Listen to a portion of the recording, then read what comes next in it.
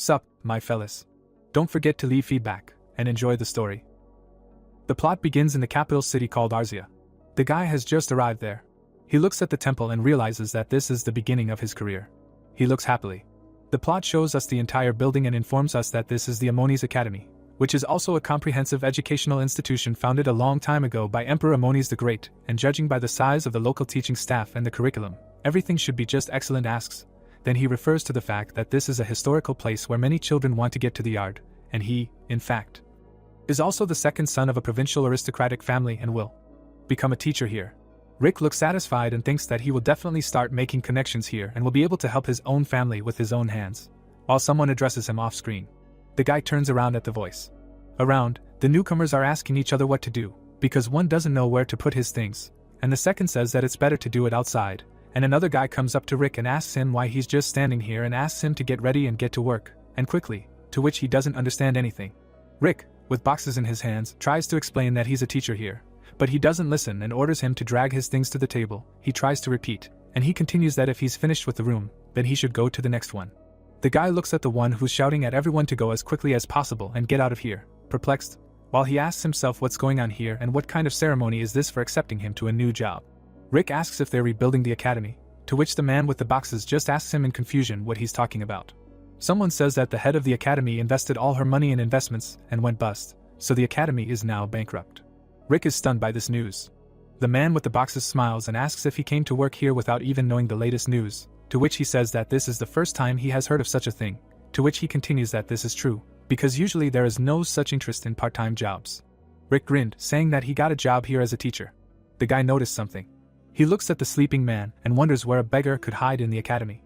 While the man is peacefully snoring, he asks himself why no one pays attention to him and whether he works here, because he himself does not know who will drag him like this. But in this case, things are clearly bad here. Rick approached him with the thought that he wants to stay here with his load and run away. Nevertheless, he asks why he is sitting here, while we are shown someone's bags, and he says that together they can do it faster, and he has not yet woken up. Chris points at him shouting that these are his books, to which he asks again why the hell they belong to him now. The man states that he actually works here as a teacher, to which Rick is even more perplexed, because how can such a person be a teacher here, because he is a drunkard. Chris shouts that he is actually a thief here and that the guards should catch a book thief, and the waiter says that he has simply gone crazy as a first-year student, to which the future teacher says that he is not a thief, but not a first-year student either. The man again does not listen to him, and shouts at him that he did not do what he was asked to do and is also stealing, and he gave him this box asking him to drag it somewhere. Chris, through a hangover, declares that he should return the books to him, and he refuses because he is not a thief. Rick, in despair, declares a categorical opinion. He showed him the teacher's room, where bottles of alcohol were scattered everywhere, to which the guy was perplexed by the disgusting smell. Chris says that the interior here is of course simple, but nevertheless he still stole his things, to which the guy understands to himself who is to blame for such an untidy appearance, and says that if he reminds him of this again, then he will really steal something from him and wants to change the subject. The guy plugs his nose with his hand and continues that he understands that he is discouraged and depressed by the current situation, but the state of the teacher's room. But he was interrupted by the question of what is wrong with it, to which he continues that he is talking about bottles, or rather about a ton of these bottles in the room, to which the second asks again what they are talking about. Chris stands with the bottle and says that this drink is quite tasty and offers them to drink. Rick looks displeased and a vein appears on his face. The guy takes the bottle from him and hits him on the head. Rick angrily listens to the screams about the bottle and the head and questions about what that bastard did. Someone takes a step. Rick walks in front of the window and reasons that he is from the Viscount Drake family, which lives deep in the province.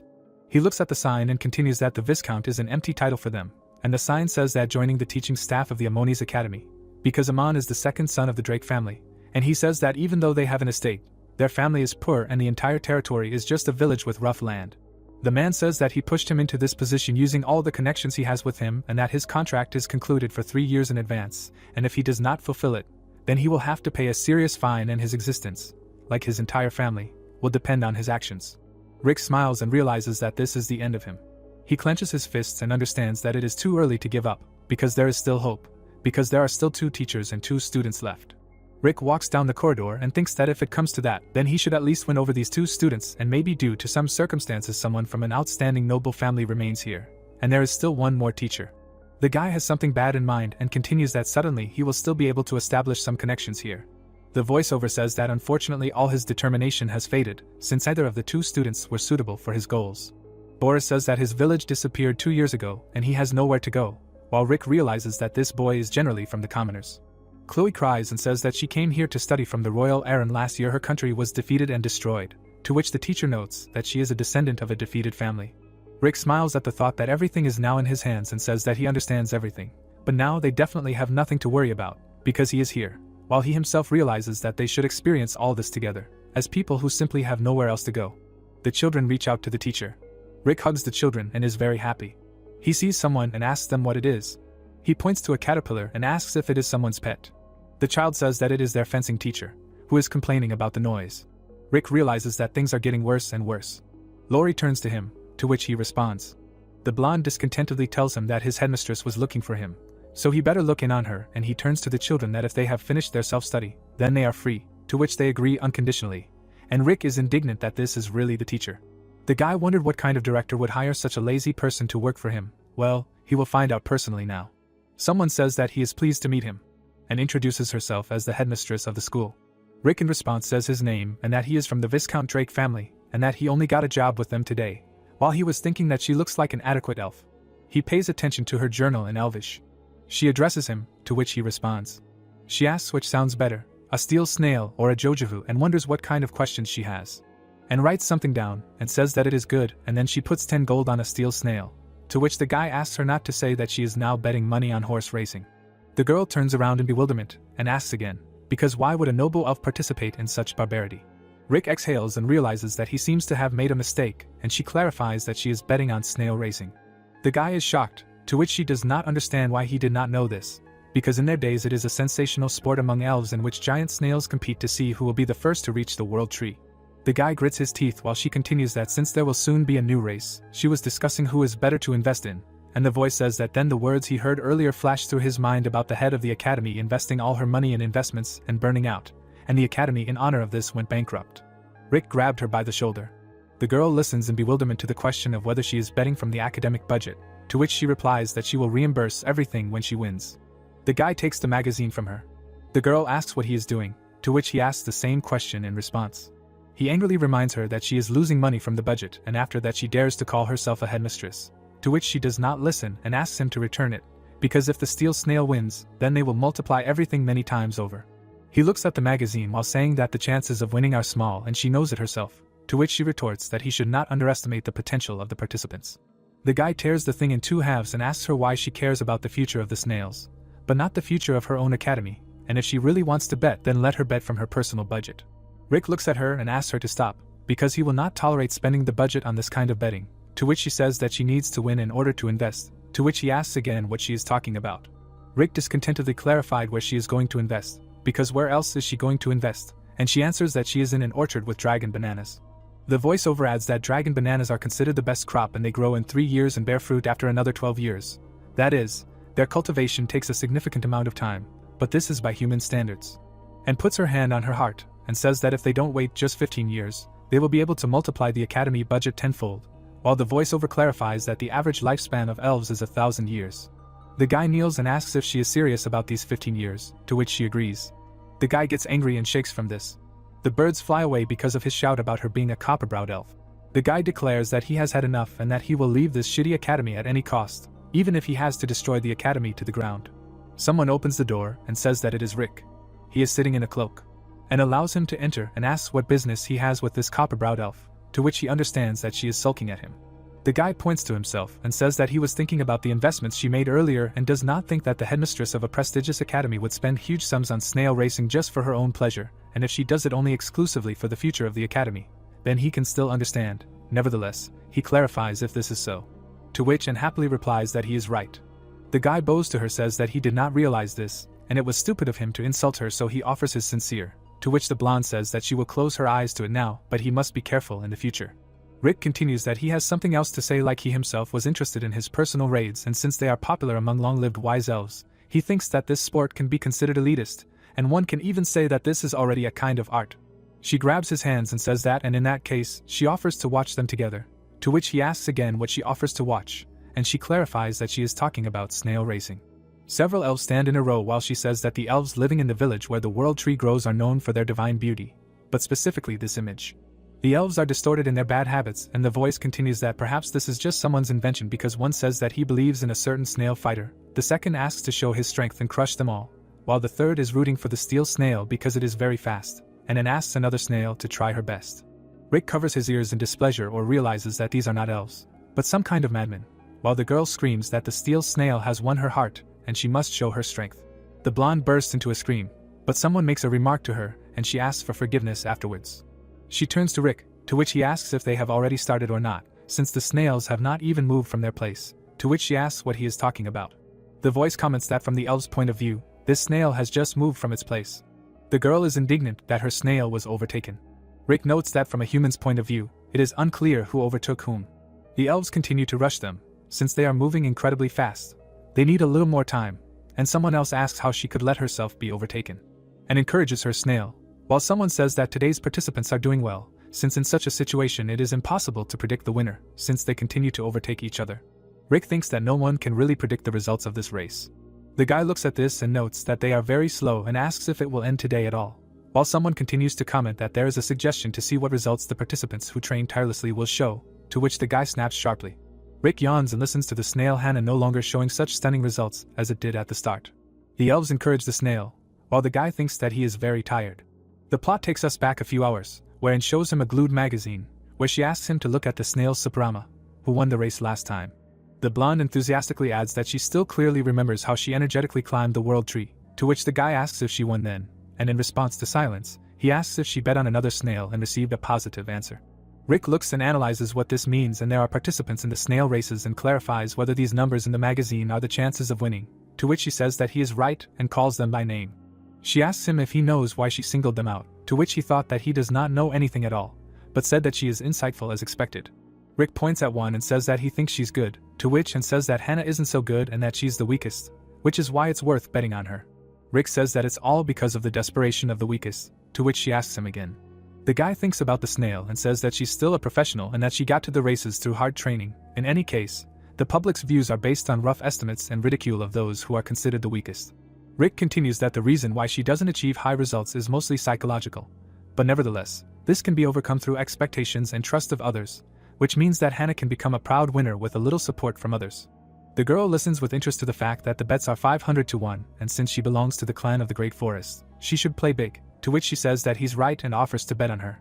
Rick hears sniffling and does not understand what is happening. Did she really start crying? The elves are indignant because they lost and bet money from the emergency reserve and do not understand why this happened at all, and Rick asks if the race is over. He looks at the blonde and thinks that judging by her reaction, the fate of the academy is predetermined. The guy is maliciously happy that everything is going exactly according to his plan, and that if the academy finally goes bankrupt, then he will go home without any fines. Rick smiles and turns to the director and asks him to calm down, and with a question of what they should do now and offers to return to the academy to discuss future plans, taking into account the situation and even the possible closure of the academy, while the announcer says that the winner of the race is the snail Hannah. The guy looks at what is happening in shock. The girl suddenly goes from tears to laughter. Rick grabs his head and listens that it was incredible, and only one managed to predict the snail's victory. The guy is about to cry, while the announcer continues that the snail Hannah asked to shake hands with someone who believed in her, and whoever bet on her needs to go to the world tree. They ask the snail if she wants to shake hands. Lots of photos with Rick and a happy blonde, and says that shaking hands with a snail racer is a historical award, to which Rick asks her if she is interested in something called an elf who died young. Rick slowly comes to his senses and asks what she plans to do with the 5,000 gold she won, to which she replies that of course she will go and pay off her debts, and he continues that this is an incredible relief for him, because he had already thought that she would spend it again, or rather bet on the next snail race. But the girl replies that she is still the headmistress of a prestigious academy, and asks if he thinks she is some kind of gambler, to which he wonders if this is really the case, and sadly explains that she wants to return the academy to its former glory, and since there is no longer any imperial support to expect, they will have to find money on their own and attract students and teachers themselves. She stands up and asks if he understands her intentions, to which he asks if she wants to invest and receives a positive answer. Rick asks if she doesn't understand that she is a copperhead or maybe crazy, to which she asks again, confused, why he called her that. The guy wipes his face and says that he agrees that in her case, the academy cannot be restored by normal measures, to which she is glad that he realized this, and he continues that he tells her honestly that investing is not the worst option, but thoughtfulness is important here and suggests that this time she be more careful so that her dream will eventually come true. The plot moves to the Golden Road Trading Company and someone asks if this is a project to build the Blatten Temple. Someone runs a finger over it and asks what Rick thinks, because everything seems to fit. Rick raises his eyebrows and says that this is not entirely true, to which she asks if he is sure, and he clarifies that she should look at where the construction will take place and that this is a recently developed area, that is, there is no infrastructure and besides, there may be heretics there, and the locals may be against it. The girl agrees, saying that everything is going as expected from him, to which he says that she is too kind and he wants to leave for a while. He calls out to the man with a mustache and asks for his forgiveness. Rick says that he wants to invest 2 gold coins in the Blatten Temple construction project, while he currently has 3 gold coins in his wallet, and the man agrees in confusion. The guy smiles contentedly and thinks that even if they do not make a profit soon, this is a rather profitable investment in the future, and the god of war Blatten has many followers. But when the temple is completed, they will not forget him about it, and he does not know if the headmistress understands this. But he cannot allow her to succeed, and asks if he has been patient for too long, why his face is so shiny upon his return, to which he replies that he has been patient for a long time. The girl says that he should take a closer look at this, because she does not understand this at all, to which Rick asks again and asks to give it to him. She continues that if it were not for him, then they would not have this opportunity, so she will trust him, while he thinks that he will take advantage of this opportunity, and finally ruin this academy. The guy looks at the mango and says that it looks good, to which the girl asks again what he is talking about and does he even understand what kind of culture it is, because it is a high-quality culture, because of which he called her a fool not so long ago, because royal bananas are essentially not much different from royal mangoes, to which the guy agrees that they will need 2 years to grow and another 5 years for the fruit to ripen. To which and is completely confused. Rick closes the magazine and asks her to think about it. She listens sadly to the question of whether the Empire will support an unprofitable academy. That's why he was against dragon bananas, because 15 years is too big a risk. But on the other hand, the royal mango will start to bring profit after 7 years, and this will mean that it will take more than half as much time and they will only need to hold out for 7 years under pressure from the imperial family, who will want to close this academy. And asks if 7 years is a serious term for people, to which he agrees because it is, to which she asks if this will be a difficult time for him. Rick wonders if he can stand it, because he plans to quickly finish everything here and get out. Nevertheless, he agrees with her, and listens in surprise to the question of whether she is still going to protect the academy until the very end. He extends his hand and says that this investment is exclusively for the headmistress and the academy. The girl cries from his words. Rick says that now they should think about the size of this investment, and she offers him to invest 4,900 gold, leaving 100 for various expenses, and they have 5,000 in total. Rick claps his hands and says that she is doing everything right, and he even admires her decision, but thinks that she managed to spend all the money again. The plot moves to the royal mango farm, where the man asks the guy if he is the owner. The worker is crying. He looks at the mango and says that heaven help them. The guy looks down, while the plot moves to the next morning in front of the gates of the academy, and he asks something again. He sees a parcel with a letter addressed to him. The letters are written about the Blatten Temple construction project, specifically a notification for all investors, and the second one addressed to a kind investor from the owner of the royal mango farm. Chris hiccups happily and says that today the food is delicious again and that the tavern owner really knows what drinks to choose. Someone asks again what they are talking about. The man is puzzled as to why a black dog is sleeping here. He picks up a roll of paper and offers it to him to eat. Rick sleeps and gets hit in the temple. He frowns with displeasure. The guy waves his fist and says that he has earned 10 points for good deeds today and asks for another bottle at the tavern. Someone finds Rick on the street and tries to wake him up and asks why he is sleeping here. She looks at the garbage nearby and asks what is this disgusting smell of rotten seafood. The blonde realized everything in horror and said that he must be very hungry. The plot takes us a few minutes back, where someone asks what it is. Someone greets him as a respected investor, for he is the owner of a mango farm and they are sincerely grateful to him for his generous investment and immeasurable interest in the royal mango. He goes on to write that his farm has recently found a unique method by which the mango growing period has been reduced to 1 year, and according to the agreement they will send a part of the net profit from the royal mango personally to him, their respected investor, for the next 10 years, and as a thank you they send him fresh samples of the royal mango to try for their dear investor. Rick looks at the box of mangoes and reads that they wish for a bright light to illuminate his path. The guy is not happy with what is happening. He looks at the second letter, which is written to notify all the sponsors of the Blatten Temple construction that the temple construction has been cancelled due to heretic uprisings, resistance from local tribes, and general instability in the newly settled area, and they ask for their sponsors' understanding since the trading company that was responsible for building the temple has also gone bankrupt. And Rick asks again if it has been cancelled. The guy scratches the back of his head and cries for the lost money. He looks up and thinks about his precious 2 gold coins. Someone puts out a royal mango smoothie made according to an elven recipe. The girl leans over to him and says that he should have told her if he was so hungry, to which he thanks her, but then asks again what she just said, to which she replies that it is not that important, and he should just try the smoothie. Rick decides to drink it. He is shocked at how delicious it is.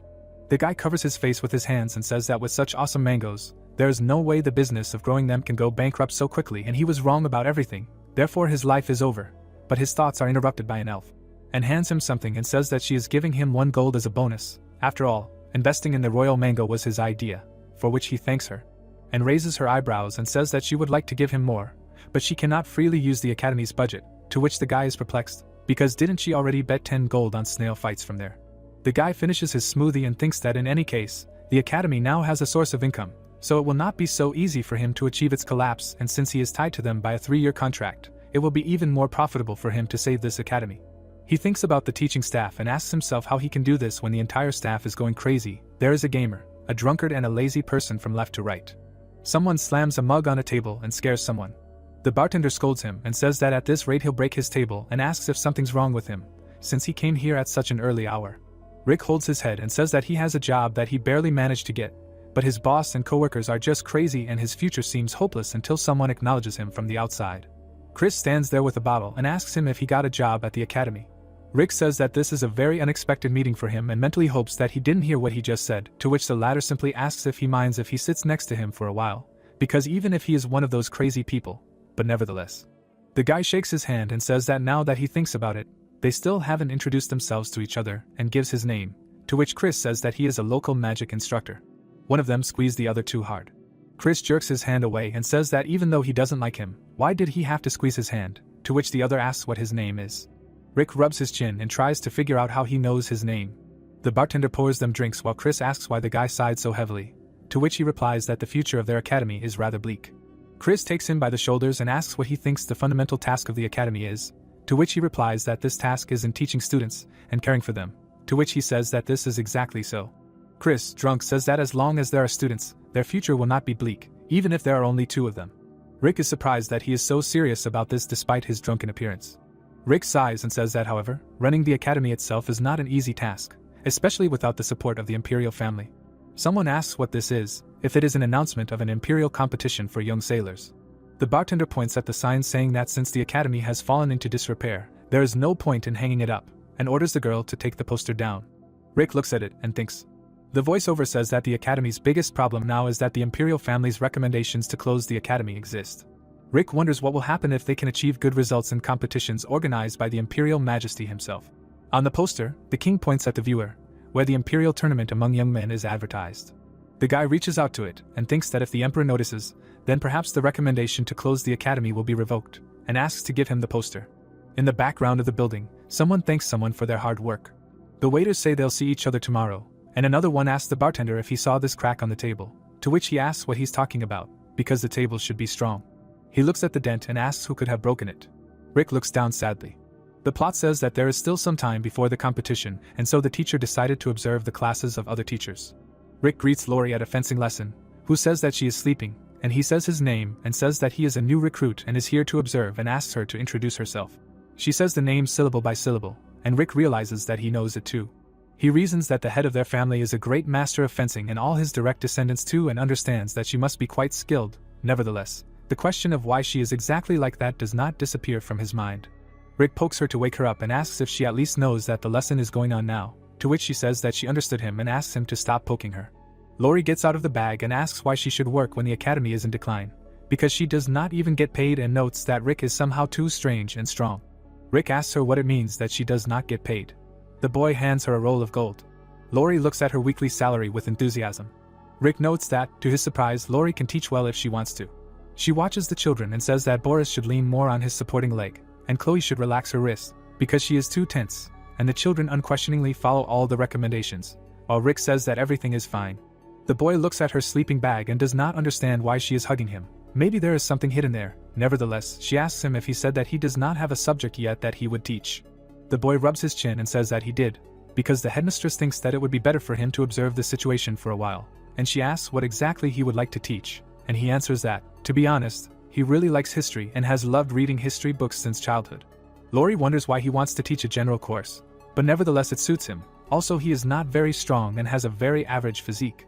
Rick looks at her, and she continues that judging by his gait and stance, he has never picked up a sword. The guy awkwardly listens to the question of whether it is true that he has never done fencing. To which he asks how she knows, since he has not been trained in it properly. And she retorts that this is not the moment to take advantage of the opportunity. However, the guy thinks that she is just trying to dump her lessons on him.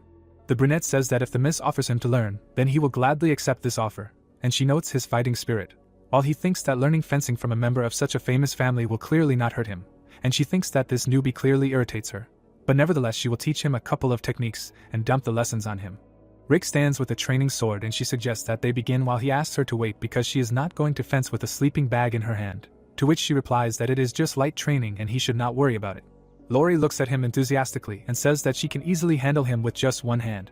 Rick goes on the attack and she easily dodges. The guy looks angrily, and she does not understand what is happening and why he is so fast. The blonde hits and misses with the thought that she does not even feel his mana. Lori frowns and realizes that even so, he is just a beginner, and there is no need to worry. She throws her bag back. The guy goes on the attack. The blonde trips over her own bag. The girl lies on the ground and asks him not to come closer and repeats the same. He stopped right in front of her face. The brunette looks at her and says that he mentioned that she should put away the sleeping bag. Lori is perplexed, thinking that she didn't want to use aura against a civilian, but she'll have to make an exception. The girl uses aura and thinks that given the situation, she'll have to play dirty, to which Rick exclaims that it's an aura blade, only sword masters can use it. Lori replies that it's not, that it's a sword's aura, and he asks again if it's true, because he's never seen anything like it before, so he'll take her word for it, and he doesn't understand how he can never see it and where he's from. The girl hears the answer and doesn't understand where it is. She imagines where it is and says that it's on the edge of the continent and asks if there's an estate there, to which he responds that there is an estate and it's not on the edge of the continent, but behind the mountains, where there's a valley, and she says that it's a garden of silence, which is why the mountains are considered the end of the continent. Lori asks in surprise if he really came from those very mountains, to which he receives a positive answer, because from there he walked for about 2 weeks, and she thinks that from there even on a horse it takes 2 weeks to ride. He scratches the back of his head, and she asks if that area is not teeming with monsters, and he says that monsters from the valley constantly break the fence in the potato field, specifically ogres, trolls and others. She asks how they deal with them, to which the answer is obvious: they kill them, but the girl is perplexed, and he asks if she suggests leaving such people alive. But she says that he told her that he saw the aura of the sword for the first time, and since they kill monsters themselves, there are no knights in their estate, but he asks why they need knights at all. The blonde listens in bewilderment that they just chop monsters with an axe, and she wonders what's wrong with him. The boy looks at her in confusion. Pak Ada wonders what kind of person he is, to which he does not understand whether he said something wrong or not. The girl is silent while he clarifies why she is looking at him like that. She turns away and he continues that he does not know what happened, but at the moment she thinks that now is the time for him to start learning fencing, to which she replies that she refuses to teach him. Rick frowns while she turns to the children that it is time for them to continue the lesson, and he still does not understand what is happening. The plot goes to the second lesson of the theory of magic, where someone laughs and asks where they left off last time. The child replies that they reached the 21st page in the magic textbook, to which Chris replies that Boris is great and suggests that they open their notebooks and asks them what they think is the most important element of the magic circle, and gives the answer that it also facilitates the flow of magic. The guy interrupts with the words that he already told them that it was about the top of the pentagram inscribed in the center of the magic circle, and the teacher does not understand why he is so good. The teacher praises the guy without recovering from a hangover and says that according to the analysis of the Archmage Yamagoto, who developed the magic circle, the magic orbit of the circle. Chris points at them and continues that it will be difficult to explain in words, so it will be easier for him to show everything, to which Rick asks if it is normal that he is going to use magic while drunk. The teacher uses green energy. Rick opens his mouth and remembers his name. He remembers that he saw his name in the newspaper, while Chris shows the children magic and asks if everyone saw what just happened, because this is what magic looks like in practice. Against the background of the tower, a voiceover talks about a magician from a famous magic tower, who during the last battle single-handedly destroyed an entire squad of knights. The man turns around and Rick says that this very hero of that war was Chris. The guy looks at him in confusion and says that at least that's what they called him in that article, and his face is pretty similar to that portrait in the newspaper, even though he's much older now. The drunk teacher writes something while the guy continues that this is why he teaches so well even when he's completely drunk. The shot switches to bottles and he says that he would be happy with his teaching success if he weren't an alcoholic. An idea occurs to him at that moment. He wonders if he teaches so well when drunk, will he do even better when sober? Rick addresses him by name, to which the guy asks if everything is okay, and the guy clarifies that he wants to ask him something and asks him to step outside for a second. Chris is wary and wonders what this is because he's almost to the best part of this lesson. The guy asks him for a conversation, and the guy realizes that the situation is suspicious no matter how you look at it. Rick grabs him by the collar and asks what is happening and why they are dragging him outside when you can ask a question right without leaving the classroom, to which he receives in response that this is happening to preserve his dignity, and he says that he is destroying it with such an act and is rude to him. Rick looks at him and asks if he called him a moron and asks where he will find such a loyal assistant like him and turns to the students to use their break to write down all the material that is currently written on the board, to which they agree. The children begin to work. One of them makes strange sounds when he brings a pen to a sheet of paper. A scream is heard from behind the door with a question about why they hit him so sharply in the stomach and that he should respect his elders, to which Rick notes that he is still an ordinary middle-aged man, to which the children are horrified. Chris comes in and holds his chest, saying that his stomach hurts a lot, to which someone apologizes. Chris fixes his hair and says that he decided to hit him in the stomach to sober up and that he has never heard of such a barbaric method in his life, to which he says that he sincerely apologizes, but in his village everyone does it. The guy awkwardly sighed, while the guy asks what kind of man and taught him something so barbaric, to which he replies that he learned this method from his father, and that it is incredibly effective. Chris gives a thumbs up and states that thanks to him, he completely sobered up, to which Rick clarifies if this is true. The teacher returned to the classroom and says that they should continue their lesson, to which Rick thinks that this is great, and that he really wants to see his real level. Chris says that the Archmage Yamagoto does not know anything and understands that this is not it, then remembers what is the basis of human magic and again not it, because he was clearly talking about something else. The teacher looks in the textbook what should have happened next, and Rick is perplexed by what is happening. The guy thinks that he can only teach properly when he's drunk, while he madly says that there's a lot of mana at the tip of the magic circle and asks what to do when there's a lot of mana, and he himself gives the answer that alcohol needs to be created in that case and only then will there be a lot of it, while the guy asks himself what's going on. Chris awkwardly decides to stop and asks the students to wait a second. He takes the bottle and gets drunk with jazz playing in the background for his alcohol, while Rick holds on to his head and doesn't approve of him drinking right in front of his students. Chris gets drunk again and smiles. He says that thanks to the magic circle developed by the Archmage Yamagoto, people's magic has increased many times over, but there was another person who, in turn, improved this circle. He looks at the children and says that his name was Jato and asks if they all understood, to which the girl repeats his name, and he continues that how can you not know his name, but in any case, it will be on the test, so they better remember it. Rick smiles as he continues that Archmage Jato offers to see what changes he made to the magic circle, to which the guy thinks that he agrees to such conditions since it helps him to teach students normally. The teacher happily sits with a bottle while he is called to return to business, and he says that after the end of classes, drinking is the best thing and asks what could be better. Rick comes up and says that he needs to ask him something, to which he clarifies if he is asking him again and if he wants to use the same method again, to which Rick says that this time his intentions are more serious. He sits down next to him and asks if he is by any chance the same Chris who fought in the Great War, to which he asks again if he knows him, and the guy replies that he has heard a lot about him and apologizes for his rude behavior earlier. Chris smiles and says that he is a pretty calm person so he shouldn't worry and that his head and stomach still hurt, to which Rick wonders if it is because of a hangover. Rick shows him the book and says that he has a question for him about the lecture, and Rick clarifies what exactly he is interested in, and Rick clarifies that it is a mana amplification circle that was created by the same Archmage.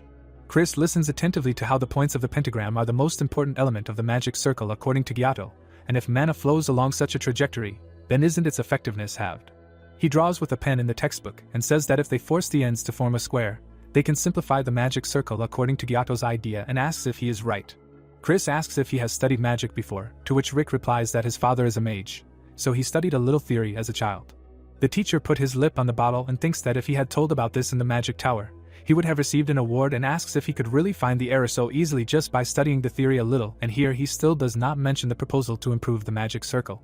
Chris yells at him asking what he even knows, to which the guy gets scared and asks again. The teacher instantly evaporates and does it with a grin, to which Rick protests and asks him to stay.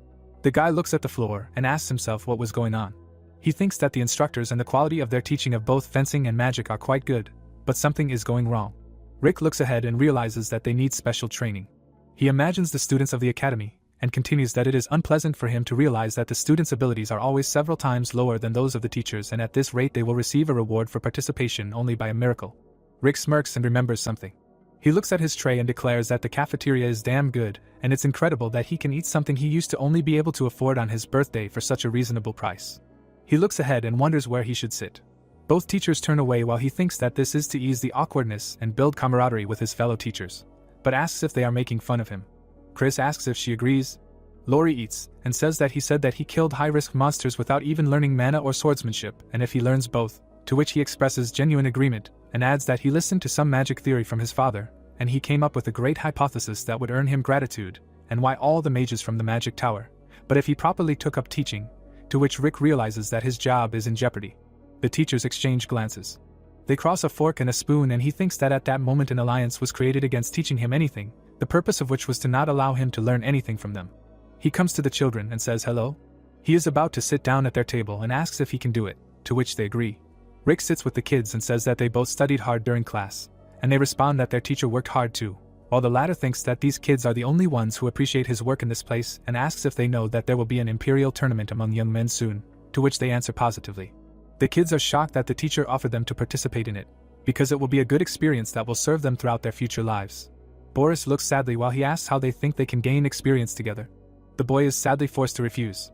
The guy explains that he is in no way equal to the aristocrats, because he is a commoner, to which Rick retorts that he cannot even imagine how many aristocrats were once commoners.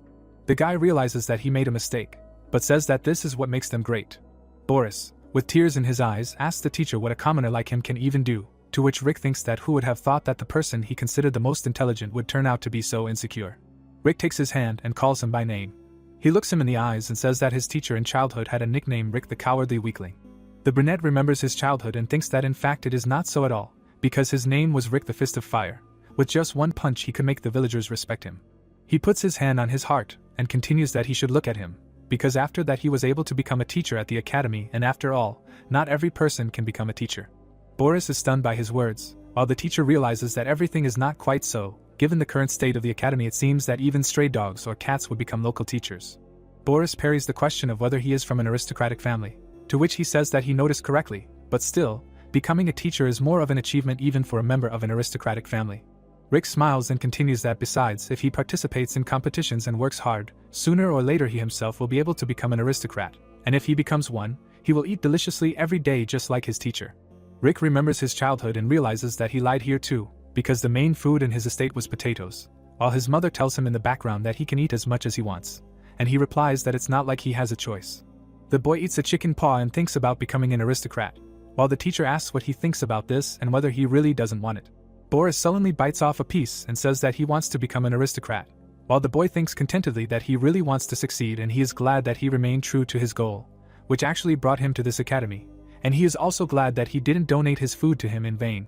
He looks at the kids and says that they don't have classes at noon and asks if that's true, and also that he'll be teaching them social studies and history some days, to which the kids ask if that's true and he asks if they're going to try their best now.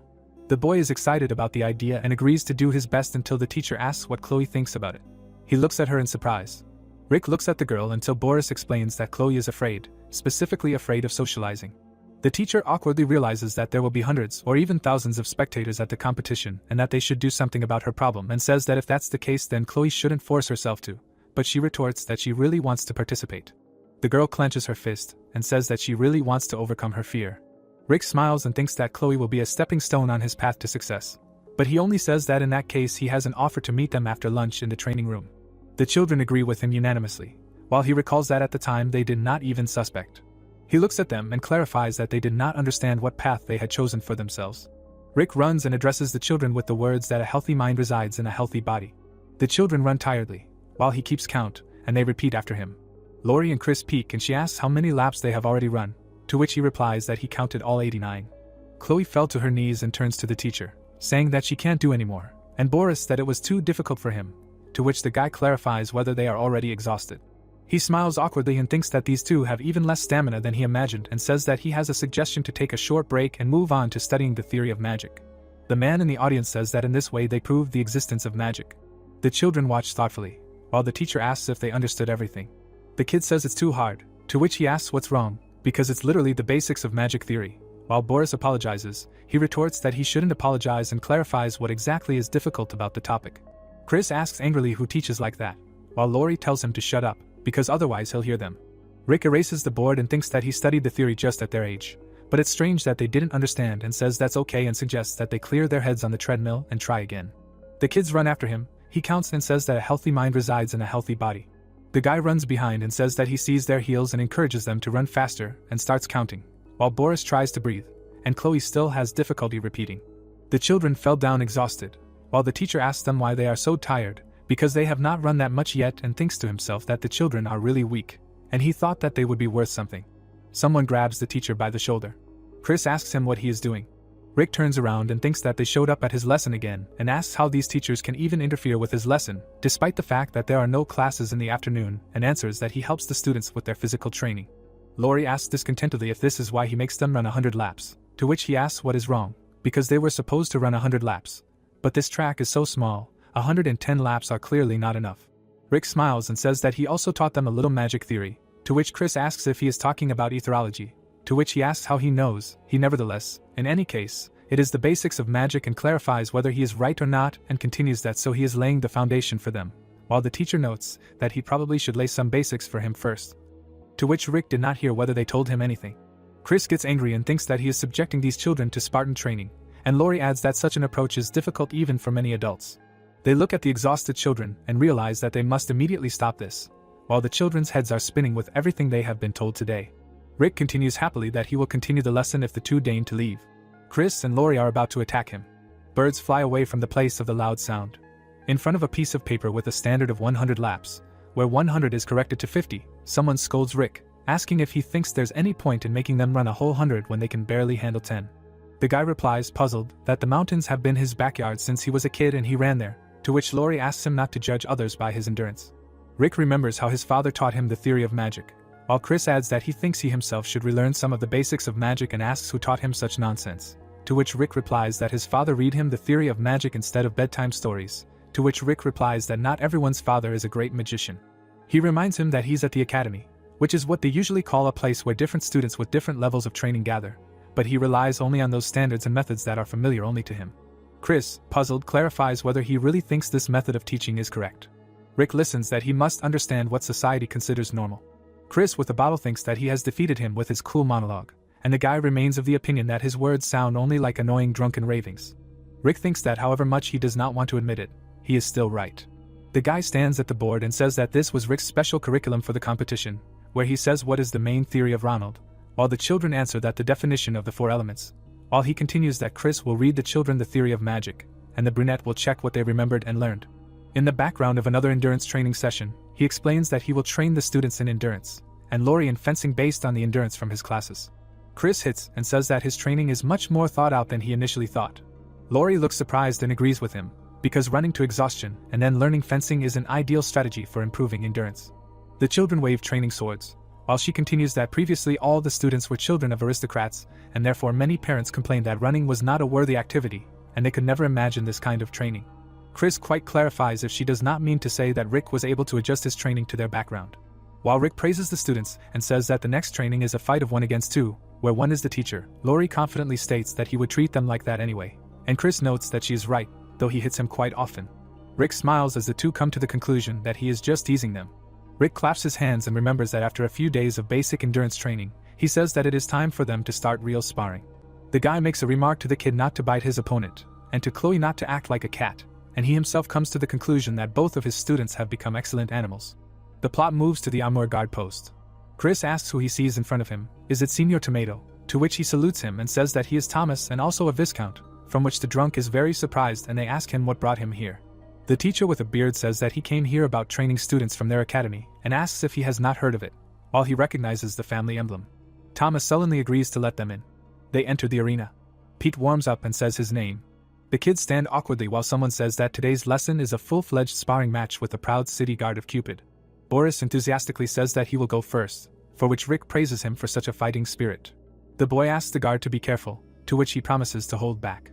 Boris attacks while someone tells the guard to be careful, because otherwise he himself will get it. The guard, horrified, blocks the blow. The child got into a fighting stance. Rick cheers for him and says that this is right. He looks at the boy's legs and notices to himself that his legs have accelerated after he tirelessly ran dozens of laps around the stadium. Boris goes on the attack while he thinks that this is a tactic of Lori's house. She actually showed it to him, that although he lacks the basics and secret techniques, his basic skills are very good. The guard grits his teeth and thinks that the guy is more agile than he thought, and maybe it's all the advantages of his small stature. Boris realizes that his opponent has opened up and strikes. The guard gets hit in the body. Pete looks at the kid and wonders. Boris frowns before the blow. The guard gets hit in the head and the kid is asked to stop and not to hit the hair or the head. The guard continues that he is already bald enough and begs him to stop. The man in armor is on his knees and says that he gives up. Rick looks at the inspired kid and says that he is a young master and great, then turns to Pete that how dare he call himself a soldier after that, and Boris thought that he was able to defeat an adult soldier.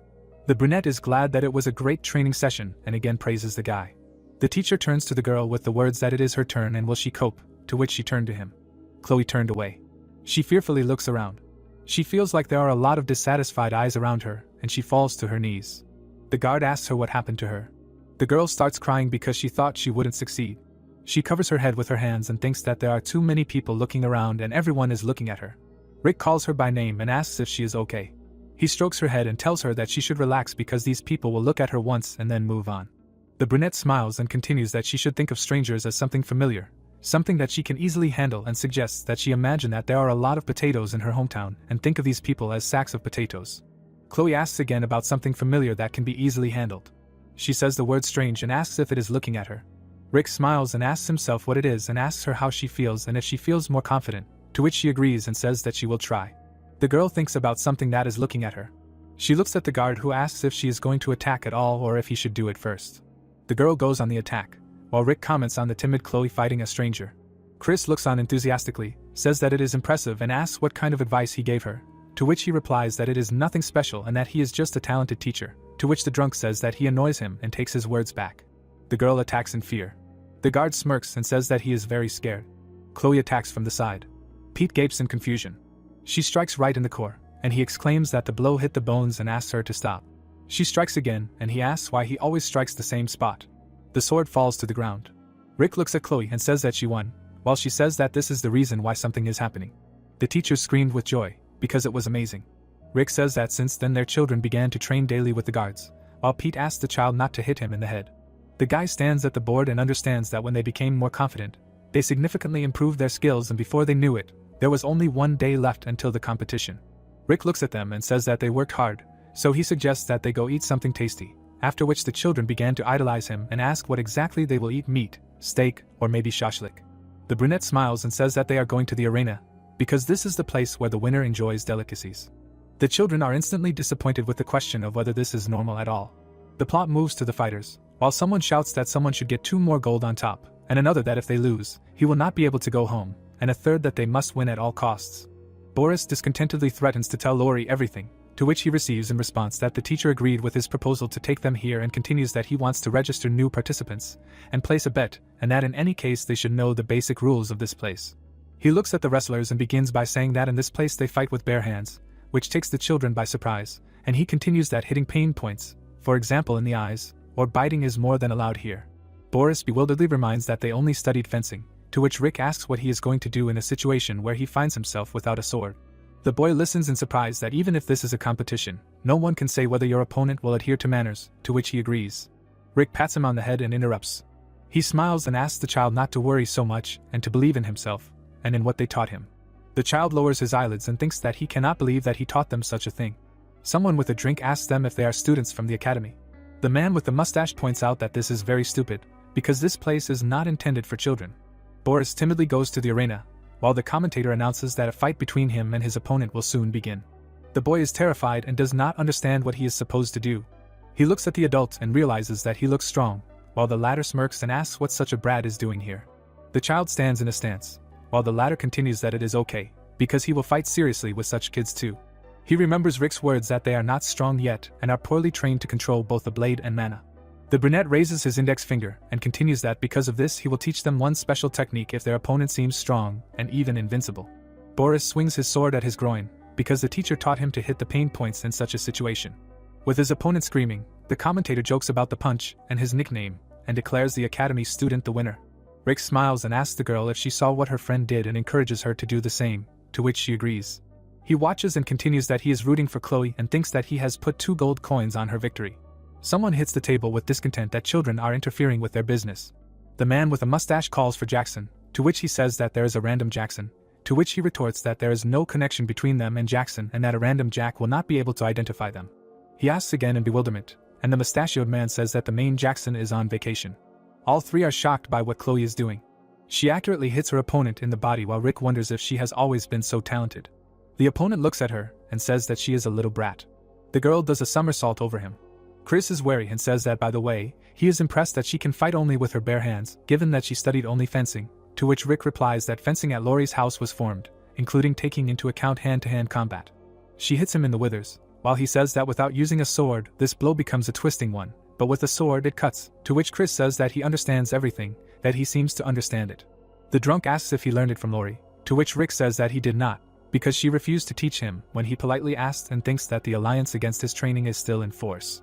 Someone holds out a wallet and tells the students that everyone worked hard today. He goes away satisfied and offers to celebrate their victory, because he treats them, while Chris asks if he will treat him again, to which he receives in response that he will not treat someone whose salary is more than his own. Chris angrily says that he should not discriminate against him like that, because he does not even realize how big the bill for drinks will be and says that they are ugly and next time he will show them. Rick looks into his empty wallet.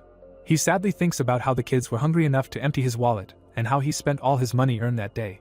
The guy knocks on the door with the idea of talking to the headmistress about reimbursing all the expenses. He opens the door and asks what the shouting is about, and sadly asks him about the royal mango. She tells him that there is only one left, to which he wonders if they were robbed. Rick wonders if there is a reward for catching the thief, while the voiceover notes that Rick is thinking about money even in this situation. He looks at the elf and tells her not to worry. The guy looks at the potential thief and prepares to deal with him. He says that he will do everything in his power to catch this bastard thief, to which she asks him to wait. Rick punches him in the face, and she says that he is just her deputy. The man sat down on the couch and offers to introduce himself as the deputy headmistress of the academy. Rick pouted because he hoped to get a reward for it, to which he asked him again, and Rick apologizes for not recognizing the deputy director in front of him, and he notes that the guy at least realized his mistake.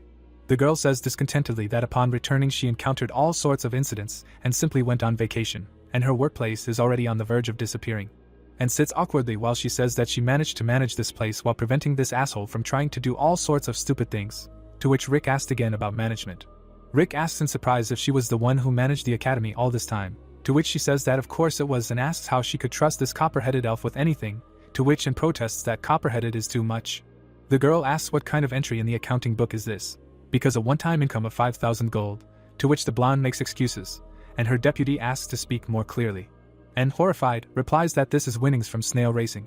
The deputy says that it is good that they received the funds and asks what would have happened if something had gone wrong and asks if she even understands what it means to be a headmistress, and apologizes, and Rick sits there, looking like the man who pushed her to make that bet.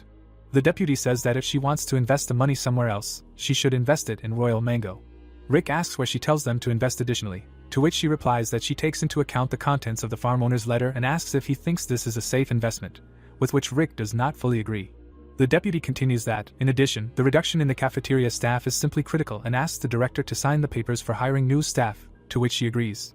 Rick protests and says that they only have 3 teachers and 2 students and asks why they are hiring cooks then and asks and not to sign it. The deputy retorts.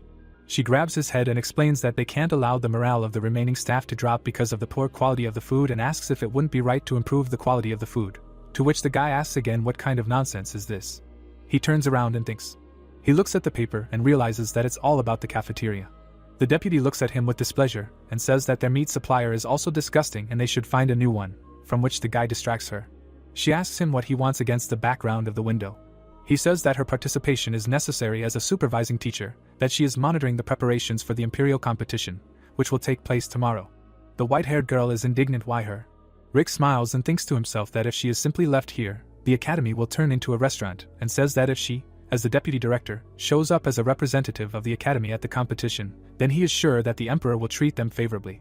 Against the backdrop of the academy, a conversation continues, where one suggests the headmistress herself for this role, and another turns to the deputy headmistress and begs her to go there, to which the latter says that Rick has gone crazy and should get out of there, and then admires how the teacher cares about the academy. The voiceover says that in the next chapter, Chloe and Boris will perform in the first competition, where a new opponent will appear on their way. Against the backdrop of a banner about the competition, someone addresses the children of the Empire, and says that he is very grateful to them all for gathering here on such a wonderful day. Rick looks at the piece of paper and says that it is not for nothing that the Emperor is called the most democratic. He raises his hand up and calls for the beginning of the tournament. Boris turns to the teacher, and he responds. The boy is awkwardly silent. Boris says that he does not want to say anything, and Rick replies that everything is fine. An emperor is drawn in the air. Rick asks how much money was paid to this magician.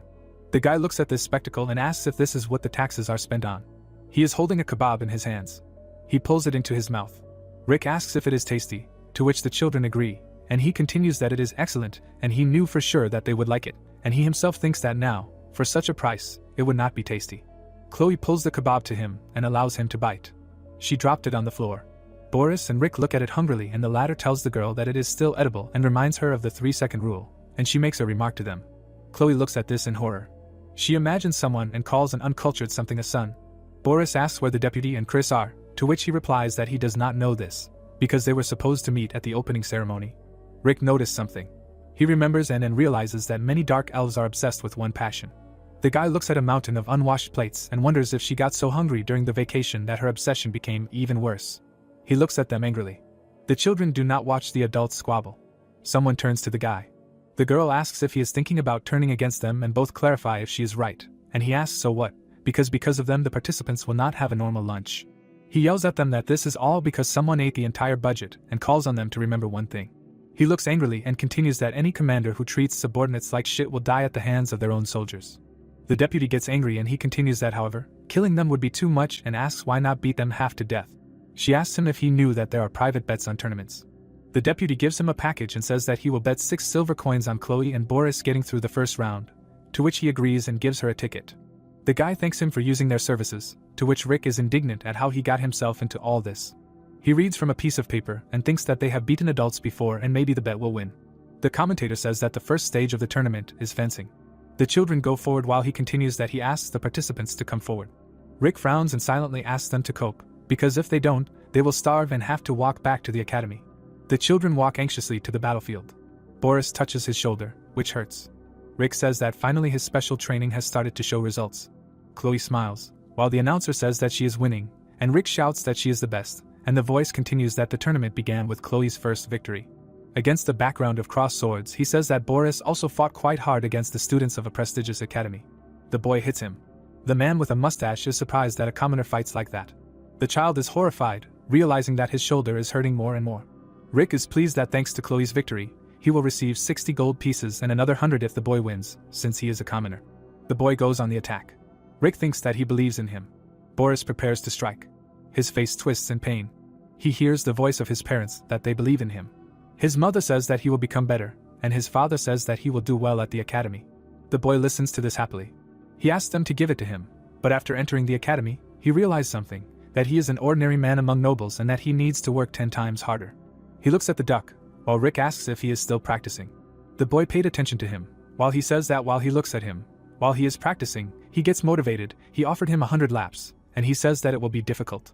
He turned to the teacher with a question about why he wanted him to take part in the competition, to which the teacher thinks about what to answer. Rick looks at him. Boris grits his teeth and asks himself why he trained at night then. He hits his opponent and continues, of course, to win this fight.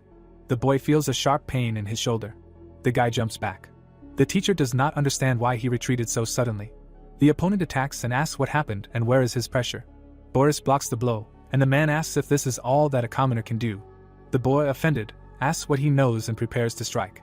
He feels that his hand is jammed. Boris trembles and realizes that he is finished. He realizes in horror that his hand is not moving. The opponent immediately attacks the exposed enemy. The boy is dumbfounded. Smiling, the boy said that commoners like him are good for nothing. He swung his weapon sharply. As he struck, the fighter shouted that he should go home. The boy gritted his teeth and thought that he had lost. The academy appeared, and it was heard that the fight was over. The hero grabbed his face and shouted that his 6 pieces of silver. The man frowned and said that but still that commoner is cool, to which the man replied that yes, how could he even fight on equal terms with a descendant of a noble family? The protagonist looked at him in amazement, hearing that even though he was a commoner, he still hoped to see him again. He grinned, hearing the appeal. Boris looked down, hearing that something was wrong. Why was he so gloomy? Standing in front of the hero, the student replied that he should forgive him. He lost in the first fight, to which Rick replied that everything was fine, he did great. The guy lowered his head, hearing that why didn't he say that his shoulder hurt? The hero put his hand to his head, hearing that if he had said, he would have allowed him to compete. He really wanted to win. The guy swung his weapon. It was heard that he had a special lesson. It was difficult, but fun. The student struck with his foot. It was said that it was true, and now he feels more confident, yes. Smiling, the protagonist said that it was not the victory that was important, but the participation. He was still young, but he still had everything ahead of him. The student's eyes widened when he heard that, so let him use the experience he had gained and continue to improve, to which he responded approvingly. They grabbed each other with their little fingers and Rick asked what and he should also immediately tell him about his injuries. Good, to which Boris responded approvingly. Smiling, the man said that the final rounds of the tournament in the fencing category were beginning. The student was wiping his sword. It was heard that once again many talents of the Empire were demonstrating their skills, in particular Chloe, who appeared like a comet in the sky, was eagerly awaiting her performance. The hero put his hand to his face when he heard that the finals, Chloe versus Raymond, to which he thought that the student Raymond, he was definitely not a student of the academy, and his skills were mediocre. Looking straight ahead, he heard that the participants were entering the arena, to which he thought that he believed that Chloe would win. Suddenly, the protagonist looked in amazement. The student was walking forward. The man held his hand out and said that he should try to hide his true level during the tournament, to which the boy responded approvingly. The boy rolled his eyes and asked what he would gain from this tournament. He held his weapon out and said that he was looking forward to it, to which Chloe replied that he should shut his mouth. The people smiled, and it seemed that he heard. Looking at her opponent, the girl said that it looked like she would be bored, so they would be faster. Such a low-level tournament did not give her any pleasure. The boy grinned and replied that he would show a bit of his skills then. The girl looked surprised when she heard that the fight between Chloe and Raymond was beginning. Raymond swung his sword. Chloe looked at him in amazement. A sword swing seemed to appear. The ground beneath the boy cracked. Looking at him, the hero thought that this guy, judging by his unusual movements, was him. The girl blocked the blow. The thought came that he looked like a wild bear. Chloe gritted her teeth, hearing that Raymond began to lead with his heavy and fast attacks, to which she thought that he was too fast. How should she block his blows? The guy's eyes lit up. An idea came to mind, what to do. Suddenly Raymond struck her. He smiled, hearing that he got the first point, to which the swordsman asked, that now it is not boring anymore. Yes, to which Chloe replied that he should not laugh, she has not even started yet. She turned her head, hearing that she thought she was doing well. This is disgusting. Looking at the crowd, the swordswoman heard that it is not like before, how bitchy when she is beaten again and again, and she cannot answer. She hopes she will show them something. Stop messing around, let him do it right. The girl opened her eyes in amazement. Looking at the people, she had the thought that she thought she could handle it, but the audience was watching her. The thought arose that she was scared. Walking down the hallway, Chloe listened to him say that she was pretending to be proud of herself. How stupid, didn't they think that there was a pig smell somewhere? Was she ever that arrogant? Let them look at her now, she still thinks she's a princess. The girl looked down and thought that she didn't want to go down this path from the beginning. With wide eyes, she asked why she had to study abroad. She wanted to stay here, to which the man replied that she should just leave here. She had no other choice. It was said that a person of royal blood without the right to inherit could only resign herself. Chloe stroked the pig. Looking down, she asked how she should live now. The girl stood still. Walking forward, she thought that even though she went to study abroad as a half-rejected, she did not want to lose her noble dignity even if it meant death. It was heard that the award was for the bravest child of this semester. Let her step forward. People pointed at her. A thought appeared that but did this really cause such strong discontent among the other students? After the fall of her country, the bullying began. Since then she was afraid of people's eyes. The swordswoman lowered her gaze, hearing that she was unable to move. If this continues, she will be disqualified. Will she be able to continue the fight? The hero looked surprised and thought no, it will be too dangerous. If Chloe wins, she will get at least 1.5 gold. The girl looked surprised, hearing her name. Looking at the hero, she heard that he should not forget what the teacher told her. She learned this in a special training, how to deal with strangers. Holding the weapon in her hands, Chloe thought that she should think of strangers as something familiar, something that she could easily handle. Looking away, the guy thought that it was her teacher. Suddenly, a blow flew to his head. It was heard that Chloe was getting a point. Gritting her teeth, the girl asked that by the way, this is the student from the kingdom of Aaron, to which the protagonist answered that yes it is, but to which she added that they cooked delicious pork there. What a pity. Looking away, the man asked that didn't he know, the kingdom of Aaron is famous for its livestock. Pigs walked right down the street, as they call pigs in their language. Swinging, Chloe said that these are stupid pigs. Rick looked in amazement, and thought that he would imagine that in her hometown there are a lot of potatoes. Let her just think of these people as sacks of potatoes, it seems he. The girl swung her sword, thinking that she had created a monster. The boy suddenly rushed forward. They ran at each other. Their swords collided. Gritting his teeth, Raymond thought that it was the aura of the blade. No, its use was prohibited in the tournament. A glow appeared around the weapon, thinking that then where did she get this power from? The boy widened his eyes, hearing what he was looking at. Pathetic pig. Chloe's eyes lit up. She struck the boy. Rolling his eyes, Raymond thought that thanks to his grandfather, he understood something. Chloe looked down and smiled. Lying on the ground, the boy thought that he was a frog at the bottom of a well. He heard that the match was over. The winner was Chloe. The hero exclaimed happily when he heard this, and then thought that yes, they did it, and this was enough to cover all the costs. Suddenly, he froze in bewilderment.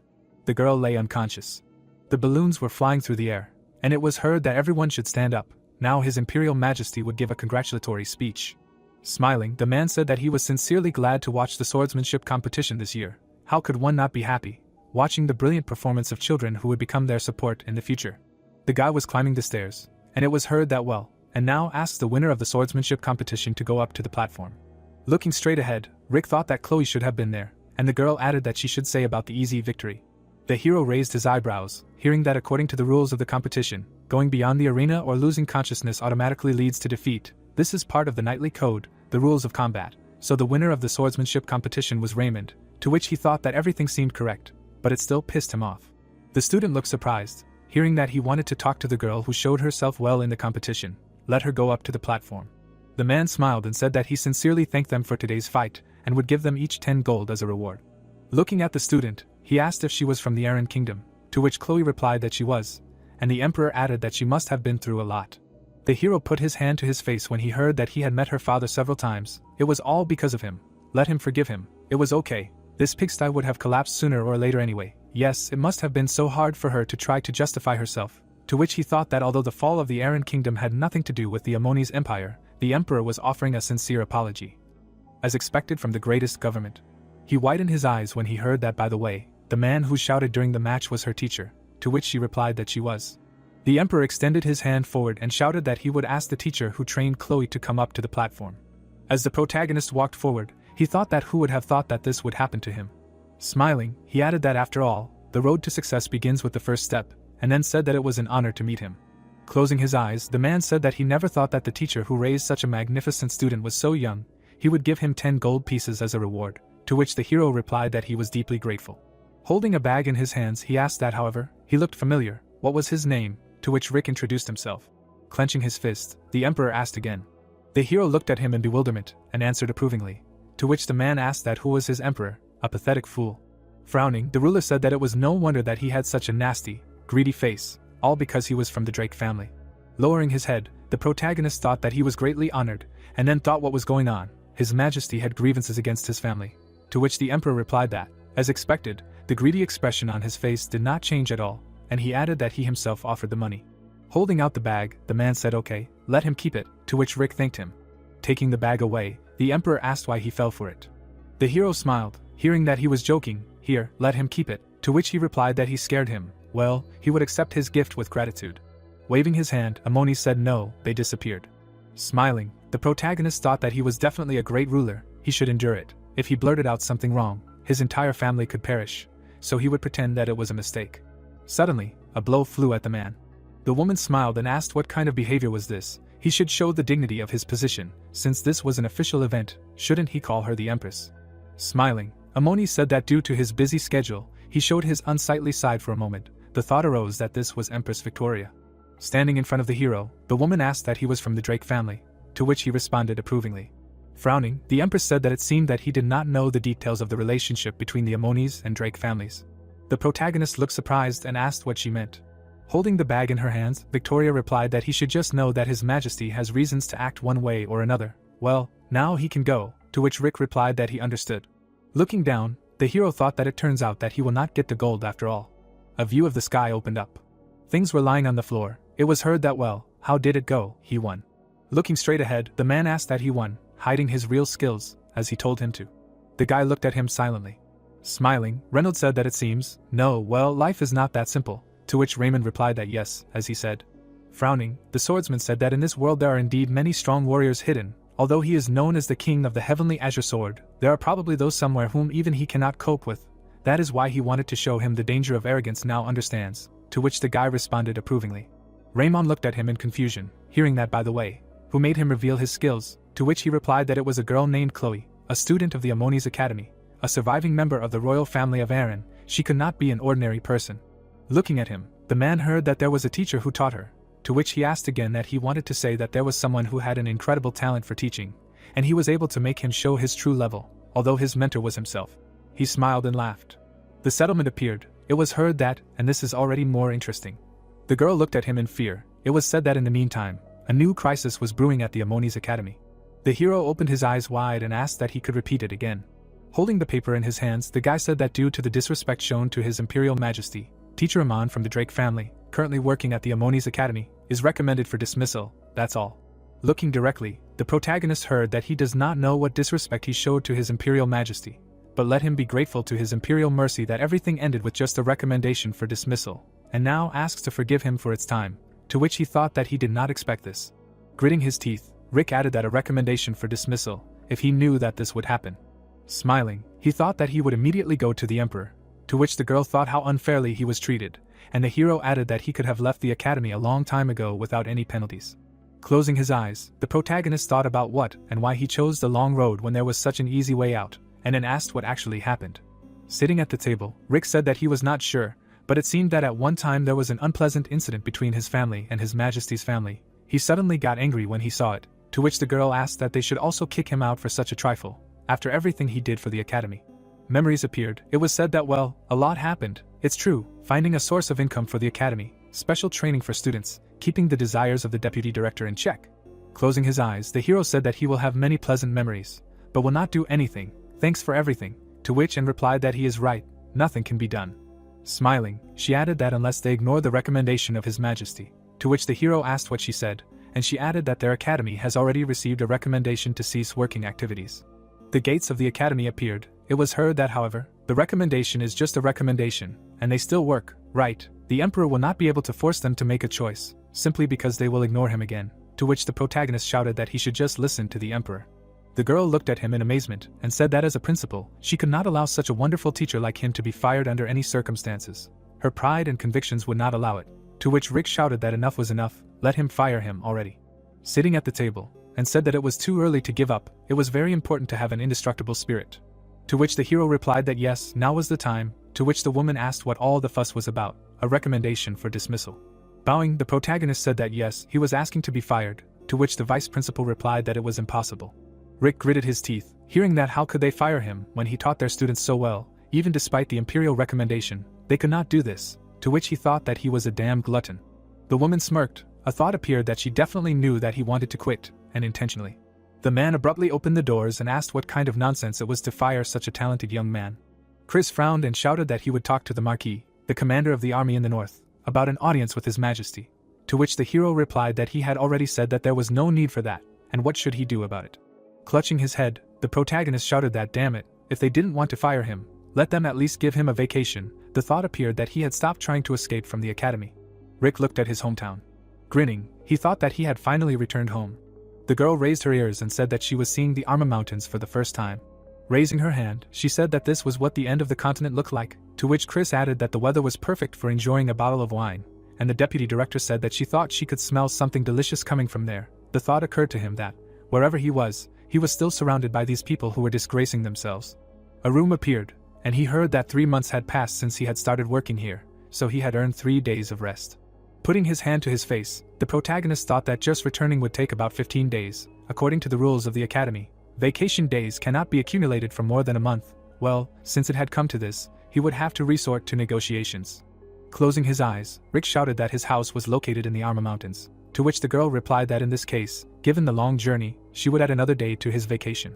The hero smirked and said that he didn't mean that, maybe he could get a vacation early, to which Anne replied that no, absolutely not, he was really trying to bend the rules. Holding the bags in her hands, she added that or she could just send him there with her magic. They had traveled like that before, to the snail races, to which the protagonist replied that since she was offering to transport him with magic, she would gladly agree. But why was she packing her suitcase? The girl smirked and said that well, she would have to pick him up from there anyway, so to save herself 2 extra travels, she would just stay with him. Rick rolled his eyes when he heard her say that she was looking forward to it. She had never been to the Arma Mountains since the competition was over. It was a good excuse to change the scenery and go on an excursion. The protagonist took the thing from her, hearing that they would gather the rest of the teachers and students and tell them the news, to which he replied that no, let him wait a minute, he thought his hometown was some kind of tourist attraction.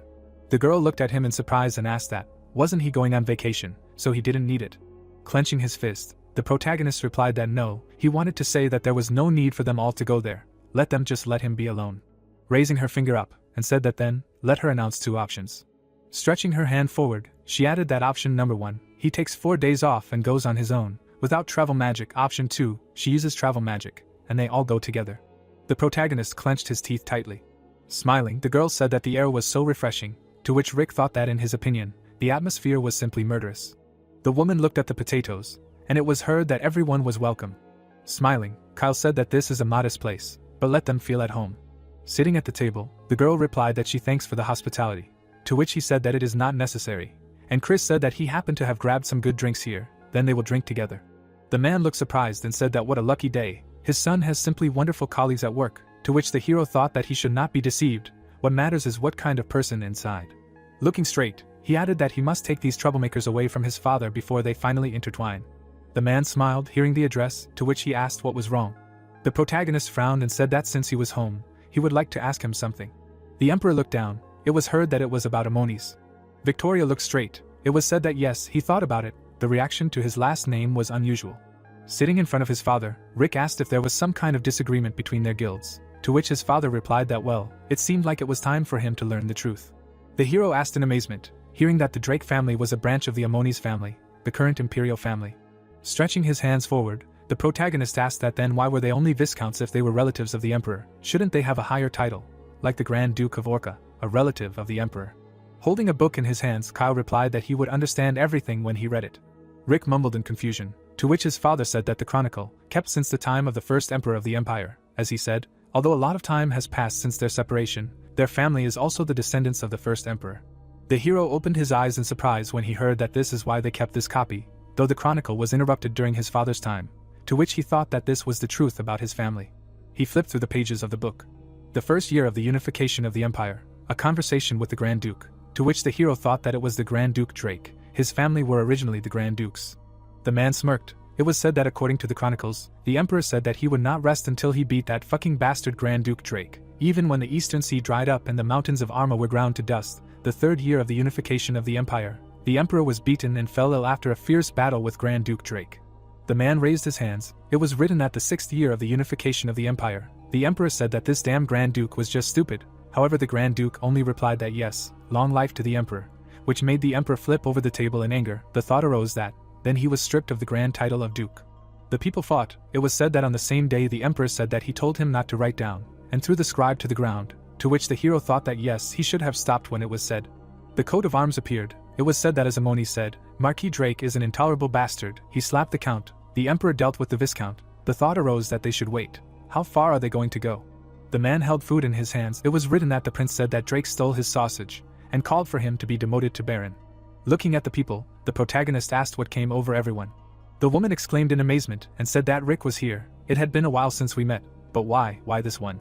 Rick grinned when he heard that this one was digging up potatoes from their fields, so she cut her down. He knew this dark elf. The woman opened her mouth. It was heard that she was the deputy director at the academy where he worked. A settlement appeared. It was heard that they also saw how the deputy director was caught. People were sitting in the bushes. An idea arose of what was going on in this village. The girl looked to the side and said that they should wait. These people. The men were carrying the corpses of monsters on their backs. An idea arose of how they managed to catch so many monsters. The man looked to the side in amazement.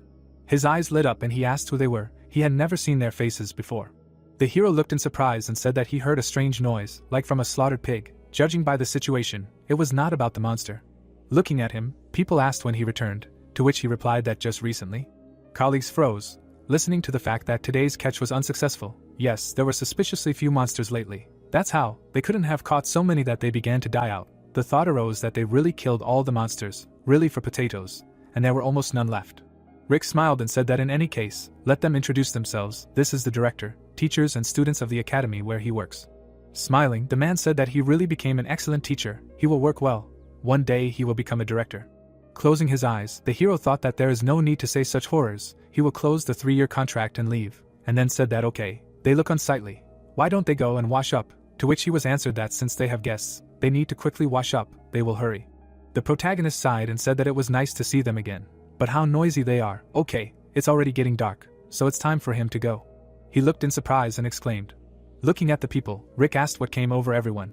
Stretching out her hand forward, and asked what he was eating. Looking at her, the hero answered that meat, and what? Sitting next to him, the girl added that isn't this monster meat, how can you eat it? To which the protagonist replied that he knows, it tastes much better than it looks, she's sure that it won't. Smiling, and said that she'll probably limit herself to potatoes. No matter how long she lives with people, meat is still not for her. To which Rick replied that it's true, she's an elf, although her actions are so satanic that he forgets about it. People were communicating with each other. The girl closed her eyes.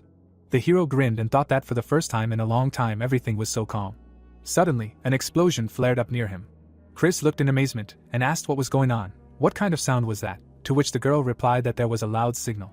The protagonist, holding a weapon in his hands, heard what it was, to which he replied that it was just a pest, they would just go and catch him, to which the guy asked what and why he needed an axe to catch a pest. Looking to the side, Rick asked that everyone had weapons with them. Holding the axe behind his back, the hero said that then they would quickly get rid of them and continue eating. The monsters were advancing on the people. Swinging, the protagonist asked how they dared to disturb their peace, they would all die. Swinging the weapon, he added that it was tender leg meat. The orc swung the weapon at him. Looking at him, Rick shouted that it was not fatty and satisfying meat. Suddenly, he rushed forward. The hero quickly ran among the monsters and shouted that they should enjoy the buffet. He began to swing the weapon. It was heard that it was real ribs. The protagonist cut the monster in half. Parts of the creatures fell to the ground. The man looked at him in amazement, and said that it seemed that his common sense had received a serious blow, to which the girl replied that hers had too. The hero lowered his head and thought that for the first time in a long time he began to move actively, and was already tired. It was heard that he was seeing such a battle for the first time. Putting her hand to her face, Lori thought that he had not even studied combat techniques, he fought so well simply due to his strength and instincts. The protagonist swung his weapon, a thought appeared that, as expected, how good that she did not teach him fencing. Rick sighed tiredly. Raising his hand, he said that he had not caught monsters for a long time, he was already tired. Looking at him, the girl said that, as expected from the young master, he killed so many monsters, and the man added that Rick's sharp fist was in action, to which the hero replied that his body was numb, so he was still quite clumsy. He smirked and added that it must be because he had become too smug while working as a teacher, to which he was asked what smug meant. It was some kind of food. Looking at him, the man said that it was a great job, to which the protagonist asked that they were all here. Nothing special happened here, they would rather be resting. Standing in front of him, Chris asked what that was the entire wave of monsters, to which Rick replied that so far yes, but he had a feeling there was another monster on the way here. The man looked at him in surprise and said that he thought Drake was his family's last name. The hero clenched his fist and shouted that he had just called his family monsters, to which Chris replied that no, the names were just similar. Raising his finger up, the man asked that he was talking about drakes, a subspecies of dragons, yes, to which the protagonist said that he shouldn't say such a thing even as a joke, otherwise he would get a good beating, to which he asked from whom. The monsters were lying on the ground. It was heard that in any case, he had the feeling that the monsters were running from something that, in his opinion, could make the ogres and dragon-like monsters, which were usually not seen around, unite into a group. The monster stuck out its tongue. It was heard that according to the records, drakes have huge bodies resembling castle walls and scales that are as strong as iron, and their cruelty is comparable to that of ogres. Closing his eyes, the hero said that Varen, especially if we are talking about an ancient drake, they say that if these bastards come, the village potato fields will turn into a wasteland. Looking straight ahead, he heard that but aren't ancient drakes such rare monsters that they are found only on the pages of chronicles, to which he replied that in principle it is true. The dragons ate potatoes. It was heard that they appear rarely. Frowning, the deputy director shouted that they were eating her potatoes, to which the protagonist replied that they were not her potatoes. Putting his hands to his face, the man asked how he could be so helpless in the face of an ancient drake catastrophe. Stretching his hand forward, Chris asked if he believed in him, a mage of the sixth circle. A sphere appeared in front of his hand. It was heard that when they met his fire magic, they would become nothing but a pile of ash. The attack rushed towards the dragon. A blow flew at him. Looking at the man, the hero asked who he called a pile of ash, himself. The girl opened her eyes in surprise and exclaimed. Looking at the monster, she said that her grandfather had once killed the same creature. Holding the weapon in her hands, Lori said that in that case, she would too. She looked at her weapon in bewilderment. It seemed that if they could be chopped down with a weapon, he would have already used his axe. Stretching his hand to the side, the hero said that since it had come to this, they had no other choice. They would gather their forces and deal with these bastards together. The man touched the dragon and said that let him pull his hind leg a little more. The people grabbed the dragon. It seemed that they should hold his tail as tightly as possible. He was resisting, the bastard. The dragon stuck out his tongue, and the man shouted that even now he was trying to eat their potatoes. Let him spit it out. The protagonist looked surprised, hearing that he had arrived not so long ago, and some kind of commotion had already begun. The man smiled and said that, as expected, it was him, Rick. Standing in front of the dragon, he added that it looked like this beast was causing trouble, to which Rick replied that yes, if he still had strength, then let him help drag them away. Having hit the dragon, the man said that he was a scoundrel. Closing his eyes, the elder asked what kind of unbearable behavior he was having. Gritting his teeth, he added that he should go away from here. The dragon, looking at him, exclaimed. The monster began to leave. It was heard that the ancient drake simply ran away. Having bowed, the hero said that he thanked him, to which the man replied that he did not stand there, as in a new job, everything was fine, to which the protagonist said that in principle, yes, and he added that not long ago he was very small, and now he has become big and even teaches children. The girl looked at the weapon. It was heard that she should allow him to introduce them. These are his elders. Somehow they do not look very good. Everything is fine with them, No, everything is as usual. Raising his hand up, Rick said that those two are the director and the deputy director. The elves looked ahead. It was heard that they held high positions in the academy.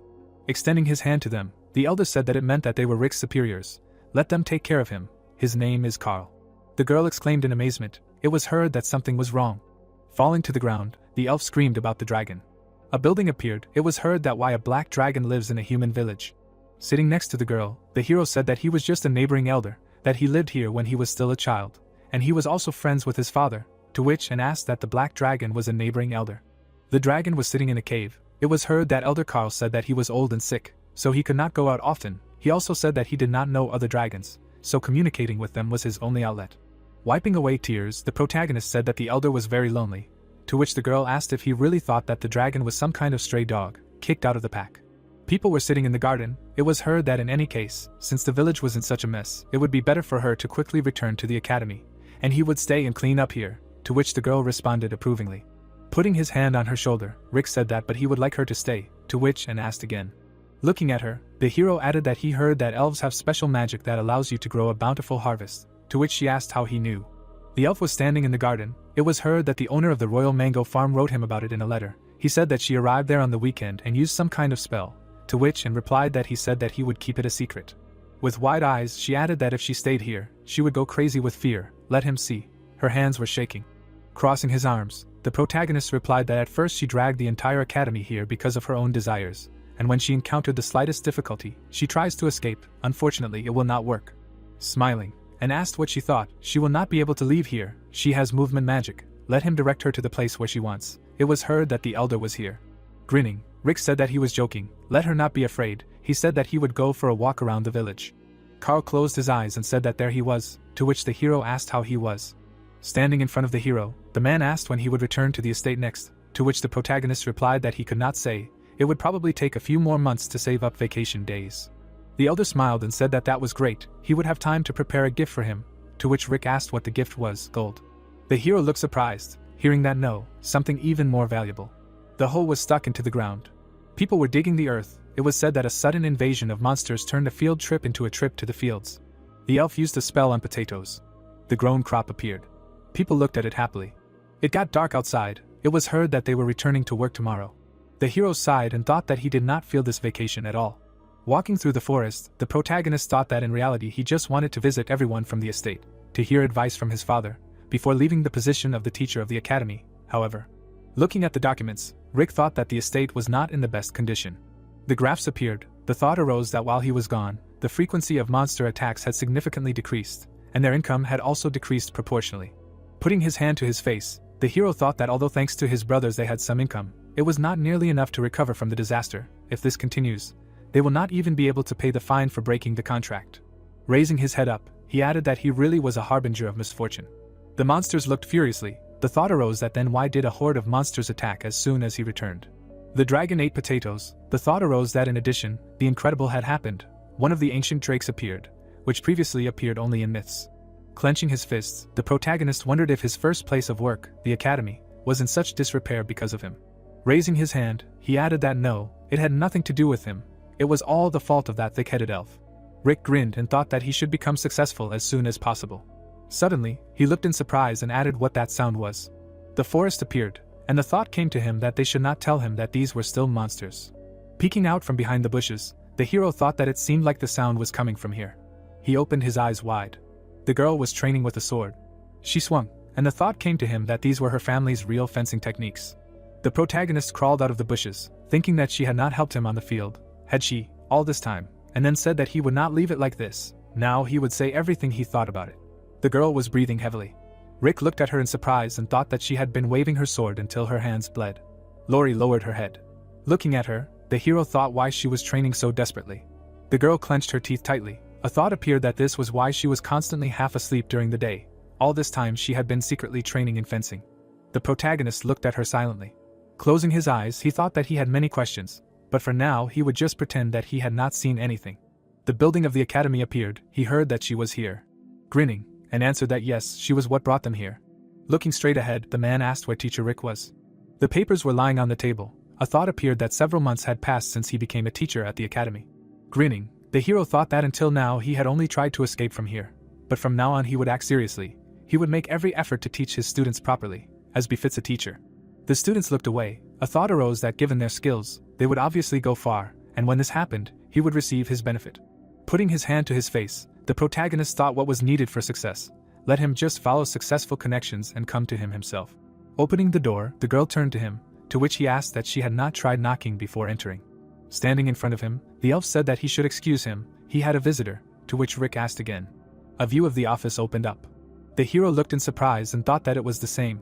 The guy looked at him. A thought arose that the shameless thief who stole Chloe's victory, he heard that he was Rick from the Ammoni's Academy. Smiling, the man said that it was nice to meet him. He was Reynold, Raymond's grandfather. The thought occurred that he was also one of the 4 great masters of swordsmanship in the Empire, the King's Heavenly Sword. Shaking his hand, the protagonist said that he was glad to meet him. He was Rick, the second son of Baron Drake. They smiled. Looking at each other, the thought occurred that he did not understand why someone of his position would seek a meeting with him. Closing his eyes, the hero thought that this was a great chance to make a good impression on the big shot and leave this damn academy. The man held a weapon in his hands. It was said that the King of the Heavenly Sword, one of the great masters of the sword in the Empire, an important support for the entire Empire. Sitting in front of him, the protagonist thought that he could not believe that such an important person had visited him. And Reynolds said that there had been an impressive duel between a student named Chloe and his grandson. Looking straight ahead, he added that he would like to see her teacher with his own eyes. The thought arose that he also valued him highly.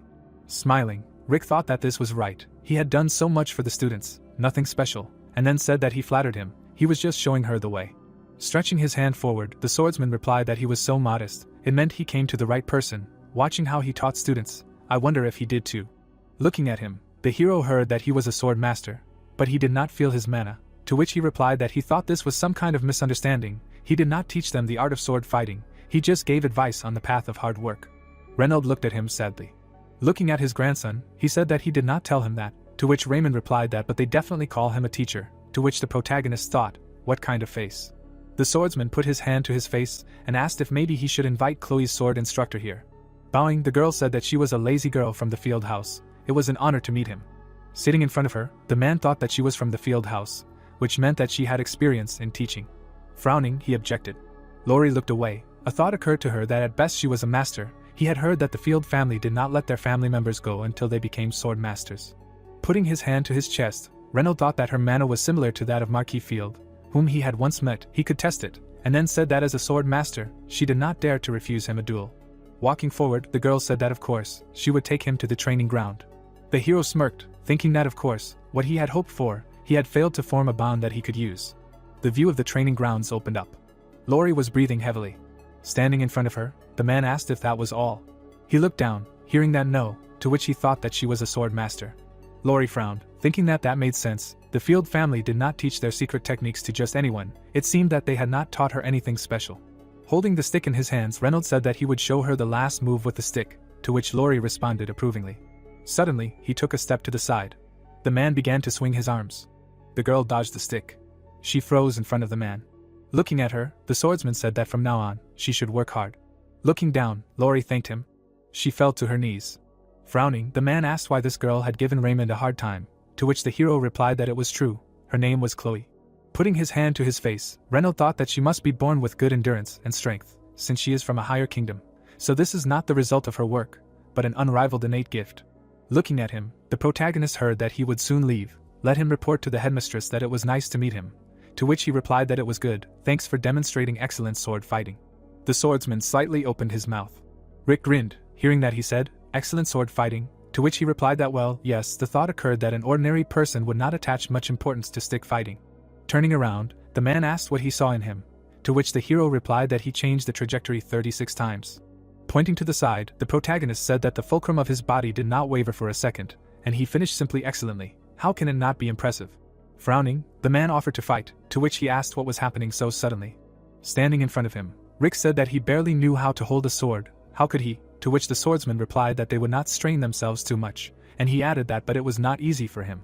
The hero smiled, hearing that it was a pity, and he thought that he was exceptionally talented, to which he replied that he was sorry for disappointing him, and then thought that he would have left this place a long time ago if he had the courage to challenge the sword master. The girl was sleeping on the floor. He heard that his colleague was the same as him. I wonder why the director hides teachers like them. Reynolds smiled, hearing that he agreed, but he does not give in to provocations, so it's time to stop, to which he asked what he thought. He would give in, I'm sure even if these students are nothing. Suddenly, the hero sharply waved his hand. The students looked at him in amazement. The protagonist gritted his teeth and thought that he would close his eyes to everything except what was stopping him from living. There seemed to be a swing of a weapon. Rick hit the man with a stick. Putting his hands on his hips, he thought that he could not believe that the king of the heavenly sword collapsed after a stick fight. What was he, a fraud? Sitting on the ground, the guy said that he died, to which Chloe added that he should tell them what to do. Grinning, the hero replied that everything was fine, he was pretending, the fraud was going to die now. But they could not let him die. Even if he was a fraud, they would move him, to which the student replied that his brains were flowing out of his mouth. Closing his eyes, he thought that he deserved a reward, since he caught the one who pretended to be the king of the heavenly sword. The girl slightly raised herself. She looked away in bewilderment. The protagonist, lying on the floor, heard that the reward, what nonsense he was talking. Standing in front of him, and shouted that they had already met, to which he asked that she believed her words, and the girl replied that he should shut up. Lying on the couch, the swordsman said that his head, to which and asked that he woke up. Sitting next to him, she said that she offered her sincere apologies, she would personally ensure that Mr. Rick was punished for his rudeness, let him forgive, to which the man replied that everything was fine, no one was to blame here. The dishes were on the table, it was heard that he insisted on this duel, and here's why. Putting his hand to his face, Reynolds said that he may not have experience in sword fighting, but he is physically strong enough, to which the hero thanked him. A glow appeared near his hand. A sphere appeared in the air. The protagonist looked at him in amazement, and thought that this was an aura ball, a special technique of great sword masters. Was he really a master of the heavenly sword? Lowering his head, Reynolds said that he had good physical strength, but against the Imperial Knights who used mana and owned the art of the sword, who honed their skills through endless training, he was nothing, so he had a proposal. The hero looked at him in amazement when he heard that he did not want to become his disciple. Sitting on a mountain of gold, the protagonist thought that if he succeeded in skills and on the battlefield, then success was guaranteed. Shaking his hand, Rick said that he would study hard, to which the man replied that great, now he would read the Oath of Allegiance, let him repeat after him. Sitting on the sofa, the swordsman said that he, the disciple of the king of the heavenly sword, pledged to follow the path of the sword. Frowning, the hero said that he vowed to renounce all desires and passions. He silently looked ahead and asked again. The protagonist's eyes widened and asked what he said. Frowning, the man replied that he hadn't heard him. He vowed to renounce his material desires and worldly lusts in order to focus solely on his training.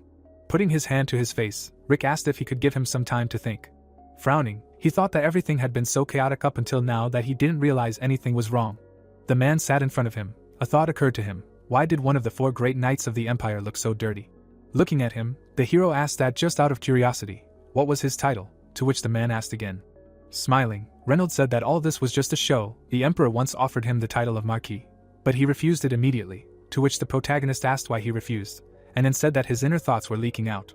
Smiling, Rick asked what about his wealth then, to which the man asked again that what was the point of these damned pieces of paper. A small piece of land to swing a sword, and a modest house to rest, that's all he needed. Frowning, the swordsman shouted that by the way, if he, as his student, dared to express such desires, he would kill him with one blow, let him remember this.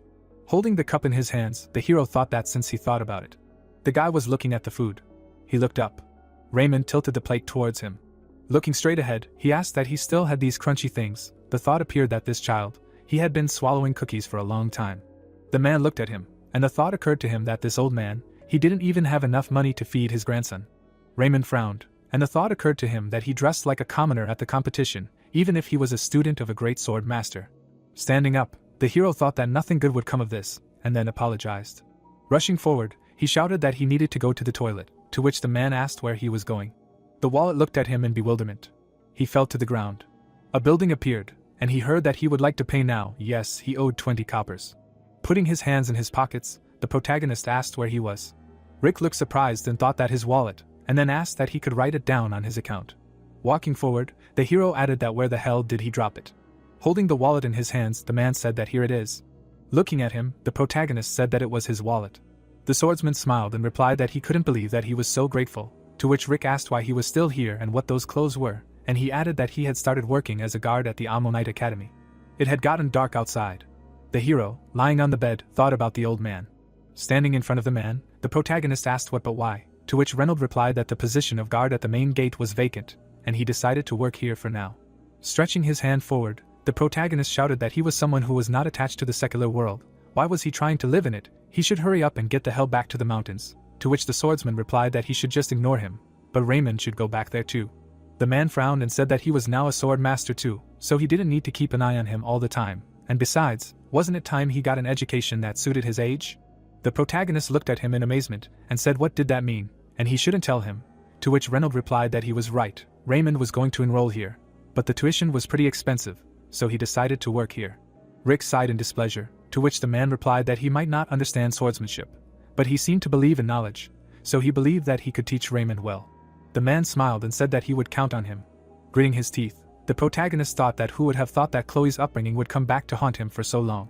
Standing up, he said that he needed to drink some water and think it over. History lessons started next week, so. Raising his eyebrows, the protagonist wondered who could be here at this hour, and then asked who it was. Looking at him, the elf said something about the potatoes, to which he shouted that she scared him. Standing in front of her, Rick asked why she was here so late, and what kind of potatoes, to which the woman replied that this room smelled like raw potatoes. He had potatoes there. Yes, if he denied it, she would burst right in, to which the hero said that he himself would go and get her, so let her stand here. The woman held a bag in her hands. It was said that his mother gave him a bag of potatoes to take with him when he went to the academy. For Rick it was his refuge in the midst of a grueling life away from home. Sitting by the fire, the hero thought that he could believe that he would have to share this refuge with the last person he wanted to sit here. It was heard that there were 10 potatoes here, so they would have 5 each, to which the elf replied that for now they would eat 1 and the rest. Smiling, the protagonist said that they were going to eat some boiled potatoes as a late snack, to which Chris asked what was from his estate. The elf gritted her teeth, hearing that of course, to which she thought another mouth. And smiled, hearing why they were here, to which she replied that she saw the students wandering around late at night and wanted to scold them, but they said that they saw a fire in the training hall. Closing her eyes, she asked what it was like, a potato party, to which the elf thought that the number of mouths immediately tripled.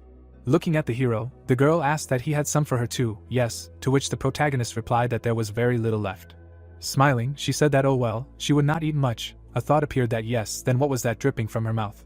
Walking forward, Reynolds asked where this delicious smell was coming from, to which the deputy director thought that another one. Stretching her hand out to the side, she shouted that she should take out all the potatoes. No, let her bring them right now, to which the hero replied that he was wondering why she was so calm. Finally she showed herself in all her glory. The protagonist grabbed her by the hair and shouted that this crazy dark elf. The potatoes were boiling. It was said that in the end, he brought a whole bag of potatoes. It was heard that her potatoes, to which Rick asked since when did they become hers. People were holding food in their hands. It was heard that well, in any case, they were already prepared, they will eat. The man grinned, looking at her. The guy opened his mouth wide. Raymond looked surprised and asked what it was. The deputy director smiled. It was heard that this was the signature dish of their region. They are very proud of it. Frowning, the man said that now he understands why he is so strong, to which the protagonist asked again. Looking straight, he heard that if he eats food with such a mana content every day, it is quite natural, his body itself adapted to the mana, to which Rick thought that of course, their territory is full of strong people. The hero stood in front of the merchant. The thought appeared that these potatoes were grown from seeds that they bought in a neighboring city. He smirked. The thought occurred to him that maybe the land on their territory was really good. Closing his eyes, the protagonist thought that it didn't matter, focus on the potatoes. The girl looked away. The protagonist looked at her in confusion. Raising his eyebrows, he asked what was with that disgusting look. Turning her head, Lori said that he should marry her. Rick spat out the food sharply. The woman froze. He heard what she had just said. Looking at him, the girl said that she asked him to marry her. She silently looked away. The hero looked at him in confusion and wondered what she was talking about. Sitting next to him, the girl told him to marry her. People opened their eyes in amazement. The man smirked. Stretching his hand forward, Chris shouted that there were 2 of them, to which and asked how he could laugh out loud at this. The hero held the bottle in his hands, heard that the lazy woman was not too good for him. Looking straight, he heard that she knew it, thought that she was the only one who thought so. Withered flowers appeared. The protagonist and the girl walked forward. Looking to the side, Lori asked how much he knew about the Marquis Field family. Raising his hand up, Rick said that their family is amazing with the sword, and every direct heir is a sword master, that's all he knows, to which Lori replied that there is one more important thing. The hero looked surprised to hear that their family is very concerned about their reputation, so they do not allow them to go outside the house until they become sword masters, to which he asked again. The girl frowned, thinking that judging by the aura of the sword and the skills she demonstrated back then, at best she was a sword expert. If they don't release anyone who hasn't reached the sword master stage, how come she's here despite being just a sword expert? Looking at the hero, the girl said that he probably thought about it, to which the protagonist replied that she saw through him. A blue sky appeared, and it was heard that in fact his family. Looking away, Lori said that she always treated her badly and never cared about her throughout her life. Rick looked at her in amazement, and thought that he had never seen her make such a face before. Smirking, the girl asked why he was making such a face, to which the hero replied that she just said it as if it didn't mean anything. Lori smiled and said that she shouldn't worry, she was used to it. She held the weapon in her hands. It was heard that no matter how hard she tried, she could not become a sword master. Perhaps that was why they treated her so badly.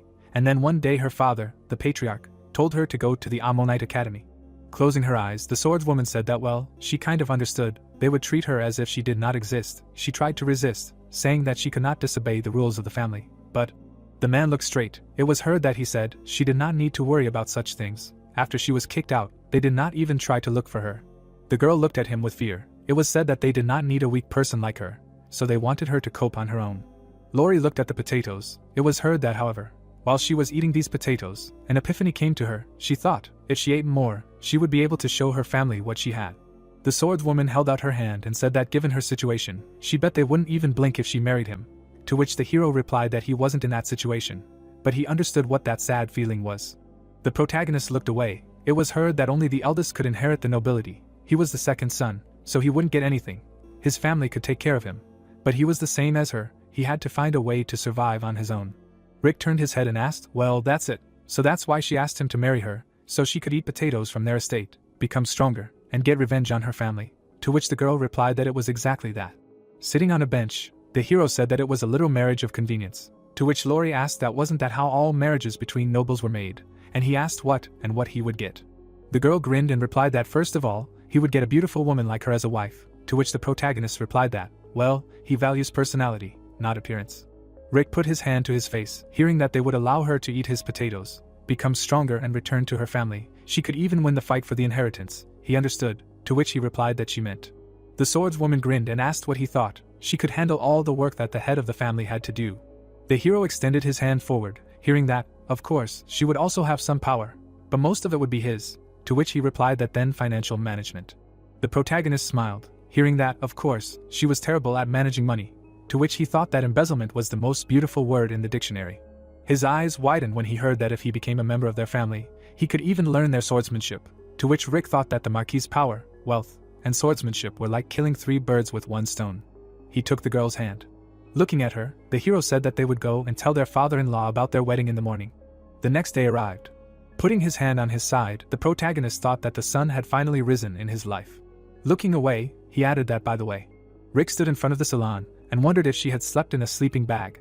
What made someone like her come here? The girl looked out the window in confusion. Raising her eyebrows, she asked who the man was outside. She even hung a sign saying closed, while he was dressed in all black, as if he was going to a funeral. The girl grinned, hearing that he was with her, to which she asked, so he was her servant. The hero gritted his teeth and said that so much time had passed. Why hadn't she come out yet? She had died. It was said that he had been waiting for about 3 hours. Opening the door, the girl asked what was going on, to which the protagonist asked what could it be. She had seen a blonde woman on the verge of death. The man took a step forward. It was heard that he was calling a blonde, disheveled woman on the verge of death. Walking forward, Lori said that she was almost done. Let him wait a little. Rick looked at her in amazement and asked again.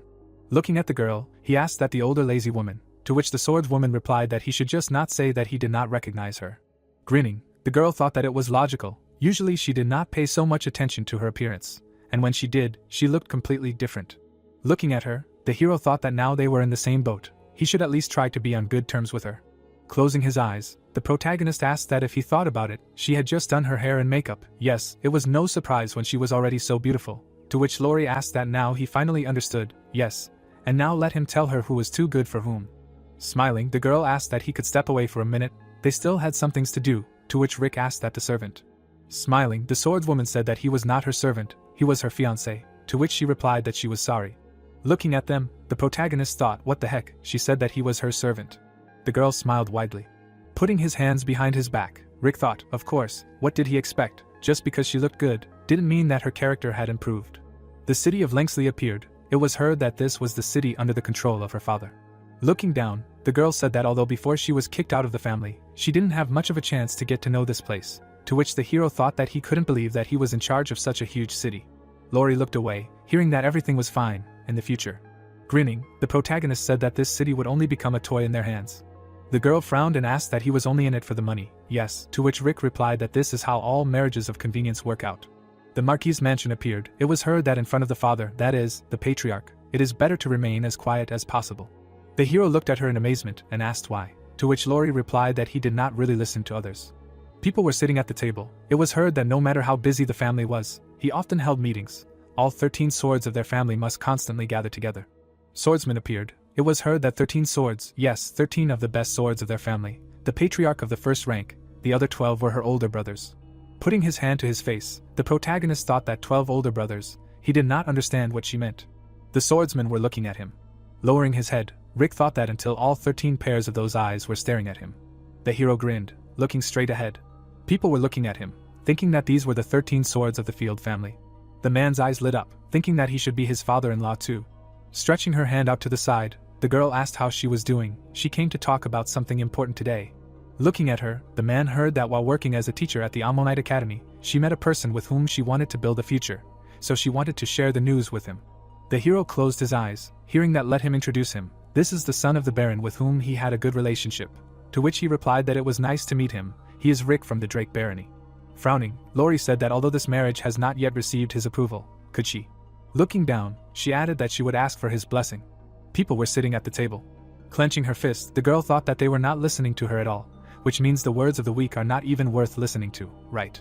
Standing still, she added that she was really so unwanted in this family. The swordswoman clenched her teeth. The protagonist opened his eyes in surprise. Raising his eyebrows, he thought, what the hell, why is she leaving? If she suddenly leaves, what should he do here alone? Holding a cigar in his hands, the man asked what they said, that he was Rick from the Drake Barony, to which he was answered, yes, that's right. The guy rushed forward, hearing the command. Swinging his sword, he shouted that he should die. Dodging the blows, the hero asked why he suddenly, to which the guy asked again that these were his last words, he would take care to deliver his last words. Swinging his sword, the swordsman shouted that he was going to the Drake Barony. The protagonist clenched his teeth and thought about what to do. He came here to get their consent for marriage, so there was no need to hit him. He abruptly struck once. The boy fell to the ground. It was heard that just think, he took him out with one blow. Well, this boy was still the weakest among them. Looking straight ahead, the boy said that he would go then, to which the man replied that he could trust him. Rick struck him. It was heard that, well, he also took him out with one blow. Well, he was the second weakest among them. Sitting at the table, the Marquis said that he was counting on him, to which the boy replied that of course, one blow for this boy was a lot. The hero struck him. It was heard that, well, in any case, he was the third weakest among them. Putting his hand to his face, the son said that maybe his turn would come after all, maybe they should use swords, to which the man replied that no, they could not show their family's noble swordsmanship to someone like him. The protagonist was warming up his hands. It was heard that they would fight with their fists, to which he thought, well, okay, so it was true that the Marquis was only looking for power, so. Rick smiled, thinking that this was his chance to succeed, and then said that someone more serious should go. Holding a lollipop in his teeth, the guy said that starting with the 10th sword, everything would be for real. Swinging, he added that he was the 10th sword, he would come forward and put an end to his arrogance. Clenching his fist, the guy thought that it was fast. The hero opened his eyes in amazement. The lollipop was lying on the floor. Smiling, the protagonist said that but he was faster. It was heard that he was doing. Let the 9th sword attack him quickly. It seemed that his stomach hurt. Rick looked in amazement, and thought that why did he suddenly sense a murderous aura. The man kicked the chair and said that he dared to kill 4 elite knights of the Field family with one blow. The Marquis' eyes lit up and he added that he must be ready to die. Right, the thought appeared that this marriage was worth his life. Standing in front of the hero, the man said that if he had any last words, he would listen, to which the protagonist thought he was huge. With his eyes wide open, the hero asked why he was doing this to him, to which the Marquis asked what his last words were, to which he replied that no, it was a question. A glow appeared around the man and he asked that he really didn't know what he did wrong, to which the protagonist shouted that no, let him tell him what was wrong. Stretching his hand forward, he asked how dare he. Frowning, the Marquis shouted that he would bewitch his beautiful and beloved daughter and involve her in his dirty plans, claiming that he did not understand what he had done. Looking at him, the protagonist asked again. The guys frowned, hearing that how dare a scoundrel like him bewitch his daughter, this small and gentle girl, to which they replied that exactly how dare this worthless bastard. Rick frowned, hearing that she may be his daughter, but she is so charming every time he sees her, he thinks so too. Every time he sees his little sister, he freezes, to which he thought that these people may be. The people were sitting at the table. The thought came that they were silent earlier, because they froze in the presence of a lazy woman. They just became stupid because of her. The girl abruptly entered the room. She lowered her head, hearing where she was. The man frowned, hearing the address. The boys looked away. Looking straight ahead, Lori said that what they just said, she heard everything from the side. The Marquis stood up, hearing that until now she did not even know how they all really felt. They stood in front of each other. The man hugged her. Closing his eyes, he said that he should forgive her for making her misunderstand, to which the girl replied that no, it was okay, from now on she would try her best. The lollipop was lying on the ground. It was heard that no, she did not need to try, as long as his daughter was healthy, that was enough for her father. The hero watched them. Smirking, he thought that damn, he burst into tears, so he would just raise his head. An ambitious marriage proposal fell through after the family shared warm feelings, and he had to return to the daily routine. Walking forward, the protagonist asked why she returned to the academy. Couldn't she just stay at the Marquis' estate? Now there would be no misunderstandings. To which the girl replied that they say the way of the sword is rougher and more vicious than it seems to the world. The bird flew in the air. It was heard that her father and brothers did not want her to go such a difficult path. They let her go because they wanted her to live freely. But still. Smiling, Lori said that she will continue to try in her own way. Holding the paper in her hands, she added that by the way, when she left, her brother gave her a note. He should have just said it himself. The protagonist looked away, hearing that, but why does he look so upset? To which he replied that his path to success has completely collapsed. How can he be happy? The girl smiled, hearing that they say that if a dragon stirred his heart, then a lizard will also stir when he sees her. It seems to him that his chance for success has completely disappeared. She hit him with her hand, and held the letter in her hands. Looking at it, she asked how she should tell Mr. Rick about this. The wind swayed the curtains. It was heard that they visited Marquis Field. Crossing his arms, the hero said that everything turned out to be a simple misunderstanding. That is why communication is so important. To which Anne replied that yes. Looking at her, the protagonist asked what was wrong. Why was she so depressed? Suddenly, a scream was heard from the building. Rick looked at her in amazement, and asked that the King Mango farm had gone bankrupt. Reading the document, the hero heard that, but this is the same dance that they perform in her homeland. It works fine there, why here? Looking down, the protagonist asked how she would compensate them, to which Anne replied that about this, they will manage, as long as no connection is established between the traditional elven dance for a rich harvest and this weather phenomenon, the Imperial investigation team will not interfere, to which Rick asked that she is really shameless, he knows. Sitting in front of him, the girl said that however, with their remaining 400 gold, they can find another investment, to which he replied that this is nothing compared to the amount she had when he joined, then 4,900 gold. The guy looked through the crack in the door, listening to him say that he had an idea. If he was going to suggest snail racing, he should think twice. She said that snail racing happens once every 10 years. Looking straight at her, the hero asked what then what, to which she replied that unicorn racing. Looking at the girl, the protagonist asked that she really never changes. Yes, to which she asked again that it was a compliment. Smirking, the director asked that how about investing in a new mysterious substance that was recently discovered. Holding the papers in his hands, the hero said that it was like digging something out of the ground. It was so meaningful. Leafing through the documents, he added that besides that it would be distributed to all businesses and goods when its value was assessed in the future. Funny because they knew that this was nonsense. Even the person who runs this business gave this black oil a strange name to make it sound cool. Rick slammed his hand on the table and said that there was no decent investment option here. She should come up with another plan instead of trying to increase her capital. They would think about the main problem first. The emperor passed the cup. It was heard that the academy was an educational institution, right, and it promotes the development of the young personnel of the empire, which means that they should provide generous financial support to the academy every year. Frowning, and said that but since they were recommended to suspend their activities, they will not receive this, to which the hero replied that yes, that is why he needs her help, and she asked what she meant. Standing in front of her, the protagonist said that he heard that she was an old friend of His Majesty, to which the girl replied that yes, for about 50 years, and that. Smiling, Rick said that then there is only one answer, let him bribe the emperor. Standing outside the door, the guy heard that he shouldn't joke like that, he thinks everyone is like him, to which the hero replied that come on, her intentions are important, she knows what the emperor likes and dislikes, so what he thought was investments, corruption. Raymond's eyes widened and he added that their academy was on the verge of collapse. The bananas were in the box. It seemed that these were the popular dragon bananas. Grinning, the man asked why she was giving him such a valuable gift, to which Anne replied that given their friendship, it was a trifle. The emperor took a spoon out of his tea and said that but, judging by her appearance, she had another goal. The girl gritted her teeth, hearing that for example. Looking straight ahead, the man asked that the negotiations on the cancellation of the recommendation to suspend the academy's activities, to which Anne replied that, as expected, he was perceptive. He closed his eyes and added that to be honest, given their relationship, he wanted to avoid suspension, but given the past incidents, he couldn't make a decision on the matter on his own. Suddenly, the emperor looked at him in amazement. The girl smirked when he thought that he knew them, since they had participated in the last competition, to which she replied that they certainly did. Lowering his head, Amonis responded approvingly. The girl's eyes widened when he heard that given the outstanding achievements of these students, he would talk to the Prime Minister and officials about withdrawing the recommendation to suspend activities, to which she asked if that was true. The man closed his eyes when he heard that he thanked him, to which he replied that he shouldn't. He raised the cup to his mouth.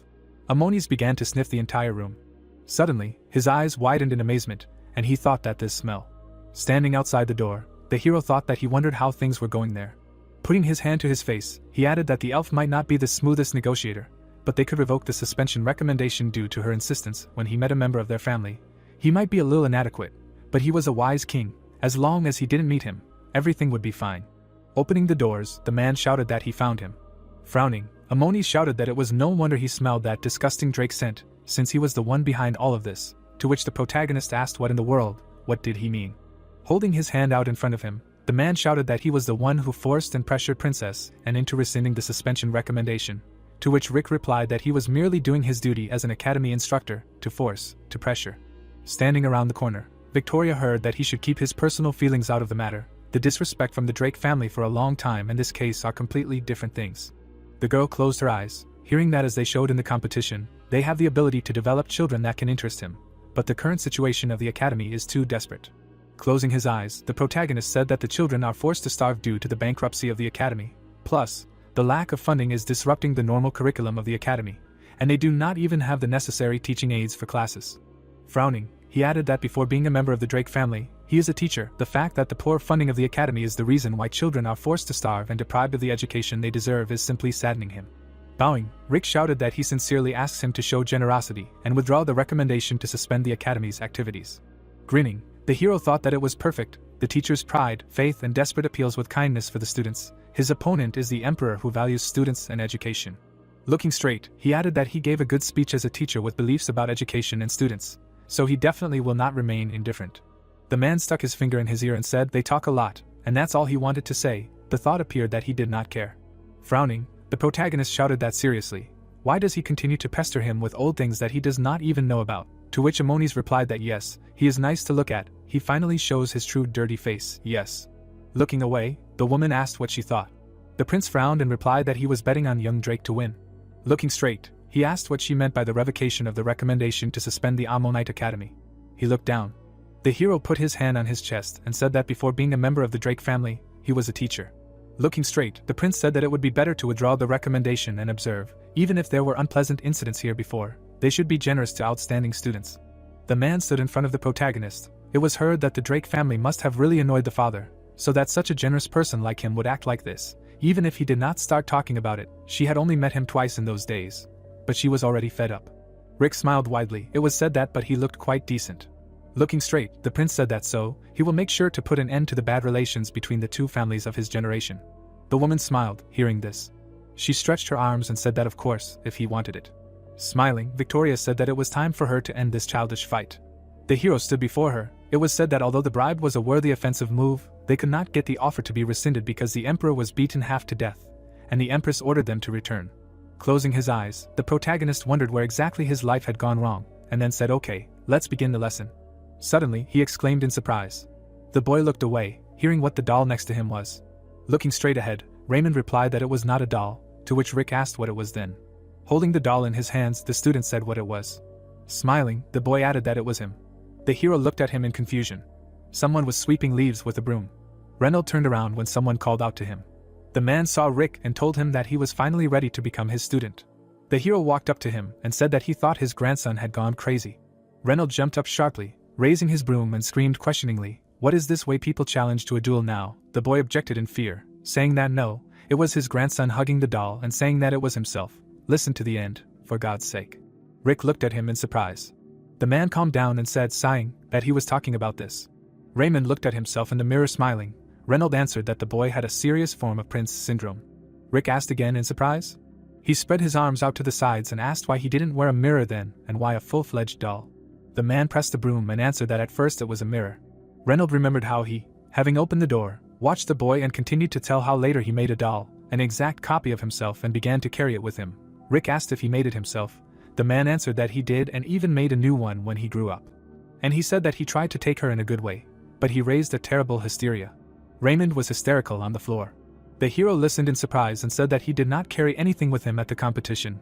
The man replied that then he ordered him to hide his abilities and identity in order to try to cure his disease. Reynolds smiled and continued that in fact he sent Raymond to the academy because he saw a ray of hope. The hero asked again in surprise, "What, hope in this academy too?" The old man put his hand on his chest and said that it was hope.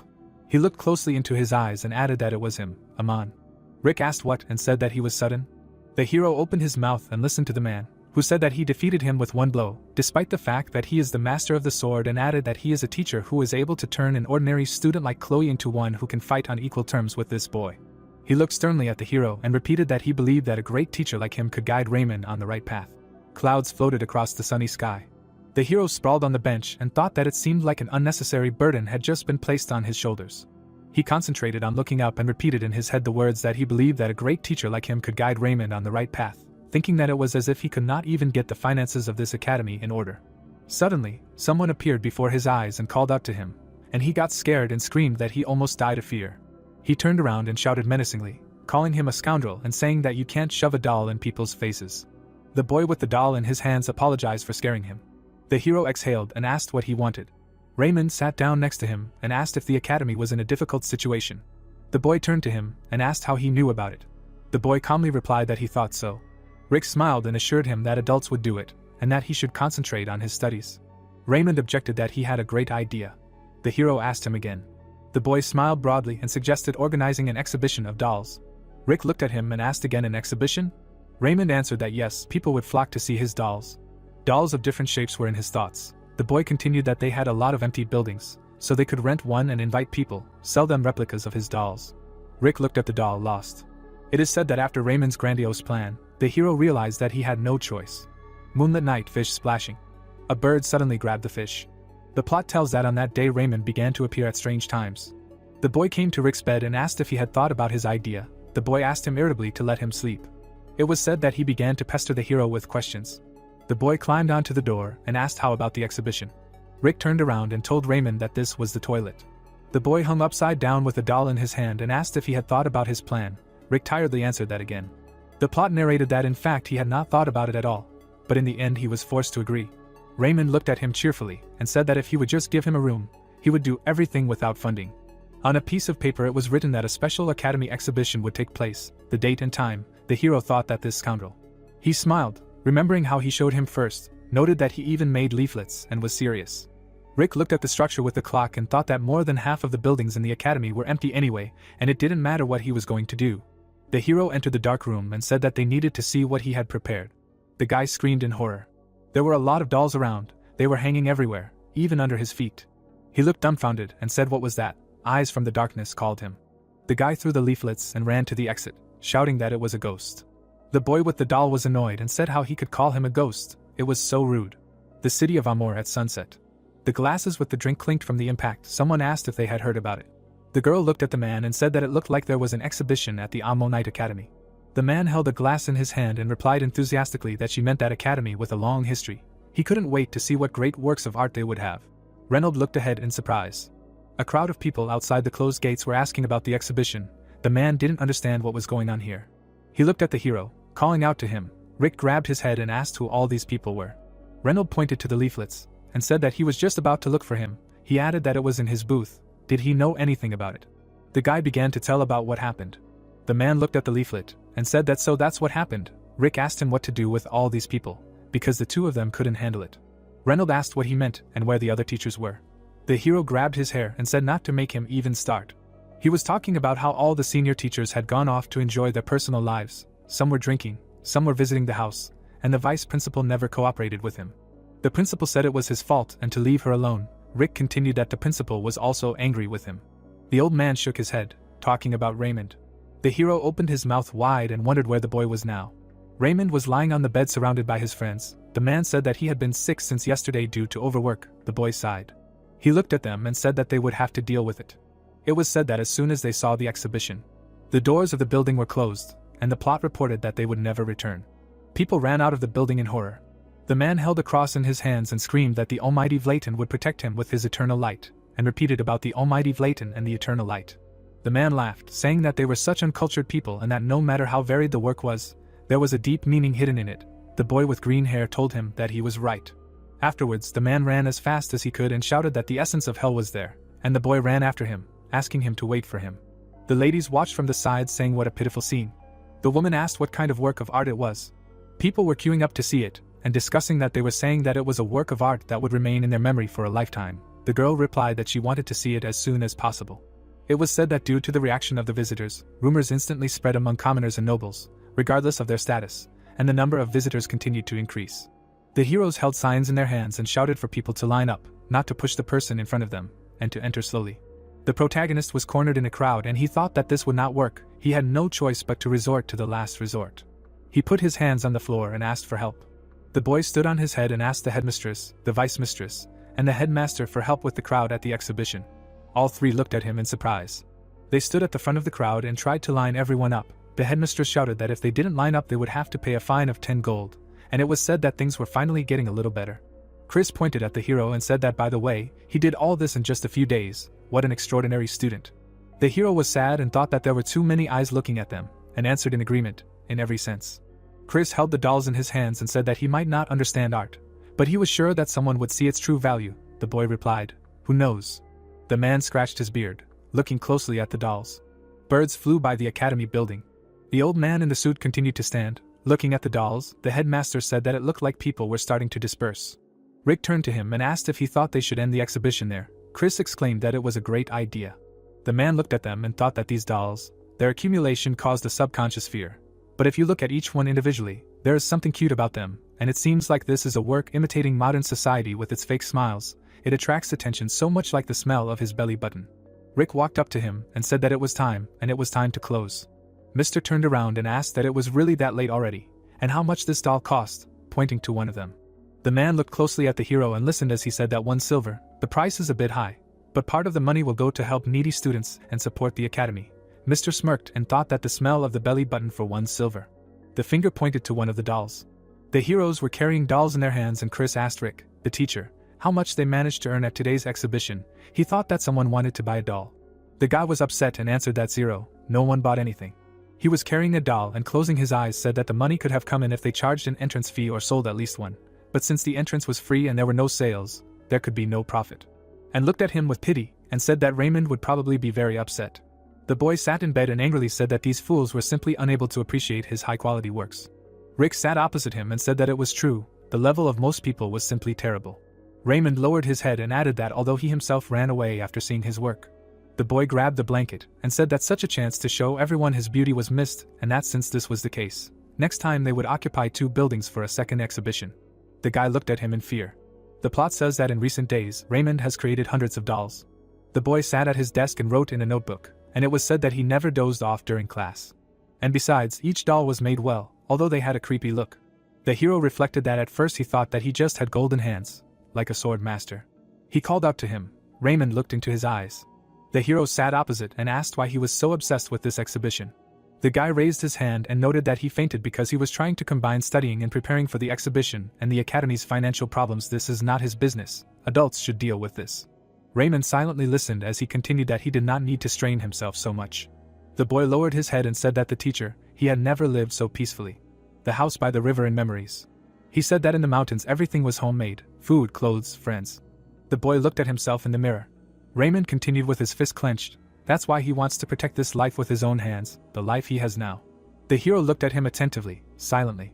Rick walked down the hallway and thought that if you think about it, his desperate attempt to destroy the academy was explained by the fact that he had a home to return to, but the students of the academy. He remembered Boris saying that he had no place to return to, because his village disappeared 2 years ago.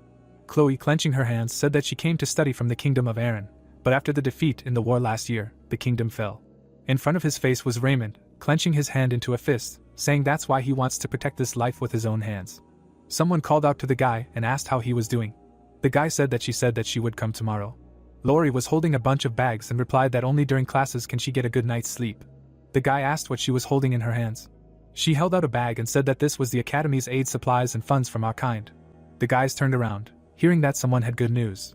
The headmistress was jumping happily and saying that the emperor had temporarily withdrawn the recommendation to close the academy, and in addition, there would now be monthly support.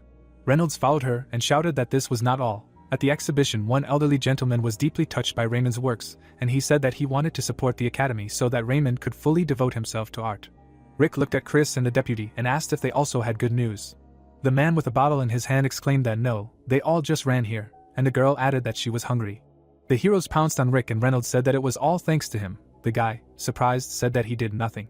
Chris added that they should thank the teacher and throw him into the air. The heroes were shouting happily that they should be friends longer. The boys threw him into the air and someone called him Rick Squid. The hero was excited and wondered whether he liked it or not. It was said that the Ammonite Academy was officially restored. It was said that 6 months after the appointment to the academy, the financial problems seemed to be solved and peaceful days would come. Rick folded his hands on the table and asked to repeat it again, and was happy and answered about the Inter-Academy tournament. The heroes in masks posed. The plot told that the Inter-Academy tournament is a tournament organized by the Empire, where academies compete against each other in various disciplines. It was said that the winning academy receives a trophy recognized by the imperial court and increases its reputation. A cup with a gold hue was depicted. It was reported that every year, many academies participate in this tournament to expand their borders. Chris said that since the recommendations for closure were withdrawn, they have the right to participate in the tournament, and then confirmed that this is so. Rick angrily hit the table and told the headmistress to think carefully. He raised his finger and convinced that now is not the time. Unlike normal competitions, the tournament has more disciplines and even a small academy should have at least 100 students, and they have few of them. This needs to be carefully considered and asked a question. Besides, this is an imperial tournament, which means it will be impossible to cancel the application, right? The girl put her elbows on the table, smiling and said that everything is correct. It is impossible. They have already submitted an application. The guy screamed, then why did they gather at the meeting? Rick was furious and Chris grabbed him from behind, telling him to calm down and that perhaps this will be a good experience. The hero shouted that even if they lost, it would still be an experience. The headmistress shed tears and noted that teacher Rick was so scary. Lori was late and realized that the meeting was already over. Chris held the hero from behind and said that their students showed good results in the competition, at least in the fencing and magic disciplines they had every chance. Rick agreed, and the elder, smiling, let him go. The guy asked which academy they applied for participation in the tournament, and became embarrassed and answered that this. Laughter was heard from the building. The newspaper showed an article with a photo of Anne and the Emperor. Someone reasoned that what funny news, it seemed that they had finally failed, but now. The man put his feet on the table and continued that they decided to challenge the strongest academy, Bestrick Academy. He smiled with a gold tooth and thought that it was time to end the old feud between the academies. And it was time for his personal revenge. Rick heard the answer and dropped his head on the table, saying that they were lost. He lay with his face on the table and said that their pathetic academy against the strongest academy of the Empire, Bestrick Academy, they were finished. Chris put his hand and told him not to worry so much. The guy asked again that he shouldn't worry. Students in suits stood in front of the building and he said that they only have several thousand students, and hundreds of teachers. And this is not just a crowd of people, their graduates become high-ranking magicians or knights of the nobility. Rick covered his ears with his hands and said that it was exactly the same as hitting an egg on a stone. The elder told him to calm down and listen. He held the bottle in his hand and said that even if rumors spread about their restoration, people still have the idea that they are finished, but if they achieve good results in the tournament. The guy turned away from the strong smell of alcohol and said that there will be more people wanting to enroll than they can accept. Chris happily replied that this is exactly it. Behind the glass there were a large number of cups and awards, and the hero thought that if rumors of their academy's victory spread, and Ammonite Academy was still remembered, then it would only be a matter of time before they returned to their former glory. Rick asked about the matter of time, saying that it was just a problem, adding whether they could win at all.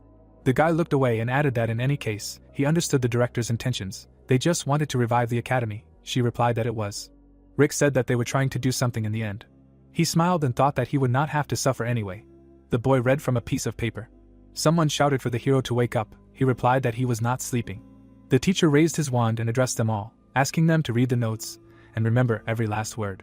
Boris began to cry and said that it was too hard. The hero asked Boris to be patient, saying that later he would find wealth, glory, and maybe a lot of meat. The boy began to read furiously, shouting for meat. Rick shouted for Chloe to concentrate.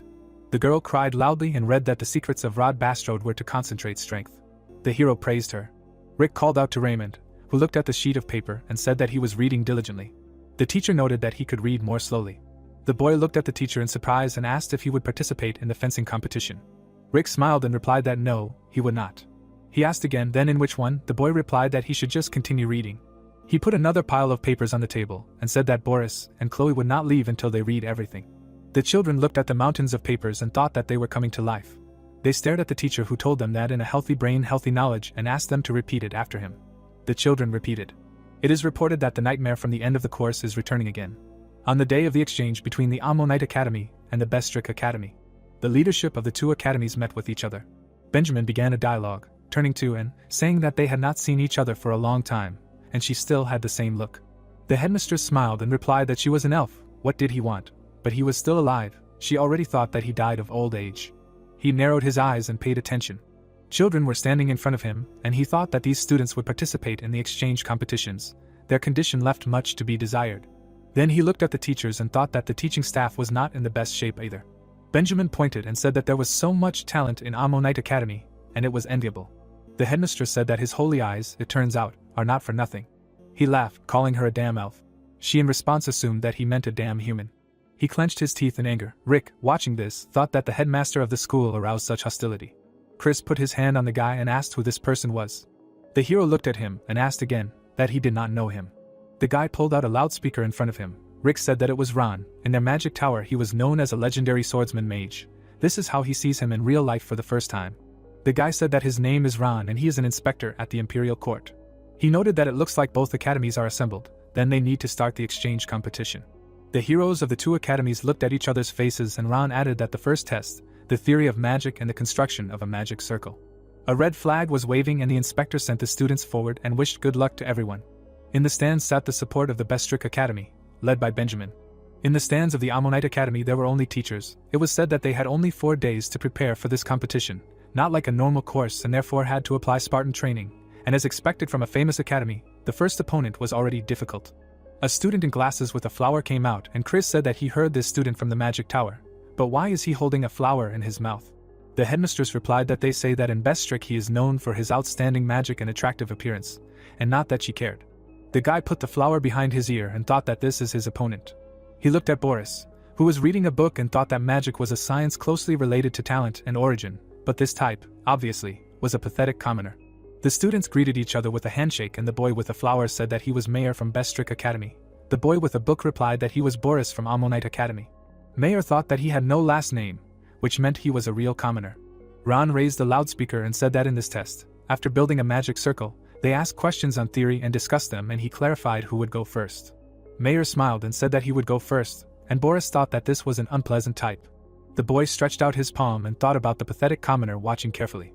The student and used magic that drew patterns. He thought that's what magic is. Ron looked at what was happening and thought that at such a young age to create a magic circle without an intermediary. A magic drawing was floating in front of Boris, and the inspector said that the Ammonite Academy should try to disassemble this magic circle. Mayor looked with a grin and thought that this was magic that someone like him would not understand, because this was a spell available to magicians of the 4th circle and above. Boris replied that it was blinding. The boy with the flower was surprised, and his rival looked at the book and said that this magic circle was too ineffective. He showed a drawing in the book and said that here is the circle that Mr. Mayor drew, and if you remove these 2 extra lines, the flow of mana will become more active. Mayor listened attentively with dissatisfaction as he said that a strengthening line was needed at all. The theory about the need for a strengthening line to strengthen mana seems to have been refuted several years ago in the dissertation of the Grand Master Jellium. The boy with the flower thought that he did not understand anything. Ron scratched his chin and said that he knew the theories of Jellam, a representative of the unorthodox school, and indeed it was correct. Boris looked at the book, and the inspector said that it was his turn to present his magic circle. Mayor looked at him and thought questioningly that he could not even perform magic and must be drawing something for beginners. The boy handed over a sheet of paper with a picture and said that here. Mayer's glasses squinted in surprise. He thought what kind of magic circle it was. He asked about the fact that it was the firestorm of the 8th circle. The students looked at them and were amazed, saying that at such a young age he calmly drew such a complex circle and it was incredible. Even experienced wizards from the tower could not do it, and that maybe he just memorized one circle. Rick looked with a smirk and thought that yes, this was really it. There was a green liquid in the plate, and someone asked what it was. He was told that it was tea brewed using a secret method of the tribe of the deputy director of Bressel. Boris looked at him and asked if it was poison and what it was called. The teacher, smiling, answered that it was a decoction of insomnia. The boy asked what kind of scroll it was. The hero held the bundle in his hand and said that it was magic that helps to remember bad events for a long time. The next day, there were many empty plates around the boy, and Rick, grabbing him by the shoulders, said that he finally mastered all these dissertations. He said that he was proud of him as his teacher. The inspector announced that in the first test, student Boris from Ammonite won. The boy looked at Ron in surprise. The inspector took the boy's hand and told him that he remembered his name, and after graduation let him come to the Imperial Court to Brayling. The boy held a magical thing in his hands and thought about what was happening, and applauded the boy and said that he had done a great job. Boris thanked the headmistress. The teacher also praised him, and congratulated the boy, and he asked why. She explained that this sign was a symbol of a recruit to the Imperial Magicians, which meant that he had a job after graduation. Boris held this sign in his hand and asked in surprise about the Imperial Magician. Rick stroked his head and said that he had told him so. The guy laughed and told him to be patient for a little while and then he would be able to eat his fill of meat. The boy pressed his lips together and was touched. He ran to hug the teacher, calling out to him. Rick was very surprised. The boy hung on his shoulder, and he noticed that he seemed very tired. He calmly said that he was the Imperial Magician. Rick picked him up and said he would take him to his room. The headmistress agreed with him. He thought it was envious, because someone was still rotting in this filthy academy, and the student had already been appointed an Imperial Mage. It was said that Rick involuntarily envied his student. The man squeezed his hand and exclaimed that he would lose to a commoner boy. Benjamin turned to the young man and asked if there was anyone else in Ammonite to be wary of. He was told that there was a winner in the fencing section of the test this year. The headmistress asked him again about fencing. Ron announced the second test history, and called the participants forward. The young man closed his eyes and replied that yes, it was assumed that he was at least an expert swordsman, and would certainly perform in fencing. Raymond stepped forward and questions flew around about why he was going out now, why history, what could a swordsman know about history, and claimed that this was the winner of the fencing section. Benjamin laughed, thinking that a stupid elf put a fencing expert on the history test. John stepped forward and the director thought about how their student had received offers from many kingdoms to become a politician and diplomat. He was well versed in history, so the victory in history was for Bestrick Academy. John put his hand to his temple and smiled. The inspector said that in this round they were proposing topics and leading discussions, and since Ammonite already had one victory, let them suggest a topic. Raymond looked up and asked about the meaning of the betrayal of the Marquis Manani house. He put his hand on his belt and looked at the stands. The teacher grabbed his head and thought about what he was doing, chose a topic from the first history lecture. People in the stands were discussing it, saying questions. What is this topic? He is definitely a student of the academy. John adjusted his glasses and answered that next comes the analysis of the historical fact about the introduction of the tribunate, about how the restoration led to the strengthening of the imperial power. Ron asked Raymond about his opinion, who answered that he did not have one. The inspector announced student John's turn. He narrowed his eyes and thought that now he would make it so that he would not even be able to squeak. John began asking a question, saying that he wanted to discuss the recent political conflict due to an incident on the outskirts of the empire, where the possessions of the Duke of Aberdeen, Boston, bordered the Grand Duchy of Vladimir. Raymond looked at him questioningly and asked again. Chris scratched his beard and noted that this was a very complex topic. Rick agreed, adding that there were many political factors mixed in there. The books were on the table, and it was said that the Bestrick Academy received a lot of fresh information from all over, and Ammonite, who had just escaped closure, probably only had old sources, thought that the difference in the quality of information was huge. The boy scratched his chin and said that it was difficult, asking again what incident he was talking about.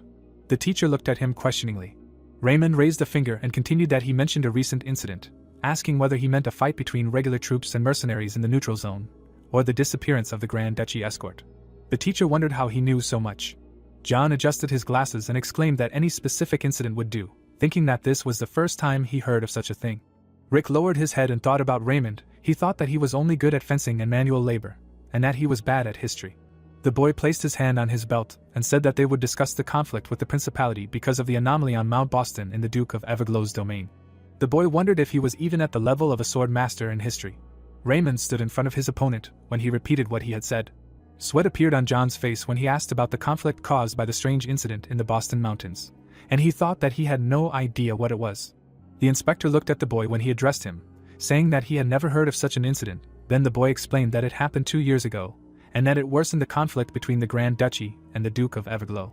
Ron looked ahead carefully when he thought that since both sides wanted to keep it a secret, they had to hush it up. Raymond looked ahead, bored. An old man appeared behind the audience and asked how he knew about him. Then the blonde said that it was the boy's turn, adding that she did not expect Reynold to come. Then he asked how he could not come, since his grandson was participating in the historical competition. The inspector looked surprised. The white-haired man touched his face. Then Ron recognized him as the king of the heavenly sword Reynold, realizing that he had mentioned the incident. A wooden structure was shown when the inspector realized that Raymond was his grandson, therefore he knew. The white-haired man extended his hand forward when it was explained that the strange incident in the Boston Mountains that the boy mentioned revolved around his grandfather, and that Reynold was gathering wild vegetables when a group of noble children from the Grand Duchy mistook him for a lost old man and played a little joke on him. The man chased after the children when it was explained that a pathetic incident becoming a trigger for political strife was quite embarrassing, so both sides quietly hushed it up. A shadow fell across the gray-haired man's face. The inspector looked forward in alarm when he assumed that the man had noticed that he was watching him. The spectators were in the stands when Reynold explained telepathically to Ron that it was entirely unnecessary for his grandson to remember the incident, and that he did not want it to become widely known, and then asked if he could be quietly let through, when the man realized that it was a voice projected with a massive amount of mass, and that he expected no less from a true professional. The inspector was standing near the boys when he turned to John, exclaiming that he did not seem to have anything to say on the subject, when John politely asked him to wait and give him some time, after which the man counted off 3 seconds and announced that Raymond had won. The protagonist clenched his fists and shouted that he had won. The blonde opened his mouth wide and asked what kind of ruling that was. Benjamin pointed his finger in front of him as he added that then the next round would be math, and he thought that they would destroy them in the next round. The protagonist put his hand forward as he replied that they were withdrawing from the math category, and he was then asked what he was talking about. Ron stood in front of him as Rick addressed him, saying that as far as he knew, there was a system of withdrawals in the exchange competitions, and that there was nothing wrong with using the existing rules, to which the inspector responded in the affirmative, saying that withdrawing from an exchange competition organized by the imperial family personally was a great dishonor. The dark-haired boy pointed at the children when he reminded them that there were only 3 participants from their academy and that he couldn't force 2 students to participate in 2 rounds each or have 1 student participate in 3 rounds, to which he was told that it would be too hard on them. The blond boy gritted his teeth when he asked again. There were tears in the children's eyes when the protagonist said that his students were more important than his own honor. Then someone chided him for his sweet talk. Sweat appeared on the protagonist's face when he thought about how, of course, he was lying and how they didn't even have a math teacher at the academy right now. Someone held up a piece of chalk, asking the children to look. There were little people drawn on the board when it was explained that there were 5 apples, 3 of which Boris ate, and that Raymond brought 3 new apples and ate 2 of them along with Chloe, and Boris himself ate 2 more fruits. Rick was at the board when he asked how many apples were left. Then a student raised his hand, and he asked what Chloe's suggestion was. The girl looked ahead menacingly when she suggested killing Boris, who ate all 5 apples by himself. Then she was asked not to hold her pen like that. The boy looked scared when he said he really didn't like apples. Raymond hugged his copy when he answered that there were 3 left. Then he was asked why he thought so. Then he changed his answer to 4. The protagonist looked ahead, realizing that they were hopeless, when he asked if that was the wrong answer. The protagonist held his hand out when he said that, whatever the case, they were withdrawing from the math category. Benjamin held up one finger when he exclaimed that in that case, the next round would be science. Then they again withdrew. The blond man gritted his teeth in anger and asked again when they reported that the victory was automatically awarded to Best Strict Academy and that the score was 2-2, and touched her face as she asked him why he wasn't happy and if this wasn't the victory he wanted. Benjamin clenched his fists as he mentally called the alpha name, thinking about how they hadn't achieved this victory and how it felt like it had just been handed to them. He remembered standing in front of the grand building as he thought about how he felt the same empty feeling he had when Ammonite Academy closed its doors due to the advisory to suspend operations. He clutched the paper in his hand that held the plan for victory he had spent the entire day writing. Benjamin smiled tightly. Clouds floated above the board as he thought about how no matter what they would still be the true winners in the final match. Then the announcement was made that the final event would be swordsmanship. Chloe stood up straight as both competitors were asked to come forward. The shirtless boy looked forward as it was explained that he was Best Strict Academy's sword master candidate Oliver. The boy's green eyes widened. Raymond yawned in the stands as Oliver mentally addressed him, thinking about how he thought he was the only worthy opponent. But he just ran away like that, and that, moreover, he would have to fight a child, summing it up as boring. The girl looked up seriously as everyone started shouting for Oliver to take her down with one swing, and how she would split in half with one blow, and also asking about what kind of fight this little girl could give, and calling for them to just get rid of her.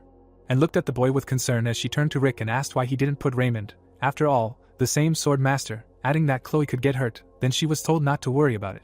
The protagonist looked ahead with a smile as he explained that this was not a real fight, but a competition. Oliver rushed towards his opponent as he asked her not to be offended by him for ending this as soon as possible. The girl ducked down, standing in front of him. The boy looked away. There was no one in front of him. Then he wondered where she was. Chloe swung, appearing behind him. She struck the boy. Then she was awarded 1 point. Oliver opened his mouth wide and asked when exactly she managed to do that. Someone slowed down with their foot. The opponents were opposite each other. They crossed swords. Chloe confidently looked ahead as she realized that the teacher was right. Many pigs were shown as the girl thought that when she imagined them like this, she was not afraid of them at all. The boy swung his blade in front of him as he wondered what she was thinking about. Chloe was hovering in front of him when she remembered that the boy was in front of her. The wooden sword was shown up close. Oliver was shown as a pig when she decided that he was, and was sitting next to Rick. Benjamin was clutching his head when it was announced that 4 points went to Chloe. Oliver was sitting on the ground when he asked if she was having fun, adding that she was just lucky to earn those points. The girl looked down in satisfaction, asking him to repeat it again, stop grunting and start talking like a human. The girl was in front of a defeated opponent when it was announced that she got 4 points. The guy gritted his teeth when someone asked if he could beat her. The protagonist sat next to the headmistress, who asked if Chloe was really that good with a sword, to which she was told that she had almost beaten Raymond in the last competition, and that the rules simply made the result a little ambiguous. He put his arm around the boy, asking if that was true. Lori watched the girl train. When the protagonist explained that, in addition, she had recently begun training Chloe in the Field Family Blade, summing up that she had always had high potential as a master. The opponents crossed swords. Chloe bent her arm in front of her when Rick added that if she learned the Field Family techniques, this potential would become unlimited. The boy's pupils narrowed when he thought about her opening. Oliver attacked the girl. Sweat appeared on the boy's face when a buzzing sound was heard. Chloe hovered in the air in front of him, making a buzzing noise when it was explained that Lori's special training consisted of only one thing. Then the opponent wondered what she was doing. The girl hit him on the back when she remembered the instruction to bite like a mosquito. Benjamin's mouth dropped open when he asked what Oliver was doing, then ordered him to quickly parry. Rick and then looked ahead when the teacher exclaimed that it was a good thing that aura was forbidden to use in competitions, explaining that it was a state of pure skill, and that there was no chance that Chloe would lose. Energy enveloped the wooden blade. The protagonist looked ahead seriously. The girl was behind Oliver when the protagonist wondered what the cheater was trying to do now. The blonde turned her head to the side, asking Rick why he had gone silent, then wondered where he had gone. Sweat began to appear on the elf's face.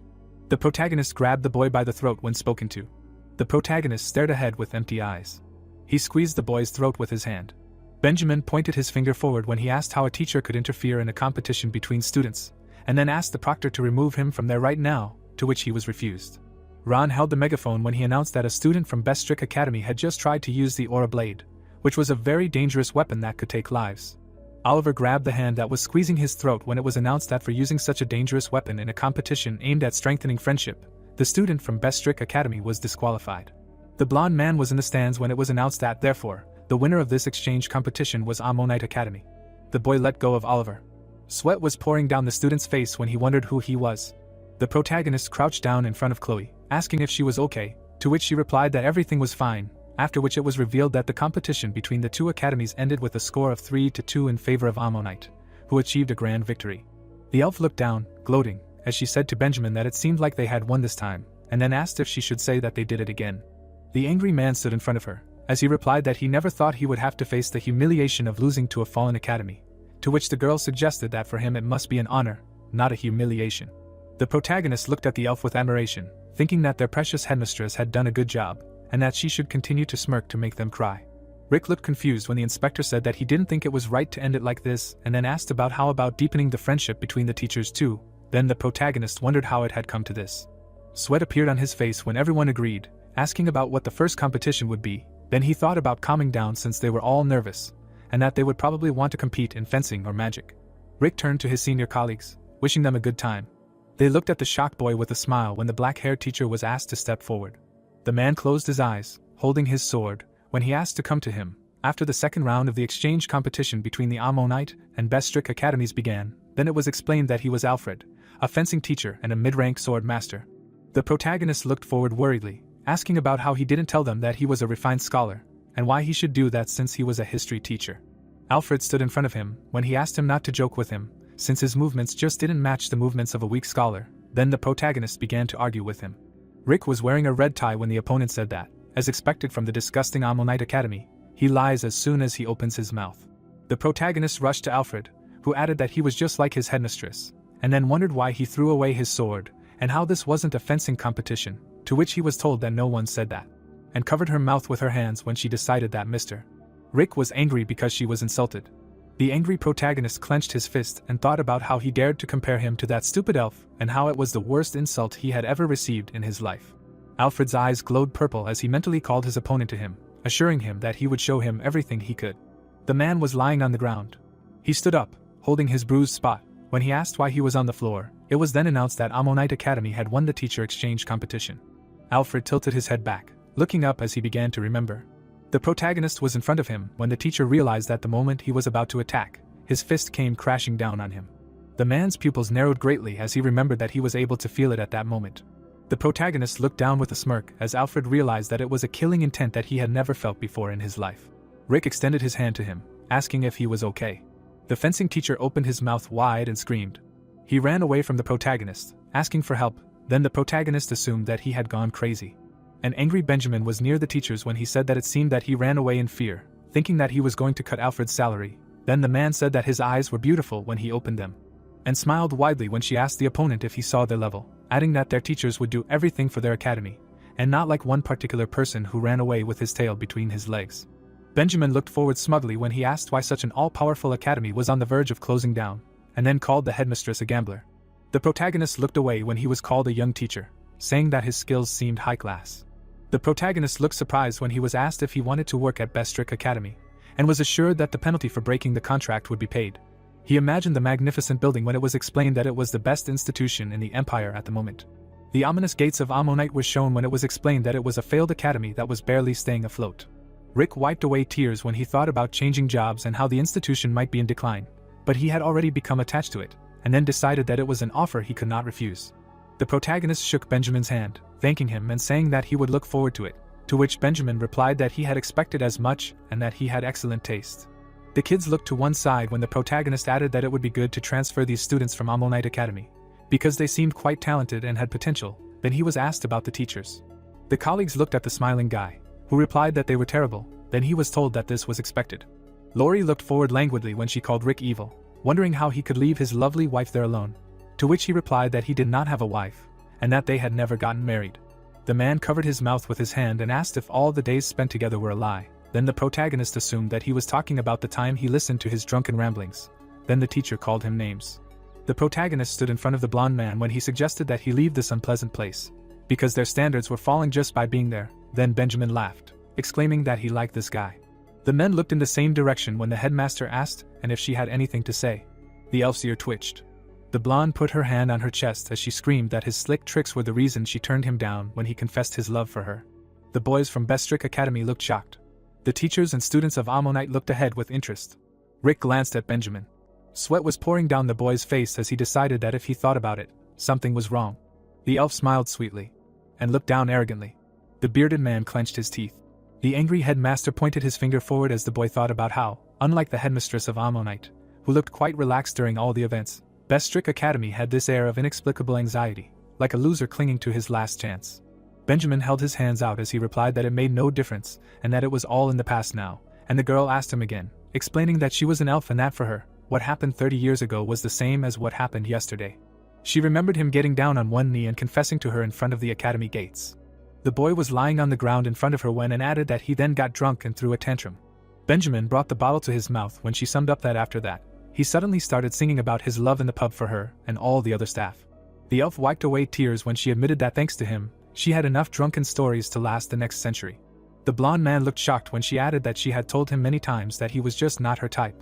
The protagonist looked at the principal with concern when the girl exclaimed that he was now even involving her teachers in all this, and that he was more vile than ever. Then the guy thought that at this rate he would lose his place at Bestrick Academy. Benjamin's soul left his body when the protagonist asked him to calm down, so as not to fall for the tricks of this evil elf, because then she would not understand his feelings. Rick hugged him when the man asked about whether he really had no feelings for Anne. The protagonist's mouth fell open when he suggested that this man now thought that he was his rival. The blonde looked angrily at the guy when he ordered him to answer the question about what kind of relationship he had with Anne, to which he replied that she was his boss, and that was all. The elf cried when she asked the protagonist about all those promises he made about their future, and about restoring the glory of the academy. Then he asked her again. The angry principal stood next to Rick as he called him a bastard and asked how dare he do that. Then the boy tried to explain himself, but the man told him to stop calling him his boss. He touched the girl's arm. Benjamin knelt down in front of the elf and asked her to forget about that bastard and come with him, saying that he was no longer the man he once was, and looked touched. The blonde smiled, looking forward as he promised that he would dedicate the rest of his life to her. The girl turned him upside down. The teachers looked surprised.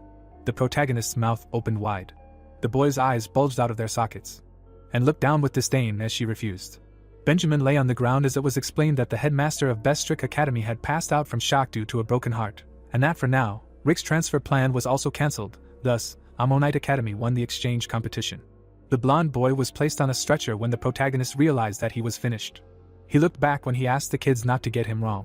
The disgruntled colleagues looked ahead when they answered that he really should live his life better, and that even bats were more loyal than him, and that the only reason he wasn't fired was because of potatoes. The teachers had their backs to Rick when they decided to go out to dinner together and celebrate their victory, leaving him there, when he asked them to wait for him. The kids looked in the same direction when Boris asked if it was true that they didn't have to transfer now, when the protagonist politely asked them to listen to him. The protagonist's mouth dropped open when he explained that the academy wasn't just a place to study, but also a place to socialize, and that he just wanted them to have experience in the big world and for them to accumulate more knowledge and connections, concluding that of course, Ammonite Academy was wonderful too. Chloe covered her mouth with her hands, thinking that he was thinking about them. Then the boys realized that he was really trying. The elf smiled widely as she exclaimed that, as expected of Mr. Rick, and that he intentionally became a bad guy to stand up to that scoundrel Benjamin.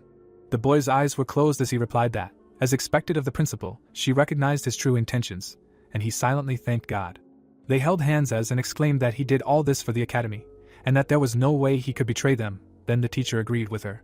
The protagonist looked at the girl, who asked about how his preparation for the exam to get a teaching certificate was going. Then he asked her again. The blonde folded her hands in front of her as she answered yes, explaining that she wanted to promote him to head of training since he was doing such a good job and that it would be a waste to keep him on as a regular teacher. They stood in front of each other as the protagonist wondered if that meant that once he got his certificate he would immediately become head of training, to which she answered yes. A pyramid was shown, corresponding to the hierarchy of the academy, as Rick wondered if he could really get promoted from a regular teacher to head of training in one go. The protagonist touched his face as he exclaimed that it was nothing difficult and that he would definitely get his certificate. Then it was revealed that he, blinded by power, came to understand the nature of the academy much later. The gate of Ammonite was shown on the day after the exchange meeting. Someone stepped forward. Reynolds looked at the man who said that this was the academy. Then the old man asked how he ended up there. There was a cup on the table, when someone asked if this was really his final decision. The blonde sat looking down. When he answered his father in the affirmative, then it was explained that it was Jasper, who was a high-ranking sword master and a master of the magic of the 8 circles. Amoni sat at the head of the table.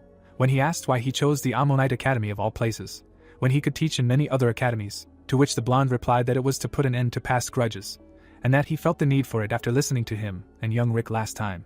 The protagonist placed his hand on his chest, saying that he was a teacher first, and only a member of the Drake family second. Then Jasper added that the talent that should not be limited by the grudges of past generations. Amoni sat in front of his son, who said that his attitude towards the students clearly showed what a teacher of this empire should be like. The ruler closed his eyes when he thought that he did not particularly want to cross paths with the Drake family, but they could not continue to burden the future generation with their grievances, and then said that he respected his son's decisions and would not stop him. Jasper looked ahead with a smile as he thanked his father, who added that he had a condition. Reynolds opened his mouth, looking ahead as he said that he almost did not recognize him. The dark-haired boy smiled tightly when the man added that he had a little dirty magic on his face there. Then he replied that, as expected of an elder, he saw everything right away. Jasper remembered the face of his father, who said that he had a condition and that his son should take care to hide his identity and his talents at all costs. Then the young man explained that due to certain circumstances, he would be hiding there, simultaneously fulfilling his duty as a teacher. Reynolds was standing in front of the boy when he asked him again, to which he replied in the affirmative, adding that he had already discussed it with his father, and the man then agreed to take him to the headmistress. An arched window was shown when someone suggested looking up his name. The protagonist stood next to him, who said his name was Kai, and that he was from the house of Viscount Stroh. Jasper, undercover, smiled, saying that it was correct, and thought to himself that it was a good thing they couldn't see through his disguise. The boy stood in front of the elf's desk, who asked him why he wanted to teach there, to which he replied that it was a prestigious academy with a long history and that he had always wanted to work there. Then she asked if that meant that he didn't come just because he heard rumors about them winning the exchange competition. Then he asked her again, after which the headmistress concluded that apparently the rumors hadn't spread yet. Then the protagonist replied that they had a new employee and that it wasn't that important. The protagonist looked at Jasper when he asked if there was a particular subject he wanted to teach, to which the boy replied that he had some knowledge of the basic subjects including fencing, magic, history, and mathematics, and that he could take any subject they assigned him. Rick smiled widely when he thought that the guy was stupid, because this statement was practically an invitation to overtime, and said out loud that it was wonderful, and then asked if this meant that he could teach any subject, to which he was answered in the affirmative. The protagonist looked at him, who said that this was great, and that right now there were many empty teaching positions. Then he thought that she shouldn't tell him this, because the guy might run away. Jasper looked pleased when he asked her again, answering that it just meant that they had room to grow. Then the protagonist assumed that he was crazy. The elf handed the prince the papers when she said that he was perfect for their academy, and that he was hired. Then the boy asked about whether they should check his skills or license. Rick was in front of Jasper when he explained that their academy was currently experiencing a severe shortage of personnel, and that he had enough enthusiasm, and no one cared about the rest. The protagonist opened his palm in front of him when he added that even if he was lacking in something, they could fill in the gaps together and help him grow, and that, after all, that was the attitude a teacher should have. The dark-haired boy covered his hand from the glow when he thought that it was right. They shook hands when the protagonist introduced himself. Then the newcomer said that he was looking forward to working with him. The boys stood opposite each other when Jasper decided that Rick was indeed a great talent, and the protagonist realized that he finally had a junior to dump his responsibilities on. Then it was told that the new teacher of the academy, Ammonite, had been successfully hired. Jasper stood in front of the headmistress, who said that in this case she would be glad to work with him. Then he promised that he would try his best. The elf pointed at the protagonist when she said that from now on, he would gain experience from Teacher Rick, who was such a wonderful person that he would even be appointed head of the faculty. The boy looked ahead in admiration as he thought about how honorable it was to achieve such a position at such a young age. The protagonist looked at the thoughtful boy as he asked if he had any specific subjects in mind, while he was thinking about how he couldn't calmly teach fencing or magic because it was part of the family tradition and that he was the rightful heir to the empire, and then said that he wanted to teach history. Rick smiled, mentally getting angry and thinking about how dare he take his bread and butter, and out loud said that it was his subject. Then the boy replied that in that case he would choose mathematics. Jasper was behind the protagonist, who suggested that he listen to other teachers for now, to which he agreed. There was a wooden building behind the boy when he came to his first fencing lesson. The prince remembered the protagonist with the documents, who said that he would love to visit him, but he still needed to study for the certification. Then the boy thought about how, as expected, the elder was very busy, and that he wondered when the fencing teacher would arrive. The children looked forward, asking who he was. Jasper leaned towards them when he greeted them and answered that he was their new math teacher. Then the children said their names. Then he thought about Elder Reynold being there, and that he had his reasons for it. The brunette looked forward with a smile when he asked them where the teacher was, to which he was told that he had been there from the beginning. The prince looked away in surprise. The blonde was wrapped in a cocoon. When the boy wondered why she was crawling on the ground, then Lori suggested to start the lesson, since everyone was there. The girl was lying in front of the boy when she asked who he was. Then he introduced himself, explaining that he was the new math teacher. Jasper was sitting in front of Lori, who said her name and said that she was pleased to meet him, to which he responded in kind, wondering if she really was from a family of swordsmen.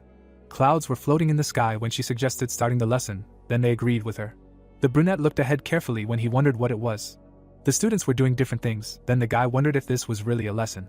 Jasper approached the blonde, asking what it was, then she asked him again, after which he asked about the curriculum, and whether it was possible to deviate from the program.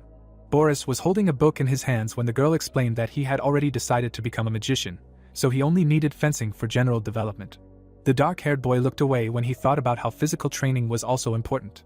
Raymond's body was enveloped in light energy when Lori told him that he had his own fencing school and his own training methods, and that, to be honest, he would be better than her. The blonde turned to Jasper, who asked if it was true that there was a special program recommended by the Imperial Minister of Education. Then she turned to the newcomer and asked if he was a noble or a commoner. Sweat appeared on the brunette's face when he thought about the fact that he was actually the crown prince, and he answered that he was a noble from the Stroh family. Then he was asked if he knew what size potatoes should be cut when planting, to which he answered that he did not. Then the girl asked if it was true and advised him to learn what he needed. Lori was in front of Jasper when she asked if he had met Teacher Rick, to which he replied in the affirmative, calling him a great teacher. Then the girl warned him that it was better to avoid this scoundrel. Then she was asked again. The blonde looked ahead with displeasure when she was asked in what sense. Then she asked to let her tell what happened yesterday. The brunette was taking notes in a notebook when he said that he understood and that he would take this into account when she said that he was a greedy for money and power bastard.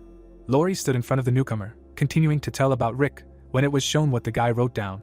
Clouds were floating above the academy building. The young man was shown half-turned when he was asked how his first observation of the lesson went. The protagonist hugged him when he thought about how to tell him that all this time he listened to insults in his direction.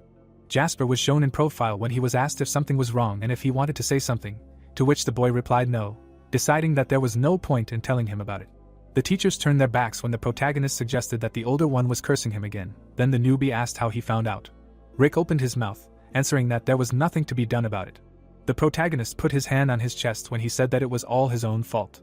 The brunette looked shocked when he thought about how absurd this was. The young man remembered the blonde when he began to reflect on the fact that he, like no one else, knew that Rick was an outstanding leader, and that he achieved this position with his abilities, and how dare these lazy teachers slander such a person. The boy knocked on the door when he thought about how he hoped the magic teacher would be better, and had high hopes for him. Jasper stood in front of the door when asked who it was, then he said hello and introduced himself, explaining that he came to watch the lesson. The boy was shown in profile when he was asked to wait for a minute.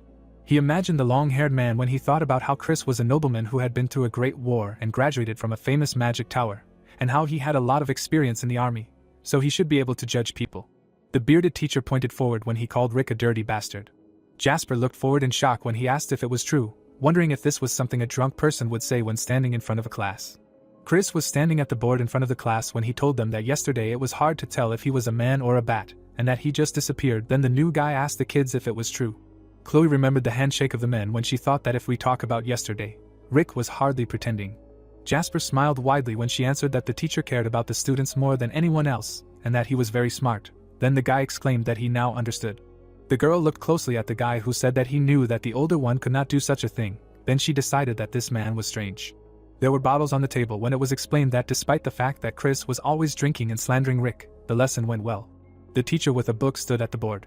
The brunette touched his chin when he thought that even though he had deviated from the program, there was logic in his lesson. Boris sat looking forward when it was explained that for him, a future mage, the teacher emphasizes theory. Raymond sat behind Chloe when the teacher spoke about what needs to be done to protect against magical attacks from the center of the circle.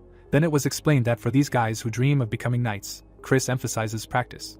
The bearded man was in front of Jasper, who decided that he could not tell that he was drunk. Then the mage asked if the newcomer was going to hit him, after which he was asked again, to which he replied that he was just thinking. The brunette stared ahead when he thought that everything was clear now. Laurie and Chris were shown when the guy began to think about the logicality that such incompetent teachers would envy the incomparable Rick, and about the fact that the elder is not a person who should be underestimated. The notebook was filled with notes about the magic teacher drinking too much and his suitability for teaching being rated as a 2. The paper was wet with tears when the last history lesson arrived, when someone told about Emperor Moniz I, the founder of the empire, successfully laid the foundations for its creation. Tears were dripping from the boy's chin. Jasper folded his hands in front of him when he thought about how this was expected of Rick. The main character held a book in his hand and was talking about how when Emperor Moniz V ascended to the throne, there was unrest in the country. When the boy noticed that he was following the official program and that all the students were listening to him enthusiastically, the boys looked ahead and thought about their own thoughts. The brunette brought his hand to his face, sitting on a chair, when he decided that it was very unfair that such a brilliant teacher was suffering. His hand reached for a golden object when he thought about using the seal of the crown prince to resolve this situation. The dark-haired boy stood up straight when he remembered that he was now Kai of the Stroh family, and that he couldn't act rashly just because he was the crown prince. Jasper wrote something down in his notebook, thinking that if he wanted, he was ready to fight the injustice that was happening in this academy, and then gave Rick 100 out of 100 points, summing up that it was all for him.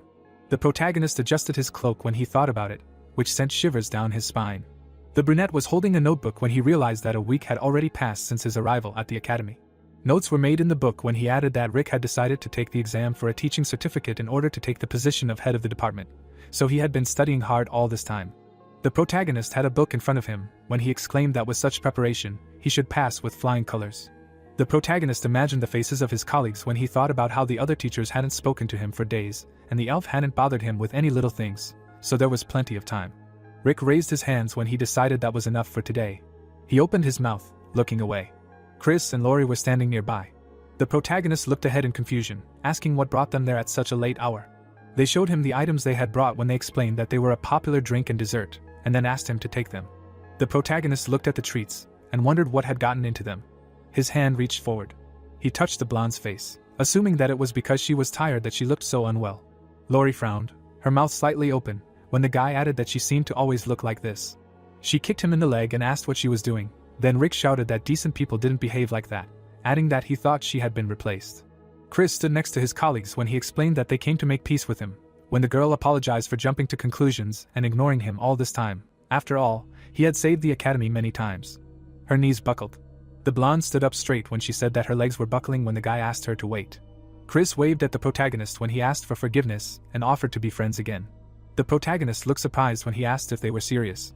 He stood leaning forward when he thought about how he didn't believe that these two had changed so much just because they understood his intentions during the exchange fight.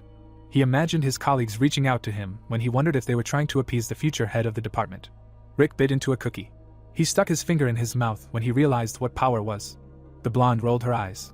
She was walking next to Chris when she wondered who would have thought that someone worse than him would show up.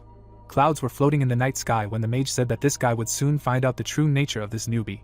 The teacher was holding a book the next day when he realized that today would be the day everything would be decided. The protagonist stood up straight when he thought that if he failed, he would regret it for the next 6 months. But if everything went according to plan, he would pass with an excellent mark. Dark eyes were shown close up when the protagonist wondered why he was so nervous. He thought of Chris and Laurie when he realized that not only those bully teachers had reformed, and sat with her hands on the table when she said that they had not received a single letter for a week, although the news of their victory and the revival of the academy was in all the newspapers. The students looked tired when they asked him if he could come to class tomorrow. Rick looked down thoughtfully when he wondered what had happened while he was gone. Silhouettes of birds could be seen in the sky. People were standing around the protagonist, talking about how this exam was too hard and how if they got it wrong they would probably have to retake it. Then the protagonist thought about how he should have started studying earlier. A smile appeared on his face when he asked his bright future to just wait. Rick spread his arms out to the sides. His back was to the men, who assumed that thunder had just been heard and that rain was about to occur. The protagonist was sitting at a long table. A fork was stuck into his food. The teacher's hands blushed as he thought about how juicy the food was. Then someone spoke to him. Jasper was holding a plate in his hands when he asked if he could sit with him. The protagonist sat in front of him. When he answered yes, then the new guy thanked him.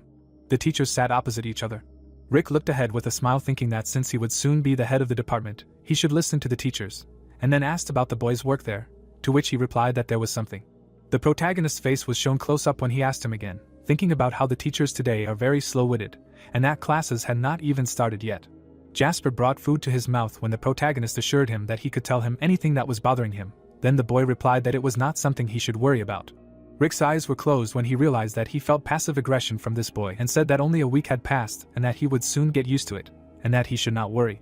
The new kid was sitting in front of the protagonist when he thanked the older guy for his support.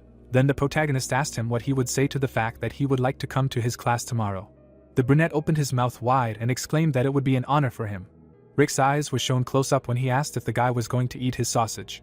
There was food on the plate when the new kid answered that he was just saving it for later.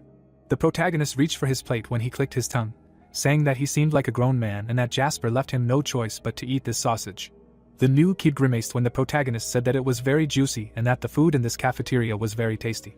The boy put his notebook behind his back when the older boy asked what was going on and why he wasn't eating, to which the boy replied that it was fine, deducting 700 points from Rick because he ate a sausage he had saved for later.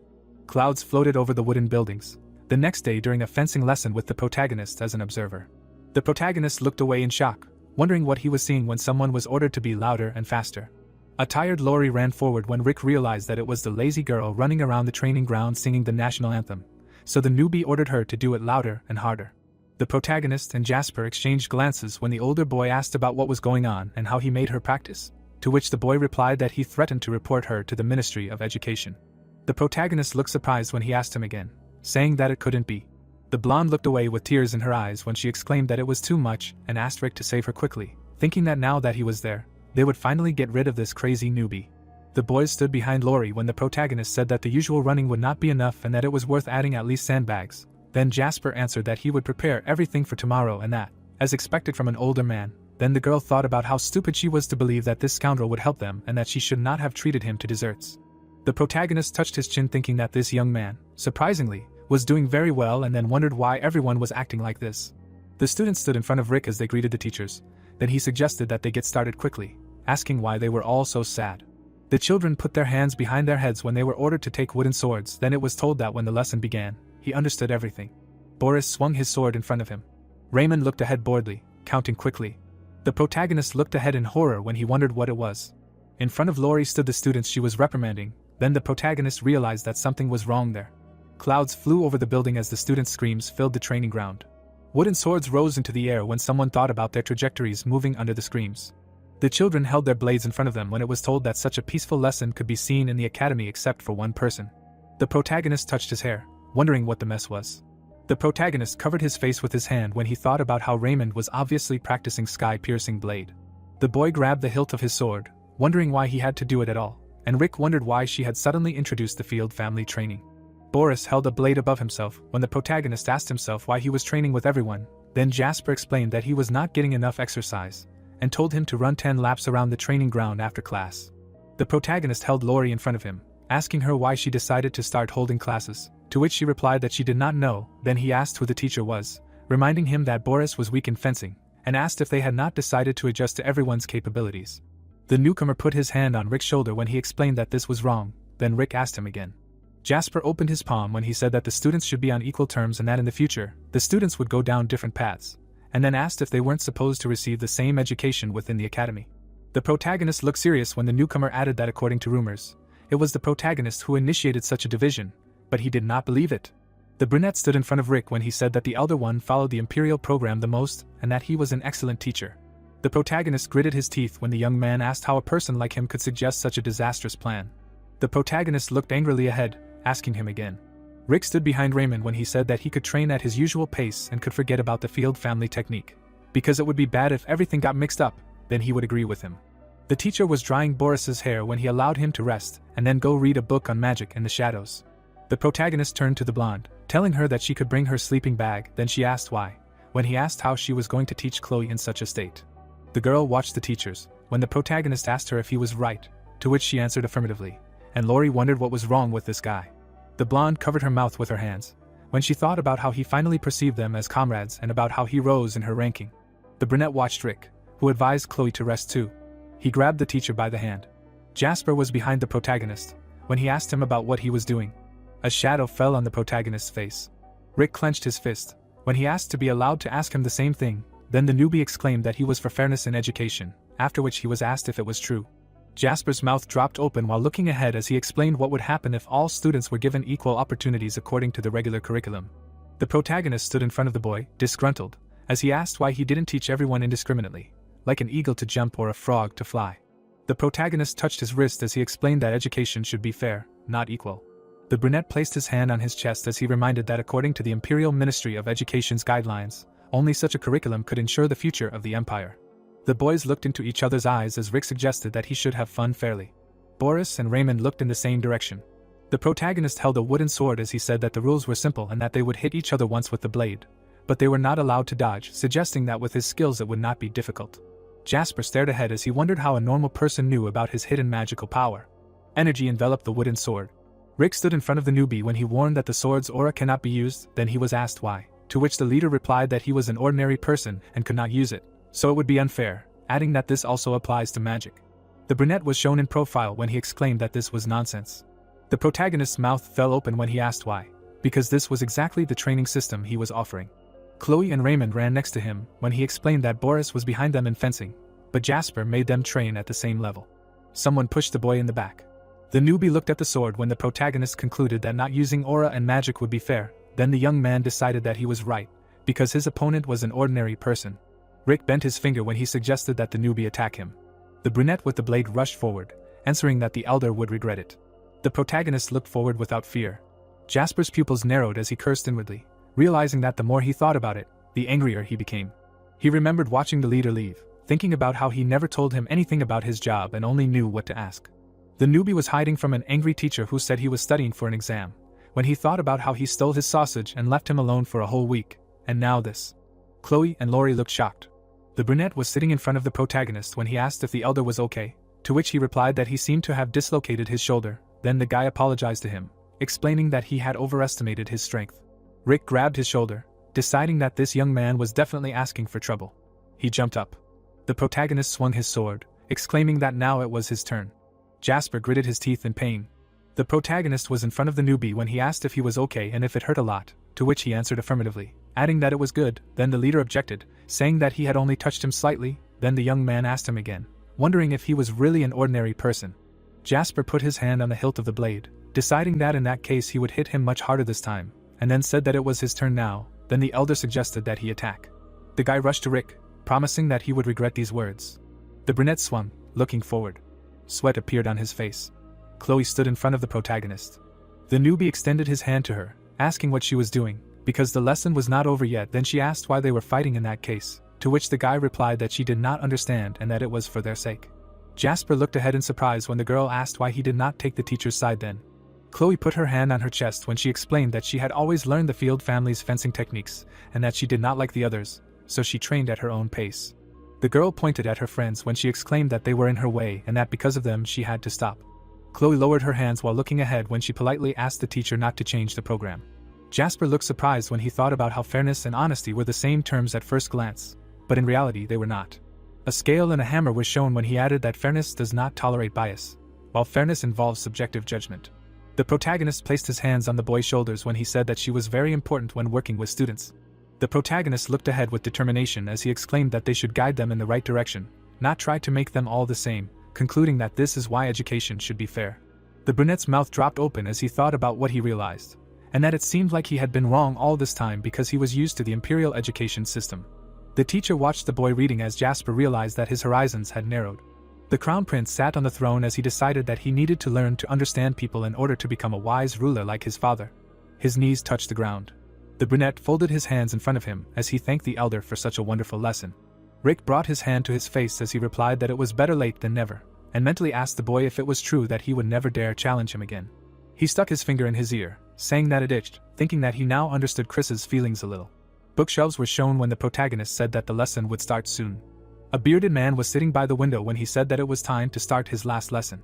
Jasper was watching a blonde woman running when it was told that when someone suddenly changes their behavior, whether they want to or not, the person begins to worry about them. For example, when a lazy person suddenly starts running around the field like crazy, or when a drunk suddenly stops drinking. Chris held an open book in front of him when he said that the meaning of this magic circle is very diverse, and that, firstly, this line can represent the amount of mana depending on its length. Sweat was pouring down the protagonist's face when he wondered if this guy was at a funeral. The protagonist sat next to Boris when he asked him what was going on since the teacher wasn't drinking and the lesson was going smoothly. Then the boy disagreed and asked him to look over there. The bearded man looked down at the book when he started talking about how there was a potion made to maximize the effectiveness of this magic. There was an illustration of a bottle on the page. Chris started crying while holding the book when he screamed, asking why alcohol was so tasteless. Rick looked shocked when he saw him tear up the book. Then the student asked the teacher why he was licking it. The protagonist looked at the newbie when he asked if this was his doing too, to which he replied that according to Article 3, Paragraph 12 of the Regulations of the Ministry of Education, a teacher must not behave provocatively and must refuse anything that can affect his mind and body while teaching. The protagonist hit the brunette on the head when he asked if he still hasn't come to his senses. Jasper held his bruise as he exclaimed that this was different and that the curriculum might be different, but that was no reason to let this behavior go unpunished. Rick gritted his teeth as he countered by saying that this guy couldn't lecture sober, and then asked the boy if he was going to ruin the academy's curriculum for the sake of enforcing the law. The new guy sat behind the protagonist, who said he was going to talk to him, and that the kids should study on their own for now, and then he wondered how he was going to handle this. Chris opened his mouth wide and exclaimed that he would be right back, and then the older guy was asked to step away for a minute. The kids covered their ears in fear. The protagonist was dragging a teacher along with him who was yelling about having déjà vu and that he hadn't even been drinking, and then asked what he wanted from him, and then he was asked to be quiet. Rick held out the bottle as he offered him a drink. Chris stood up straight when he asked him again. He covered his mouth with his hands, starting to cry. The protagonist stood in front of the man, who asked if he could really drink, to which he answered affirmatively, adding that the newbie had allowed it. Then the elder asked if the drink was really not poisoned, after which the brunette said that if he wanted it, he would take it, to which the teacher did not agree, assuring that everything was fine. The bottle touched the mage's lips. Chris, who was blushing, smiled as he drank it in one gulp and asked what to do with Kai, since he said that he would report him to the Ministry of Education. The protagonist looked away in annoyance when he thought that he probably threatened him too. Rick crossed his arms when he replied that it couldn't be helped if he could only teach when drunk, and that he was simply betting on the effectiveness of the classes. The bearded man pointed to himself when he objected, saying that he could lecture without alcohol. Then he was offered to try teaching like that for the rest of his life, after which he agreed with him, exclaiming that he was right, and that alcohol was the best medicine for quality lectures. The mage's face turned red. Chris sat on the floor when he admitted that he was actually thinking about leaving the academy. Then he was asked why. The drinking teacher sat in front of the protagonist when he answered that they had a new teacher now, and that he thought it would be better to give way to the younger ones. The protagonist touched his face when he said that he didn't know the older one had such problems and thought to himself that it was nonsense, and that he should say that it was all because Kai forbade him from drinking, since now he had more paperwork. Rick's mouth fell open when he turned to the older one and asked who told him that the academy would live as long as there were students in it. Chris looked down, wondering if he had really said that.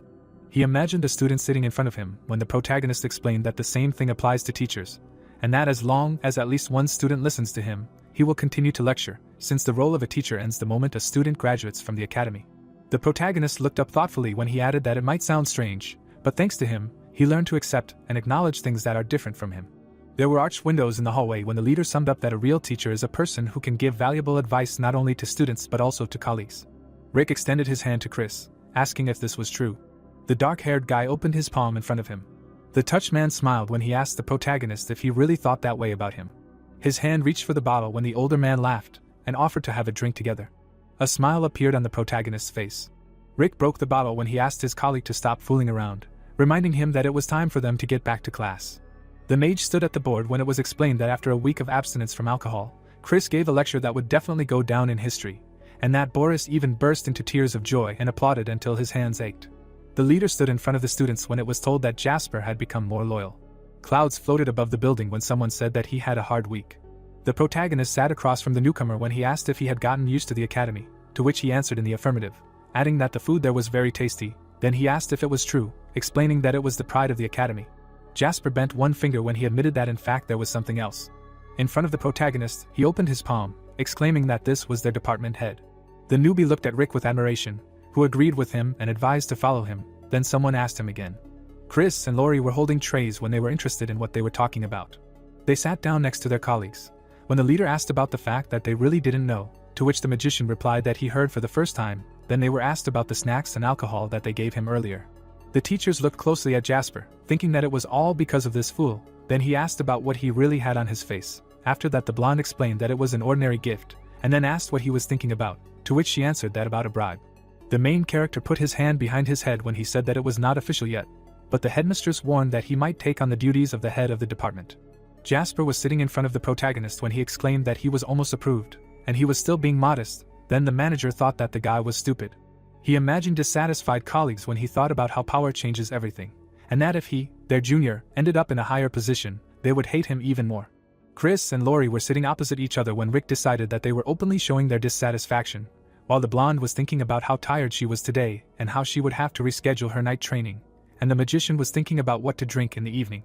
The blushing man hugged the protagonist and asked him to accept his condolences. Then he asked him again, after which the brunette was asked if he knew the duties of the manager. The protagonist opened his mouth, looking forward, when he asked about whether they were doing projects to promote the department, to which he was told that they were. Then he wondered what those words were for in that case.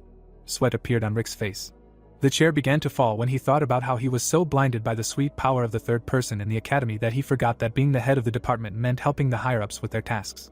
He imagined the deputy and the headmistress herself when they told about the reconstruction of the first cafeteria, about the improvement of the quality of food, the increase in food costs, additional investments in the Mango Kingdom, as well as about N's unsuccessful investments in various races that led the academy to bankruptcy. The worried protagonist left the cafeteria, thinking that in any case, he needed to stop them. Someone was writing on a white sheet. The blonde was sitting at the table when she said that this should be enough. The protagonist appeared in front of her and addressed her, then she asked what brought him there in such an emergency. He hit the stack of papers, talking about cutting up documents, and stood behind Rick, who asked what he was doing. Then he asked to see the documents. The dark-haired boy leaned forward, when he thought about what would happen if he saw something about snail racing again. His hand touched the sheets of paper. Sweat ran down the teacher's face, when he wondered what it was. He opened his mouth, looking ahead. There were papers on the floor, when the protagonist asked why the documents were in order. The headmistress stood behind him, who asked what he meant. Then he asked that she didn't bet anymore. The blonde stared ahead with empty eyes when she asked if she really looked like an ordinary principal who didn't do anything worthwhile in the protagonist's eyes, and had her back to him when she said that maybe she did, but she did her job properly. And Rick replied that he didn't mean that, realizing that she was offended. The girl was holding a stack of papers when she asked what brought him there. The protagonist was standing in front of her desk when he asked if it was true that once he received his certificate, the responsibilities of the department head would fall on his shoulders, to which he was answered in the affirmative. The elf's ear was shown close up when he said that he was afraid that he wouldn't be able to handle such a volume of work at once, because he was an ordinary teacher, and he himself wondered how far she could go. The protagonist was shown in profile when he summed up that that's why he had an offer. He stood in front of him when he said that he wanted to try acting as the head of the department right now. Rick looked straight ahead seriously when he was asked in what sense, to which he replied that if an ordinary teacher was suddenly promoted, there might be problems. The dark-haired teacher put his hand behind his head when he thought that the recent events were proof of that, and that everything would be fine if he kept the situation under control, and also that even Kai had become obedient, and that if he dealt with this elf right away, then a bright future was guaranteed for him. The blonde opened her mouth slightly when she asked if he really wanted to start acting as the head of the department in advance, and if he was serious. The protagonist looked ahead worriedly when he thought that she would really not agree, and smiled widely when she asked how she could refuse the future head of department, and then added that she was very happy that he was so dedicated to the academy and that she hoped that his enthusiasm would last for a long time, concluding that he was an example for all teachers. The protagonist closed his eyes when he realized that everything had gone smoothly as expected, and replied that he was just doing his job. The headmistress folded her hands in front of her face as she explained that there was not much work at the moment, so she did everything herself, and that she even considered proposals at her own discretion. She imagined herself sailing in a boat on the sea, and explained that in the future, when there was more work, she would not be able to devote time to such trivial matters, so the rest of the issues would be handled by her deputy and the head of the department. Rick looked ahead with a smile as he replied that he understood, and that he should quickly deal with the deputy headmistress then. The protagonist sat in front of the girls when it was revealed that with the official reopening of the academy, a meeting was held on the financial management of the operating funds provided to them by the royal family. The colleagues were sitting at the same table when it was announced that after a tense meeting, it was decided to split the operating funds in half, and that the headmistress would use them for the future of the academy, and the deputy for the present. Lucy buried her face in the floor. The protagonist gritted his teeth as he voiced the request to support the Wyvern King extermination squad in order to obtain oil that could be used in fried food, and thought about how the operating funds directly provided by the royal family must have been a considerable amount, and how she spent half of it on such a request. A tear rolled down the boy's cheek. The blonde elf was lying on the floor when she asked what kind of nonsense that was, adding that they needed to work hard, and was asked again. Rick looked at her with a creepy expression and asked if it was okay to spend all of the Academy's operating funds to support the Wyvern King extermination squad. Lucy smiled while looking forward as she called him a fool and asked him what he understood, and whether he knew how delicious the pilaf would be. The deputy was hit on the neck. The woman was lying behind the protagonist, who responded that she was talking too much for someone who had signed such a contract, and that there had to be a catch. The head of the department's eyes were shown in close-up as he realized that it was a contract with the Silver Sword mercenary squad.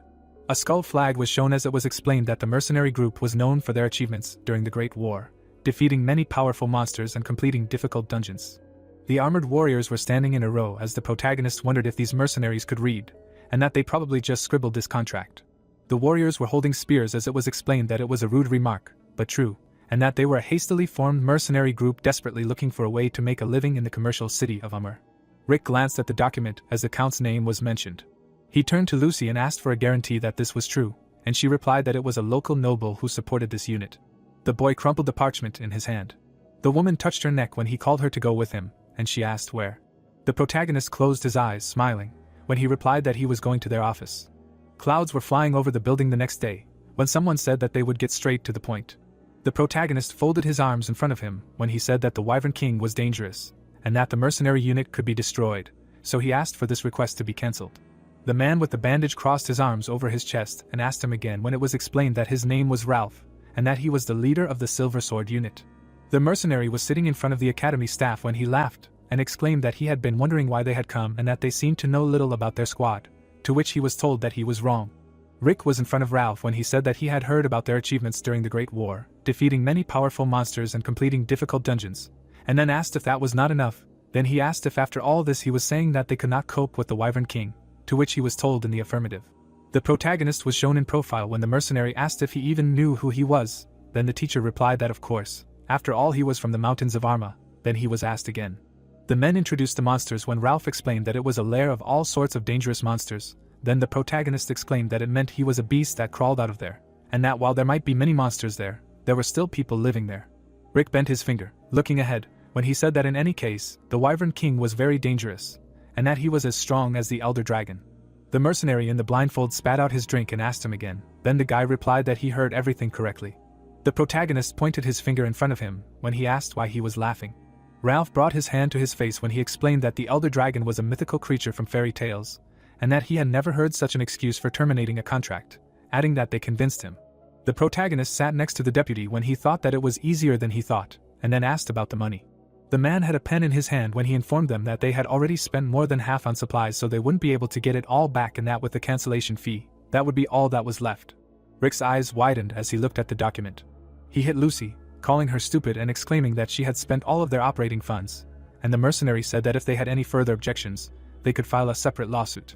Ralph was sitting in front of the clients when the protagonist asked if they were really going to hunt the Wyvern King and who would give them their money back if their party was wiped out, and the mercenary replied that he was underestimating them, and the guy then said that wasn't the case.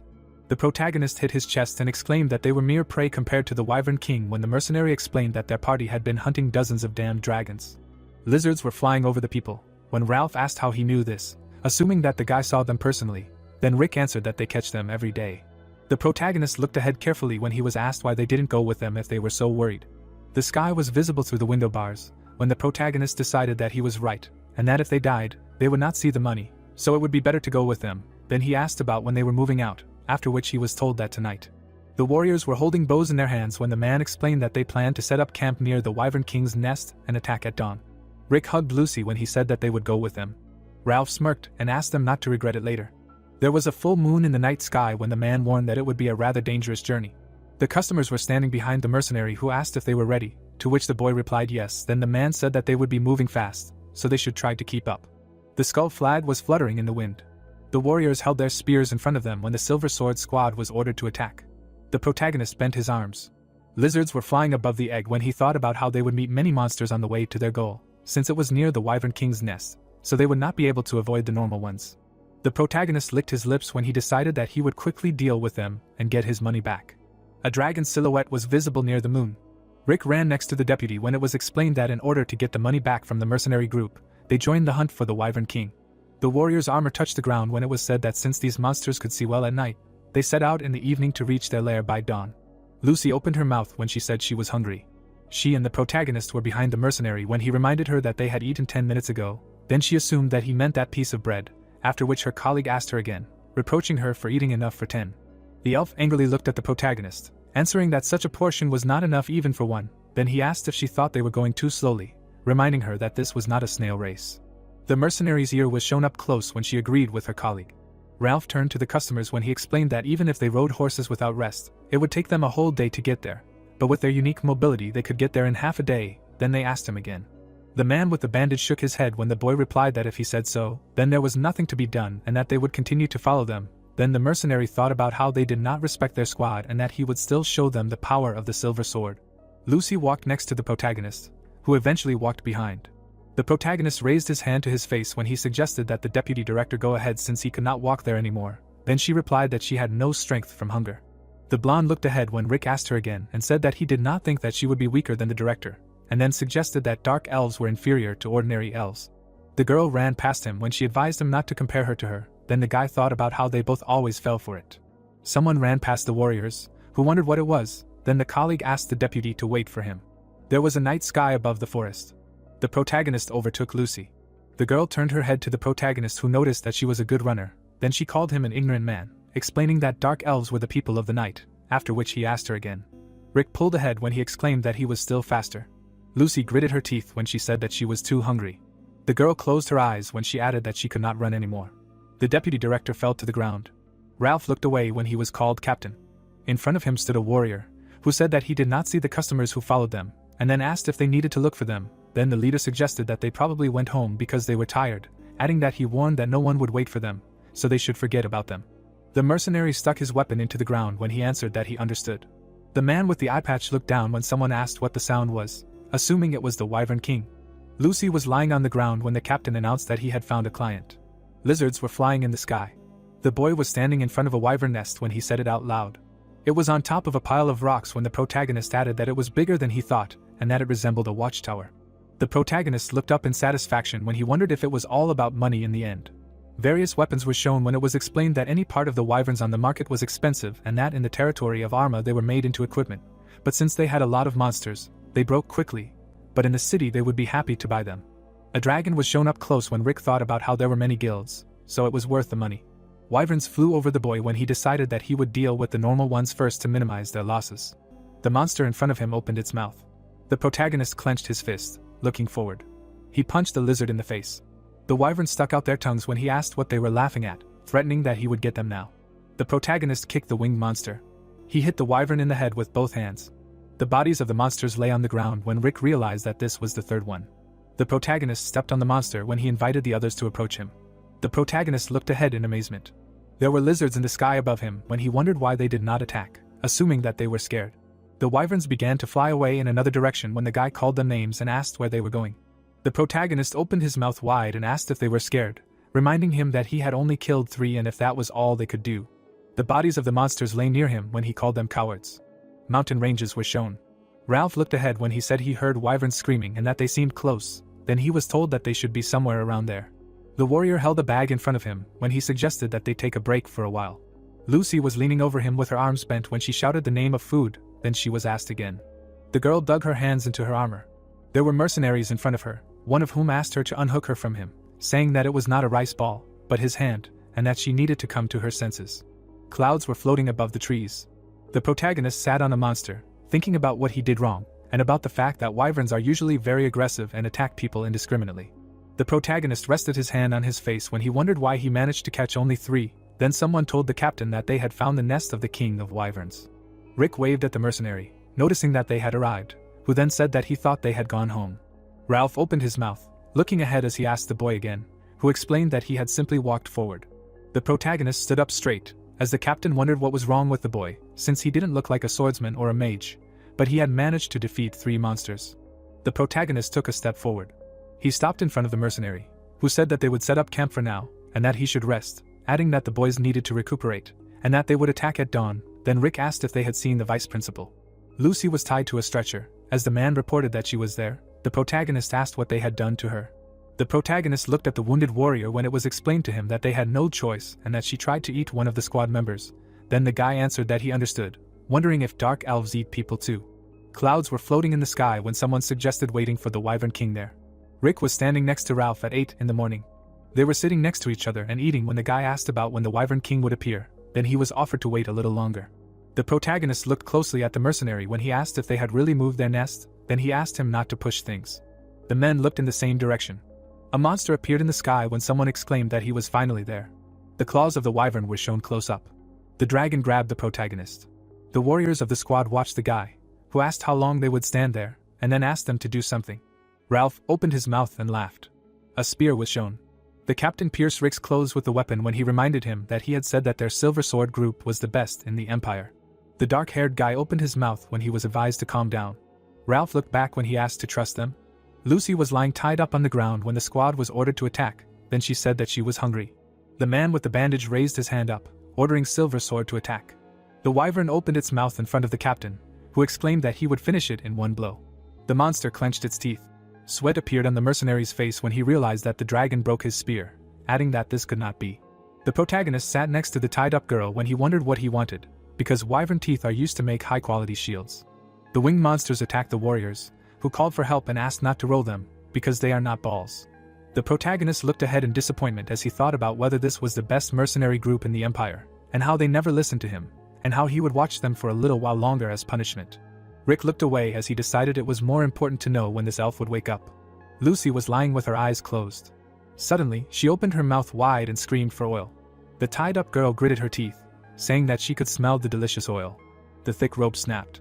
The protagonist watched his colleague as he wondered what was wrong with her, assuming that she had gone crazy from hunger. The deputy director opened her palm. She extended her hand to the heavenly body as she said that the night belonged to the great duke, and that he would come to this land when the sun went down, and then she began to count. The protagonist propped his head up on his palm as he decided that she had definitely gone crazy. The elf's hair was loose as she began to beg someone. Dark energy emanated from her legs as Lucy asked him to answer his servant's call in exchange for blood. Black clouds appeared near the moon. Sweat appeared on Rick's face as he thought about what it was and why it suddenly became dark. There was a full moon in the sky. Someone opened their red eyes. The elf looked straight ahead as she addressed the great duke of the night, announcing that it was a new moon.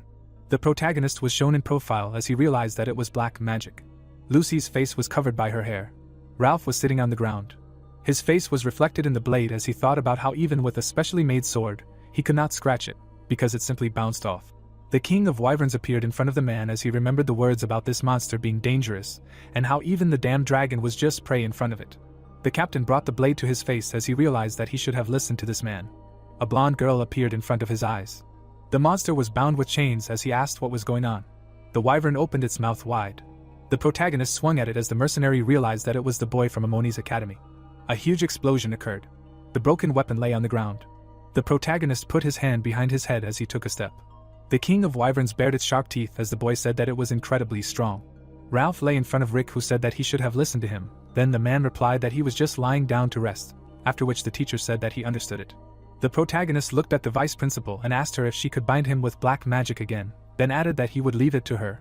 Her hand reached out to the moon. Dark energy enveloped the girl's legs as she spoke of the Grand Duke's time. A sphere appeared in the elf's palm as she began counting down.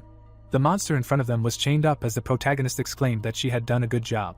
Oil dripped from its green skin. Lucy smiled widely as she said that it was so cute that it screamed, and then asked the monster for more oil. A yellow liquid splashed into her mouth. A blush appeared on the girl's cheeks as she thought about how cute it was. The elf rushed towards the monster, asking for more, as the protagonist told her to wait as her magic had worn off. The vice principal looked at the oil with a smile, thinking that its sweet taste was addictive. Lucy hugged the wyvern as she realized that this was heaven on earth. The protagonist looked up in shock. He extended his hand towards his colleague as he addressed her. There was a hole in the ground. Rick was holding the elf in his arms when he said he barely made it. His hand was touching her hair when he turned to the girl. They looked into each other's eyes when the boy said he couldn't just jump forward like that because he was nervous. Then she asked him again. They bumped their foreheads when the protagonist screamed that the Wyvern King could have died, and he still had to sell it. The monster's tail appeared above the protagonist when he exclaimed that there was no time to rest, and that nothing could be done about it, so he would borrow the captain's sword. Ralph pointed at the blade when he said he could do whatever he wanted. The tip of the sword flashed. Rick raised the weapon up when he said that he was the only one left, then the mercenary asked not to forget about him. The wyvern opened its mouth, then it was asked to shut up and stop crying. Many monsters were flying in the sky when the protagonist explained that this one was calling for reinforcements, and decided that he would catch them all and make a fortune. The protagonist gritted his teeth and looked away. The wyverns opened their mouths wide. Rick frowned and looked ahead when he suggested that they attack. The guy was in front of a flock of lizards. He swung his blade when they flew past. The protagonist opened his eyes slightly. The protagonist looked at the flying monsters when he exclaimed that these bastards were running away again. Rick began to fall down screaming loudly. The guy opened his eyes wide. Trees were visible behind him when he wondered what a pillow was doing on the ground. Big eyes appeared on the white background. The protagonist opened his mouth wide, scared. Rick was scared when he saw a canvas with a face in front of him. He started to run away from there screaming that it was not worth looking at. Holding his head, the protagonist said that it hurt. The man approached him and asked if he was okay. Standing in front of him, the stranger asked if the protagonist recognized him. The man shook Rick's hand and said that he was Raymond's patron. The protagonist remembered how the stranger stood at the exhibition with a thoughtful look. He looked at the carpet and heard that the man, with Raymond's permission, left it for his personal collection. Standing opposite, the stranger asked what the protagonist was doing there, to which he received the answer that he came there on a contract to supply wyvern oil. Raising his head, Rick added that he decided to catch a couple at the same time, but it was not so easy, they all ran away from him. Crossing his arms, the man said that he knew nothing at all about wyverns, noting that they are aggressive monsters, but this only applies to single ones. Looking at the monsters, the stranger said that in a pack with the king, their behavior changes, they become more closed, so attacking the wyvern king is a useless undertaking. The protagonist fell to his knees. He remembered how he fought with the monsters and wondered if it turns out that he deprived himself of a chance to hit the jackpot with his own hands. Holding his head, the protagonist began to scream loudly. Meanwhile, the pack of wyverns calmly flew. The knights were lying on the ground. Dave began to wipe tears from his eyes and said that he knew that this was a dangerous task, but he did not think that everyone would die. Puzzled, Ralph stretched out his hand and cried out that he was alive. Dave turned his attention to the knights, who rose to their feet and asked if they were dead, to which he received the answer that no one died, the wyvern king was just playing with them. Closing his eyes, Dave said that Ralph said that he would return in a day, but he himself disappeared, so he hurried to help. The guy knelt down and asked for forgiveness, adding that he had entrusted them with the task of eliminating the wyvern king, and they had failed, and then asked how he could make amends. Smiling, Dave said that the most important thing was that they were all alive. A smirk appeared on the man's face. Closing his eyes, Ralph began to listen to how they had failed the task and had not completed the order of the young man from the Ammoni's academy. In such cases, the mercenary squad usually paid a penalty. Looking away, the guy asked if they had the money for this now, and the protagonist wondered if they had wasted their time. Looking at the sky, Dave said that he would have to pay both the deposit and the penalty. He cried out with a satisfied look that his mercenaries were more important to him than any money. The knights began to cry from such words. Rick pointed at the girl and asked if she heard that, adding that they would not only return the deposit, but also pay the penalty. Her ears began to tremble. The girl asked with an embarrassed look what about her wyvern oil. Biting his lip, the protagonist listened to Lucy's words that without it, you can't make good fried rice. He swung his fist, while the protagonist reasoned that, no matter what, Dave saved the academy, preserving its budget. In the end, everything returned to normal. The plot took us to the Ammoni's academy, which was enveloped in sunlight. The girl held a sword in front of her and said that she was late today from training. Smiling, Lori noted that her father and brothers told her not to obsess over her skills, but the pride of the Lord of the Fields will not allow her to stop. She must become a master of the sword. With an exhausted look, she came to the conclusion that a little rest before that would not hurt. Lori closed her eyes and said that a sleeping bag was the best place to sleep. He suddenly began to fall. The man choked on his wine from a loud scream. The student looked up from his book in fear. The man feeding the birds turned around. The man came up to her and asked if she heard it too. Reynolds came up to her and asked if a person made that strange sound. They stood in a circle and discussed how it sounded more like a monster. They lowered their heads. The protagonist was lying on the floor. Chris picked up the letter and assumed that Rick had passed out because of this letter. He began to read it carefully. Turning around, Chris told him that it said that he had failed the exam for a teaching license. The dumbfounded guy looked at the letter and noticed that the protagonist had failed the exam. Looking at Rick's face, the guy said that he decided to get it in case he ever became a mentor. But for the first time he saw such a loser who failed the second grade exam. The protagonist woke up and asked what they were all doing in his room. He suddenly frowned. Rick reached for the letter and asked why they were reading it without permission. Looking at the document, Chris said that the protagonist had only failed one section, the pedagogical aptitude test, and then asked the first question, what a teacher should do if a student made a serious mistake. Rick raised his hand and replied that he needed to be scolded properly. Lori stood behind him and said that he was stupid because he needed to write a formal answer, and the protagonist noted that if a student made a mistake, he should be severely punished so that he would not do it again. Chris laughed and said that first the students needed to calm down and stabilize the situation, and then gently explain their mistakes to them, to which Rick cried out that they would not correct their mistakes with such an approach, and looked into the room and asked if Rick had any problems. She stood in front of him and asked if the protagonist had failed the exam, and approached him and said that they didn't need the vice principal urgently. Smiling, she noted that the protagonist always called her stupid, and then asked who was stupid now. Rick was furious at what he heard. He imagined a volcano erupting. The guys stood over the prostrate protagonist while we were told that he experienced the most severe stress in his entire teaching career. The next day, the guy came to history class and said that he had bad news for the children. He wiped tears from his face and said that he was sorry, but Rick would no longer be able to teach classes. The children were shocked by what he heard. One day in history class, the guys read that Kai would be their temporary teacher and discussed that he had been teaching them for 3 days already. They said with a displeased look that Kai did not even give them cookies and almost never had breaks. He constantly made them memorize something. Raymond frowned and said that Kai was not cool at all. Kai stood over them and said that he didn't think he was that bad, he would try harder. He wiped the tears from his eyes again and said that Rick was still feeling unwell, he still didn't leave the room. He opened his textbook and thought that this wouldn't do. The boys looked at each other and came to the conclusion that they needed to help the main character get better faster. Folding her hands, Chloe suggested visiting the teacher. Sitting on a bench, Raymond replied that it was a good idea. Seeing his face, Rick would definitely feel better, and Chloe suggested that looking at his doll would only make the teacher feel worse. Boris held his chin and asked what they thought about the gift, noting that his mother said that you can't come empty-handed. They held coins in their hands and discussed how they didn't have much money. Closing her eyes, Chloe said that there was nothing wrong with that, because she had money. She pulled out a bag and pointed out that it was her prize from the competition, 13 gold coins. Chloe looked at the depressed Raymond and asked where his prize money was, since he had won too. He introduced Reynold and told her that his grandfather had thrown it into the river, saying that gold was a luxury for a swordsman, and then asked if Chloe was going to spend the money on a gift for her teacher.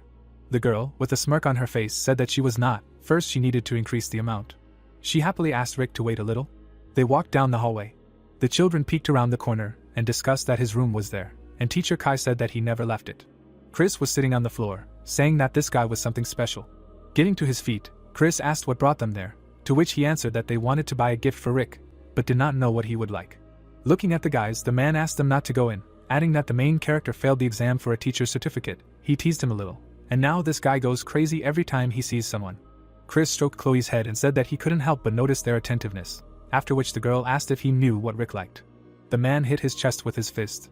He seriously stated that he did not know his preferences, but he could say that Rick did not care about the price of the gift. It was better to think about how to express his feelings through this thing. Embarrassed, Rick noted that he thought he said something pretty cool. They watched the fights. Chloe pulled the hood over her head and thought that bringing Chris's teacher there was a good idea. She looked at Chris drinking wine and noted that they would not be allowed in without an escort, and for a drink he will not tell anyone about it. This is the perfect plan. Closing her eyes, Chloe said that they needed to put money on the line, the same thing that teacher Rick had done last time, and then asked where they would start. Raymond began to eat greedily. Boris looked at the girl and asked her to start, since he had not trained with a sword for a long time. He put his hand on his chest. The boy was taken aback by the question of whether he was scared. Stunned, Boris pointed his finger at her and cried out that everything was wrong and that he had nothing to be afraid of. The boy opened his mouth wide in surprise and thought that he had just gotten lucky last time. Looking at the fighters, Boris emphasized the fact that he could not beat such people. Chloe put a fork to his throat and asked if he was in or not. He had 3 seconds to answer. Closing his eyes, Boris began to scream in fear. Holding a coin in her hand, Chloe said that she would bet 1 gold coin on him. She pointed her finger to the side and said that she did not come there alone, but from that table. Chloe looked at Chris and noticed that her uncle was very drunk, so he asked her to go instead. The guy was surprised and thought that the name Boris seemed familiar to him. Looking at the document, he read that he should be careful with Boris, Chris, and Chloe. Smiling, the guy thought that this would be fun. Holding a glass of wine, the stranger asked if they were there again. Watching the fight from above, the man noted that this would be interesting. Turning around, he asked Dexon to show what he was capable of this time, to which he received an answer that he wanted to avoid a duel with a boy named Boris. The fighter with a serious look said that this was not just a brat, he was an infamous home destroyer. Boris hit the man between the legs. The guys listened with a frightened look as Dexon dreamed of a family and a beautiful cute child. A voice came from the loudspeaker, saying that a special match was about to begin. The participants should go up to the stage. Standing in the crowd of spectators, Chloe listened to Dexon. They call him the Fixer, because he fixes every match in one fell swoop. Raymond stood on the battlefield. Dexon, looking crazy, said that he would show him what happens to those who interfere in the affairs of adults. Standing in front of him, Raymond asked if he could use the sword, to which he was told that no, but this match was special.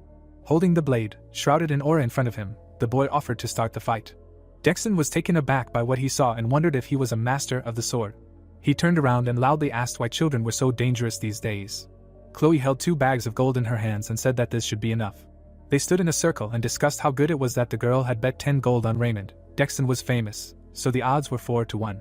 Stunned, Chris woke up and started shouting about alcohol. Looking up, Boris offered to buy Rick a new history book.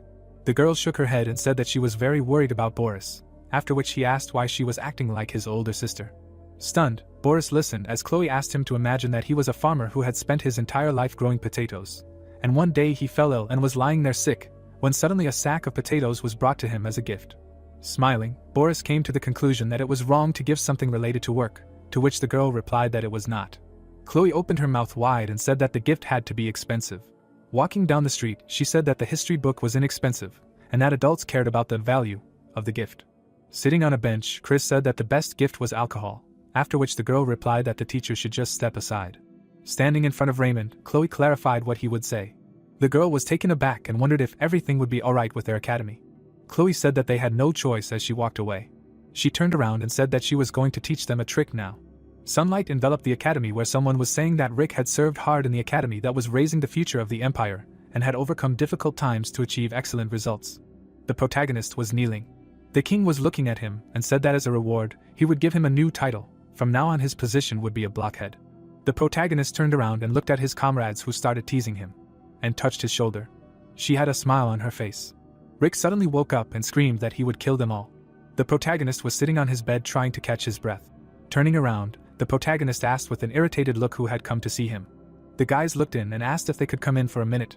Rick held the bag in his hands and listened to them say that they wanted to give him a get-well present. He looked at the wrapper with the face and listened to them say that Raymond had wrapped the gift. The surprised protagonist listened to them say that they had all chipped in to buy it, and then asked if he could open it right now. The protagonist was delighted. He saw the pen and noted that it was a premium one, a Golden Horizon. The cheapest model cost 30 gold. They say that the first is so durable that it can compete with a young wyvern's tooth. Rick hugged the students and noted that it was a good gift. Closing his eyes, the protagonist thanked them. The protagonist was drawing something and mused that he never thought that he would use the Golden Horizon. He added with a satisfied look that you can only trust those students that he personally raised. The pen's nib broke off. Rick was shocked by what happened. He smeared the writing on the pen and came to the conclusion that the pattern was inked, not engraved. The protagonist began to tremble. He fell off his chair and declared that the pen was a fake, and he trusted the boys. Sunlight surrounded the castle. Kai sat with a thoughtful look and thought that he did not think that the eldest would be upset for so long, but he also could not change his result.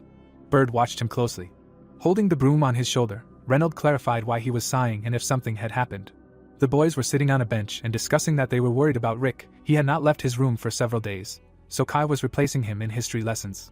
Reynolds remembered how from around the corner he overheard the children who were saying that teacher Kai was hard to please and they missed the protagonist. The man touched his chin with his finger. He remembered the protagonist's joyful face and said that when he offered him to become his student, he was beside himself with joy, which means Rick has willpower. Surprised, Kai listened to the offer to teach the protagonist fencing techniques, and then asked again. Looking down, Reynolds said that in the end, a teacher is a kind of scientist. Such people strive to gain new knowledge. When he paves the way through unknown paths, the energy returns by itself. Pointing his finger, Reynolds asked not to tell Rick that this is his fencing technique. Smiling, the man noted that he did not want to burden the protagonist with unnecessary worries. Embarrassed, Kai clarified whether this was too modest for the one who is called the King of the Heavenly Azure Sword, to which Reynolds replied that he was flattered. Putting his hand on his chest, the guy asked if Rick wanted him to teach him fencing techniques. He said with a smile on his face that life does not end with some exam, and besides, he has learned quite a lot of techniques. The protagonist, looking pleased, ordered him to leave. Kai went out the door. Reynolds touched Kai's shoulder and asked him not to be so upset and to give the protagonist time to come to his senses. An enthusiastic Kai cried out that Rick smiled at him. He took the man's hands and said that his method really works. The next day, the guys brought a new pen and said that they were sorry about what happened to it. It was all the fault of the trading company. The protagonist's face was sad. Chloe hugged him and asked him to come to his senses. The man entered the room and said that he had received a letter. Rick's face was stunned. The protagonist looked down and wondered what that sound was. Looking at the bag filled with gold, the protagonist asked what it was. The guys burst into the room and cried out for him to give him the gold coins. The protagonist hugged the bag and asked if they had decided to rob a sick man, to which the guys replied that he had already regained consciousness and that it was a reward from the Imperial Ministry of Education. There was a letter lying under his feet. Unfolding the document, Rick read that to all teachers working at the Amoni's Academy, from the Imperial Ministry of Education, they announced the results of the teacher evaluation. The dumbfounded protagonist wondered if it was really during the competition between the academies, and then Lucy should retain their status. Clutching the letter in his hand, the protagonist loudly asked what kind of nonsense this was. Lori extended her hand and asked to simply give them the money, after which Rick read that Chris was a concern, alcohol addiction was interfering with work, Lori was interfering with the performance of official duties, it was recommended that her salary be cut and further conversations be held, the protagonist was doing great, the training program was well structured, the students were drawn to him.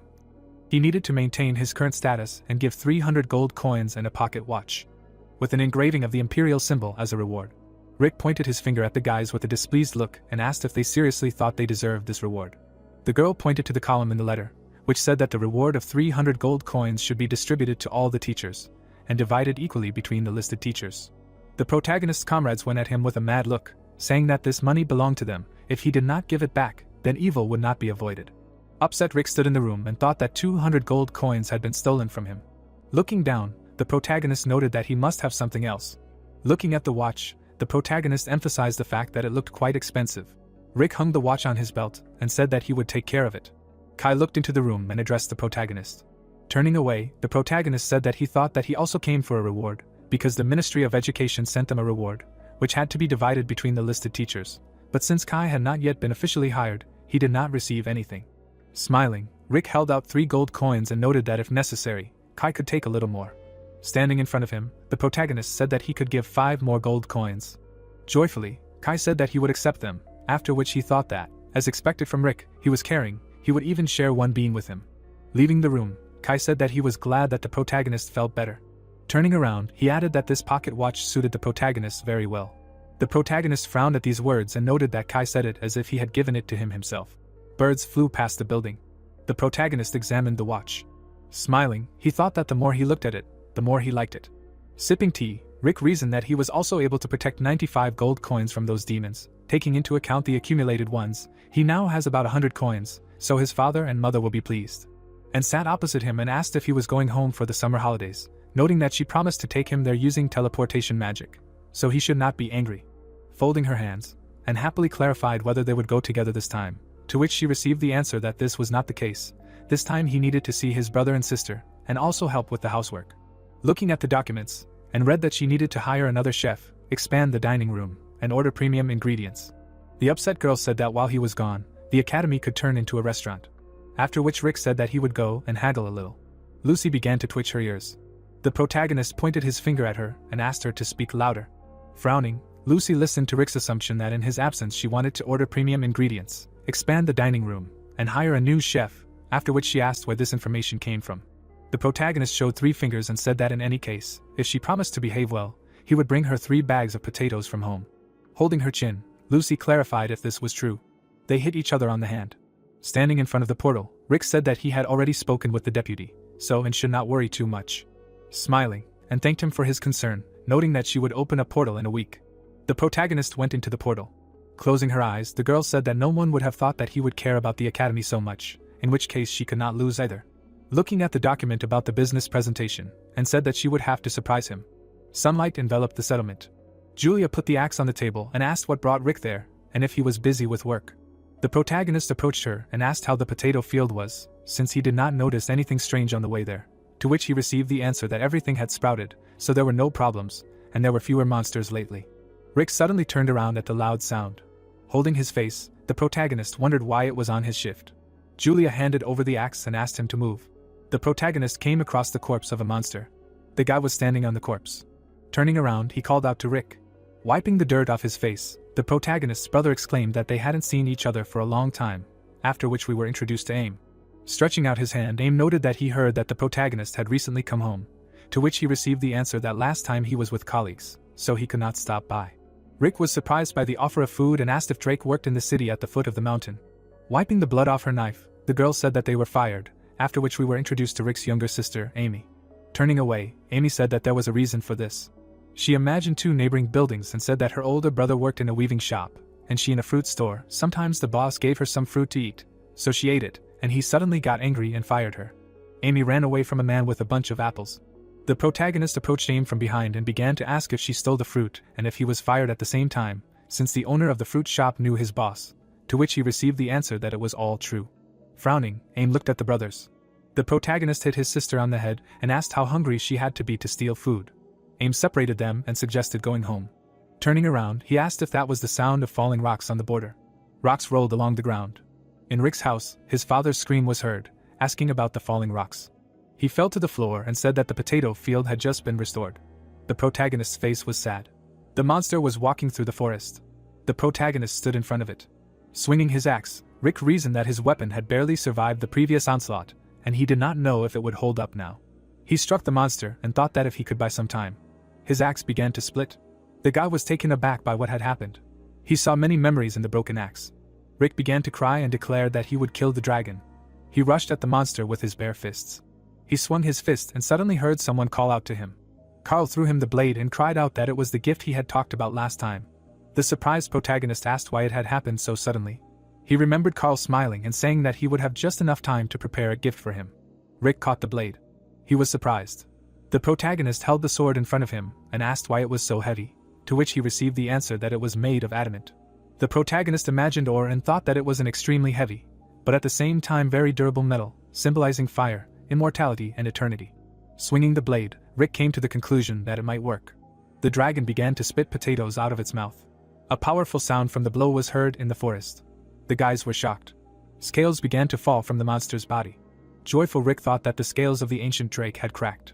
Holding the sword in his hands, the protagonist noted that with such a weapon, the protagonist rushed into battle and cried out that the dragon would become fertilizer for the potato field. Carl covered the dragon with himself and asked him to stop, because the ancient drake is also a living being.